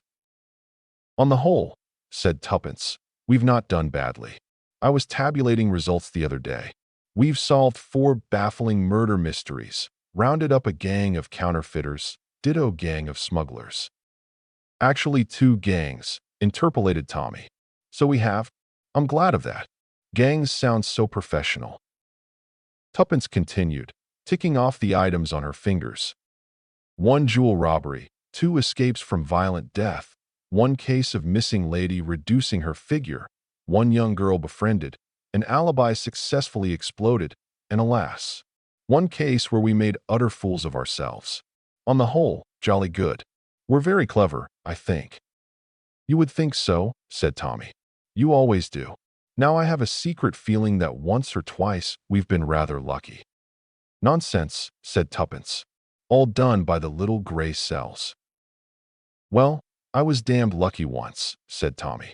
"The day that Albert did his lasso act. But you speak, Tuppence, as though it was all over." "So it is," said Tuppence. She lowered her voice impressively. "This is our last case. When they have laid the super spy by the heels, the great detectives intend to retire and take to beekeeping or vegetable marrow growing. It's always done." "Tired of it, eh?" "Yes, I think I am. Besides, we're so successful now, the luck might change." "Who's talking about luck now?" asked Tommy triumphantly. At that moment, they turned in at the doorway of the block of buildings in which the International Detective Bureau had its offices, and Tuppence did not reply. Albert was on duty in the outer office, employing his leisure in balancing, or endeavoring to balance, the office ruler upon his nose. With a stern frown of reproof, the great Mr. Blunt passed into his own private office. Divesting himself of his overcoat and hat, he opened the cupboard, on the shelves of which reposed his classic library of the great detectives of fiction. "The choice narrows," murmured Tommy. "On whom shall I model myself today?" Tuppence's voice, with an unusual note in it, made him turn sharply. "Tommy," she said, "what day of the month is it?" "Let me see, the 11th, why?" "Look at the calendar." Hanging on the wall was one of those calendars from which you tear a leaf every day. It bore the legend of Sunday the 16th. Today was Monday. "By Jove, that's odd. Albert must have torn off too many. Careless little devil." "I don't believe he did," said Tuppence. "But we'll ask him." Albert, summoned and questioned, seemed very astonished. He swore he had only torn off 2 leaves, those of Saturday and Sunday. His statement was presently supported, for whereas the 2 leaves torn off by Albert were found in the grate, the succeeding ones were lying neatly in the waste-paper basket. "A neat and methodical criminal," said Tommy. "Who's been here this morning, Albert? A client of any kind?" "Just one, sir." "What was he like?" "It was a she, a hospital nurse. Very upset and anxious to see you. Said she'd wait until you came. I put her in clerks because it was warmer. And from there she could walk in here, of course, without your seeing her. How long has she been gone?" About half an hour, sir. Said she'd call again this afternoon. A nice motherly-looking body. A nice motherly. Oh, get out, Albert. Albert withdrew, injured. Queer start, that, said Tommy. It seems a little purposeless. Puts us on our guard. I suppose there isn't a bomb concealed in the fireplace or anything of that kind. He reassured himself on that point. Then he seated himself at the desk and addressed Tuppence. Mon ami, he said, we are here faced with a matter of the utmost gravity. You recall, do you not, the man who was number 4? Him whom I crushed like an eggshell in the Dolomites, with the aid of high explosives, bien entendu. But he was not really dead. Ah, no, they are never really dead, these supercriminals. This is the man, but even more so, if I may put it. He is the 4 squared. In other words, he is now the number 16. You comprehend, my friend? Perfectly, said Tuppence. You are the great Hercule Poirot. Exactly. No mustaches, but lots of gray cells. I've a feeling, said Tuppence, that this particular adventure will be called the Triumph of Hastings. Never, said Tommy.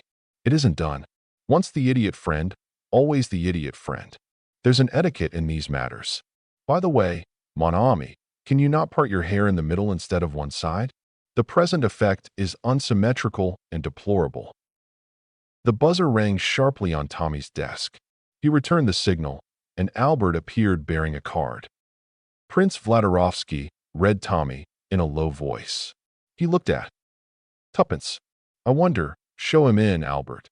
The man who entered was of middle height, graceful in bearing, with a fair beard, and apparently about 35 years of age. Mr. Blunt, he inquired. His English was perfect. You have been most highly recommended to me. Will you take up a case for me? If you will give me the details? Certainly. It concerns the daughter of a friend of mine, a girl of 16. We are anxious for no scandal, you understand.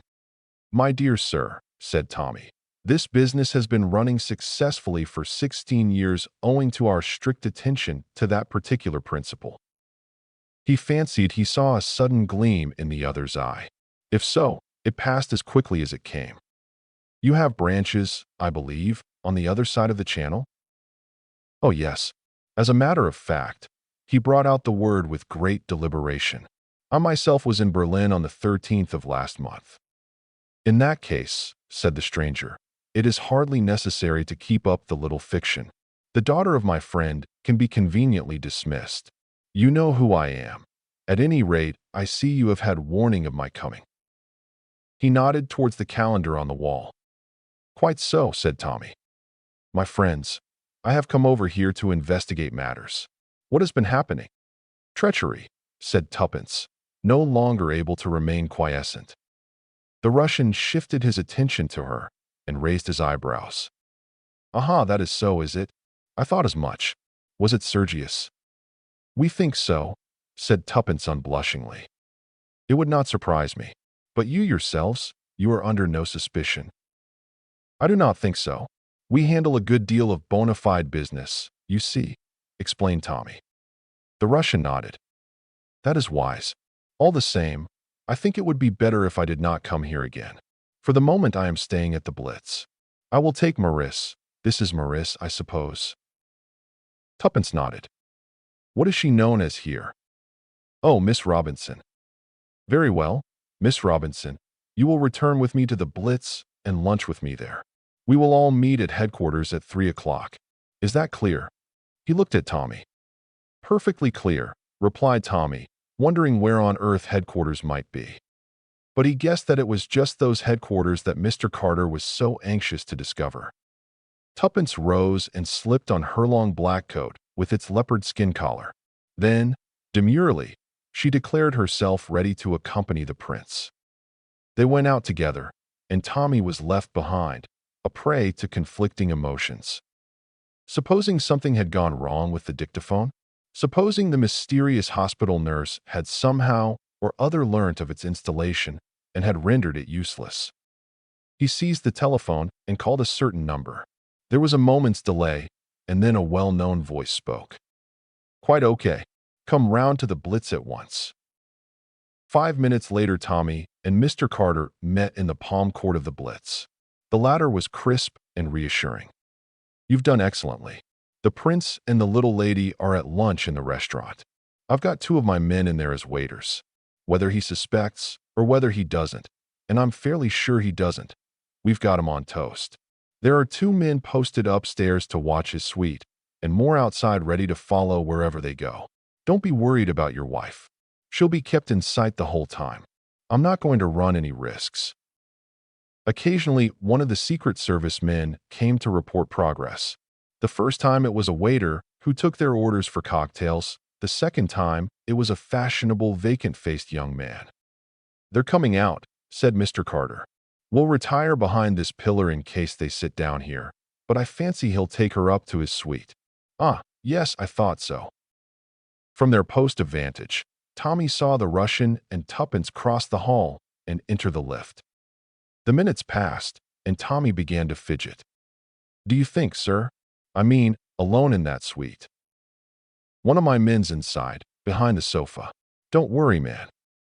A waiter crossed the hall and came up to Mr. Carter. "Got the signal they were coming up, sir, but they haven't come. Is it all right?" "What?" Mr. Carter spun round. "I saw them go into the lift myself. He glanced up at the clock, 4.5 minutes ago, and they haven't shown up." He hurried across to the lift, which had just at that minute come down again, and spoke to the uniformed attendant.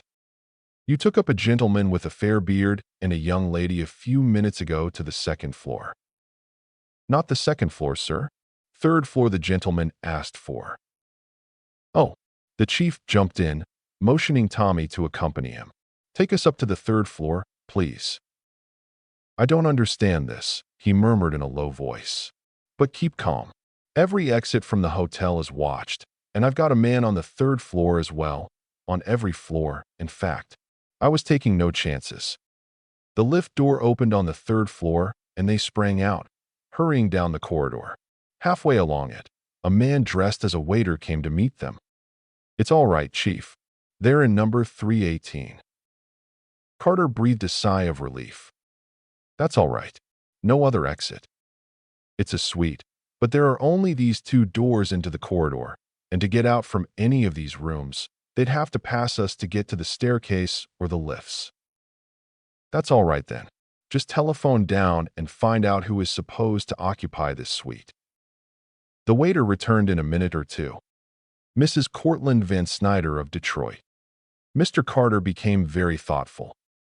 "I wonder now, is this Mrs. Van Snyder an accomplice, or is she—" He left the sentence unfinished. "Hear any noise from inside?" he asked abruptly. "Not a thing, but the doors fit well. One couldn't hope to hear much." Mr. Carter made up his mind suddenly. "I don't like this business. We're going in. Got the master key?" "Of course, sir." "Call up Evans and Clydesley." Reinforced by the other 2 men, they advanced towards the door of the suite. It opened noiselessly when the first man inserted his key. They found themselves in a small hall. To the right was the open door of a bathroom, and in front of them was the sitting room. On the left was a closed door, and from behind it a faint sound, rather like an asthmatic pug, could be heard. Mr. Carter pushed the door open and entered. The room was a bedroom, with a big double bed, ornately covered with a bedspread of rose and gold. On it, bound hand and foot, with her mouth secured by a gag and her eyes almost starting out of her head with pain and rage, was a middle-aged, fashionably dressed woman. On a brief order from Mr. Carter, the other men had covered the whole suite. Only Tommy and his chief had entered the bedroom. As he leant over the bed and strove to unfasten the knots, Carter's eyes went roving round the room in perplexity. Save for an immense quantity of truly American luggage, the room was empty. There was no sign of the Russian or Tuppence. In another minute the waiter came hurrying in and reported that the other rooms were also empty. Tommy went to the window, only to draw back and shake his head. There was no balcony, nothing but a sheer drop to the street below. "Certain it was this room they entered?" asked Carter peremptorily. "Sure. Besides," the man indicated the woman on the bed. With the aid of a penknife, Carter parted the scarf that was half choking her and it was at once clear that whatever her sufferings, they had not deprived Mrs. Cortlandt Van Snyder of the use of her tongue. When she had exhausted her first indignation, Mr. Carter spoke mildly. "Would you mind telling me exactly what happened from the beginning? I guess I'll sue the hotel for this. It's a perfect outrage. I was just looking for my bottle of Killagrip when a man sprung on me from behind and broke a little glass bottle right under my nose, and before I could get my breath, I was all in. When I came to, I was lying here, all trussed up, and goodness knows what's happened to my jewels. He's gotten a lot, I guess." "Your jewels are quite safe, I fancy," said Mr. Carter drily. He wheeled round and picked up something from the floor. "You were standing just where I am when he sprang upon you." "That's so," assented Mrs. Van Snyder. It was a fragment of thin glass that Mr. Carter had picked up. He sniffed it and handed it to Tommy.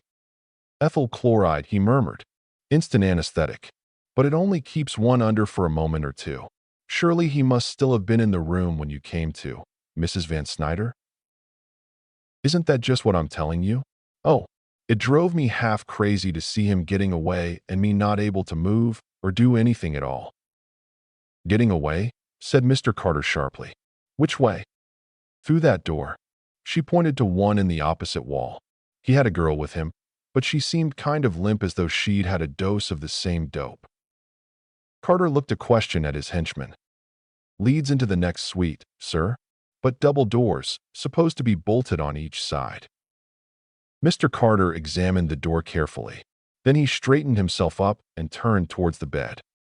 "Mrs. Van Snyder," he said quietly, "do you still persist in your assertion that the man went out this way?" "Why, certainly he did. Why shouldn't he?" "Because the door happens to be bolted on this side," said Mr. Carter dryly. He rattled the handle as he spoke. A look of the utmost astonishment spread over Mrs. Van Snyder's face. "Unless someone bolted the door behind him," said Mr. Carter, "he cannot have gone out that way." He turned to Evans, who had just entered the room. "Sure they're not anywhere in this suite? Any other communicating doors?" "No, sir, and I'm quite sure." Carter turned his gaze this way and that about the room. He opened the big hanging wardrobe, looked under the bed, up the chimney, and behind all the curtains. Finally, struck by a sudden idea, and disregarding Mrs. Van Snyder's shrill protests, he opened the large wardrobe trunk and rummaged swiftly in the interior. Suddenly Tommy, who had been examining the communicating door, gave an exclamation. "Come here, sir, look at this. They did go this way." The bolt had been very cleverly filed through, so close to the socket that the join was hardly perceptible. "The door won't open because it's locked on the other side," explained Tommy. In another minute they were out in the corridor again, and the waiter was opening the door of the adjoining suite with his pass key. This suite was untenanted. When they came to the communicating door, they saw that the same plan had been adopted. The bolt had been filed through, and the door was locked, the key having been removed. But nowhere in the suite was there any sign of Tuppence or the fair-bearded Russian, and there was no other communicating door, only the one on the corridor. "But I'd have seen them come out," protested the waiter. "I couldn't have helped seeing them. I can take my oath they never did." "Damn it all," cried Tommy. "They can't have vanished into thin air." Carter was calm again now, his keen brain working. "Telephone down and find out who had this suite last and when." Evans, who had come with them, leaving Clydesley on guard in the other suite, obeyed. Presently, he raised his head from the telephone. "An invalid French lad, M. Paul de Varese. He had a hospital nurse with him. They left this morning." An exclamation burst from the other Secret Service man, the waiter. He had gone deathly pale. "The invalid boy, the hospital nurse," he stammered. They passed me in the passage. I never dreamed. I had seen them so often before." "Are you sure they were the same?" cried Mr. Carter. "Are you sure, man? You looked at them well." The man shook his head. "I hardly glanced at them. I was waiting, you understand, on the alert for the others, the man with the fair beard and the girl." "Of course," said Mr. Carter, with a groan. "They counted on that." With a sudden exclamation, Tommy stooped down and pulled something from under the sofa. It was a small rolled-up bundle of black. Tommy unrolled it, and several articles fell out. The outside wrapper was the long black coat Tuppence had worn that day. Inside was her walking dress, her hat, and a long fair beard. "It's clear enough now," he said bitterly. "They've got her, got Tuppence. That Russian devil has given us the slip. The hospital nurse and the boy. We're accomplices. They stayed here for a day or two to get the hotel people accustomed to their presence. The man must have realized at lunch that he was trapped and proceeded to carry out his plan. Probably he counted on the room next door being empty since it was when he fixed the bolts. Anyway, he managed to silence both the woman next door and Tuppence, brought her in here, dressed her in boy's clothes, altered his own appearance, and walked out bold as brass. The clothes must have been hidden ready, but I don't quite see how he managed Tuppence's acquiescence." "I can see," said Mr. Carter. He picked up a little shining piece of steel from the carpet. "That's a fragment of a hypodermic needle. She was doped."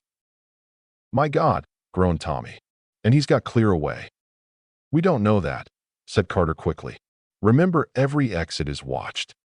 For a man and a girl, not for a hospital nurse and an invalid boy. They'll have left the hotel by now." Such, on inquiry, proved to be the case. The nurse and her patient had driven away in a taxi some 5 minutes earlier. "Look here, Beresford," said Mr. Carter. "For God's sake, pull yourself together. You know that I won't leave a stone unturned to find that girl. I'm going back to my office at once, and in less than 5 minutes, every resource of the department will be at work. We'll get them yet." "Will you, sir? He's a clever devil, that Russian. Look at the cunning of this coup of his. But I know you'll do your best. Only, pray God it's not too late. They've got it in for us badly." He left the Blitz Hotel and walked blindly along the street, hardly knowing where he was going. He felt completely paralyzed. Where to search? What to do? He went into the Green Park and dropped down upon a seat. He hardly noticed when someone else sat down at the opposite end and was quite startled to hear a well-known voice. "If you please, sir, if I might make so bold." Tommy looked up. "Hello, Albert," he said dully. "I know all about it, sir, but don't take on so." "Don't take on." He gave a short laugh. "Easily said, isn't it? Ah, but think, sir. Blunt's brilliant detectives. Never beaten. And if you'll excuse my saying so, I happened to overhear what you and the missus was ragging about this morning. Mr. Poirot and his little gray cells. Well, sir, why not use your little gray cells and see what you can do? It's easier to use your little gray cells in fiction than it is in fact, my boy." "Well," said Albert stoutly, "I don't believe anybody could put the missus out, for good and all. You know what she is, sir, just like one of those rubber bones you buy for little dorks, guaranteed indestructible." "Albert," said Tommy, "you cheer me. Then what about using your little gray cells, sir?" "You're a persistent lad, Albert. Playing the fool has served us pretty well up to now. We'll try it again. Let us arrange our facts neatly and with method. At 10 minutes past 2 exactly, our quarry enters the lift. 5 minutes later, we speak to the lift man, and having heard what he says, we also go up to the 3rd floor. At, say, 19 minutes past 2, we enter the suite of Mrs. Van Snyder. And now, what significant fact strikes us?" There was a pause, no significant fact striking either of them. "There wasn't such a thing as a trunk in the room, was there?" asked Albert, his eyes lighting suddenly. "Mon ami," said Tommy, "you do not understand the psychology of an American woman who has just returned from Paris. There were, I should say, about 19 trunks in the room. What I meaner say is, a trunk's a handy thing if you've got a dead body about you want to get rid of, not that she is dead, for a minute. We searched the only 2 there were big enough to contain a body. What is the next fact in chronological order? You've missed one out, when the missus and the bloke dressed up as a hospital nurse passed the waiter in the passage." "It must have been just before we came up in the lift," said Tommy. "They must have had a narrow escape of meeting us face to face. Pretty quick work, that. Aye." He stopped. "What is it, sir?" "Be silent, mon ami. I have the kind of little idea, colossal, stupendous, that always comes sooner or later to Hercule Poirot. But if that's it. Oh Lord, I hope I'm in time.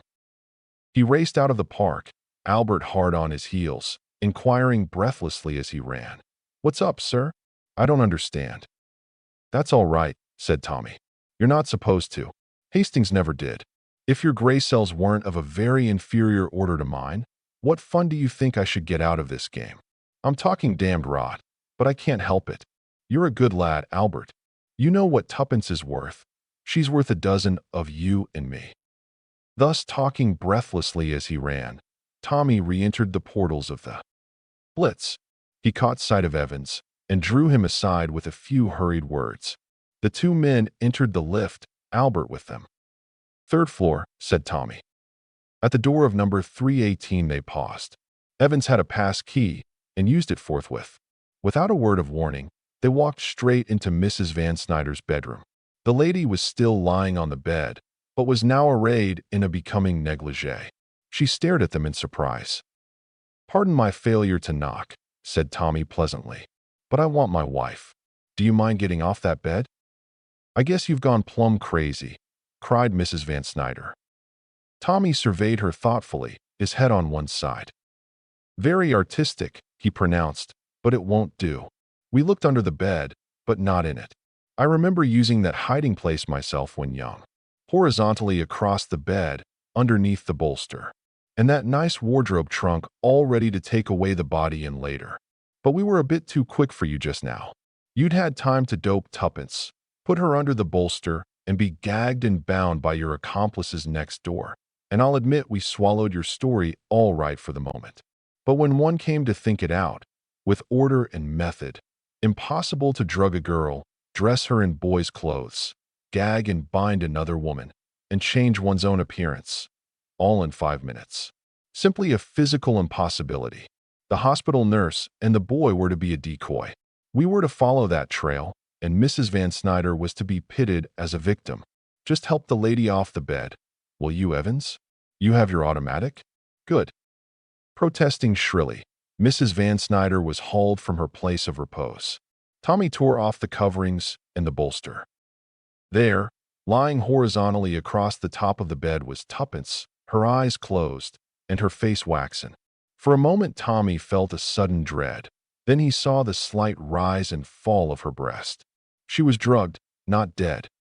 He turned to Albert and Evans. And now, messers, he said dramatically, the final coup. With a swift, unexpected gesture he seized Mrs. Van Snyder by her elaborately dressed hair. It came off in his hand. As I thought, said Tommy. Number 16. 2. It was about half an hour later when Tuppence opened her eyes and found a doctor and Tommy bending over her. Over the events of the next quarter of an hour a decent veil had better be drawn, but after that period the doctor departed with the assurance that all was now well. Mon ami, Hastings, said Tommy fondly. How I rejoice that you are still alive. Have we got number 16? Once more I have crushed him like an eggshell. In other words, Carter's got him. The little gray cells. By the way, I'm raising Albert's wages. Tell me all about it. Tommy gave her a spirited narrative, with certain omissions. Weren't you half frantic about me? Asked Tuppence faintly. Not particularly. One must keep calm, you know. Liar, said Tuppence. You look quite haggard still. Well, perhaps, I was just a little worried, darling. I say, we're going to give it up now, aren't we? Certainly we are. Tommy gave a sigh of relief. I hoped you'd be sensible, after a shock like this. It's not the shock. You know I never mind shocks. A rubber bone, indestructible, murmured Tommy. I've got something better to do, continued Tuppence. Something ever so much more exciting. Something I've never done before. Tommy looked at her with lively apprehension. I forbid it, Tuppence. You can't, said Tuppence. It's a law of nature. What are you talking about, Tuppence? I'm talking, said Tuppence, of our baby. Wives don't whisper nowadays. They shout. Our baby. Tommy, isn't everything marvelous? The end.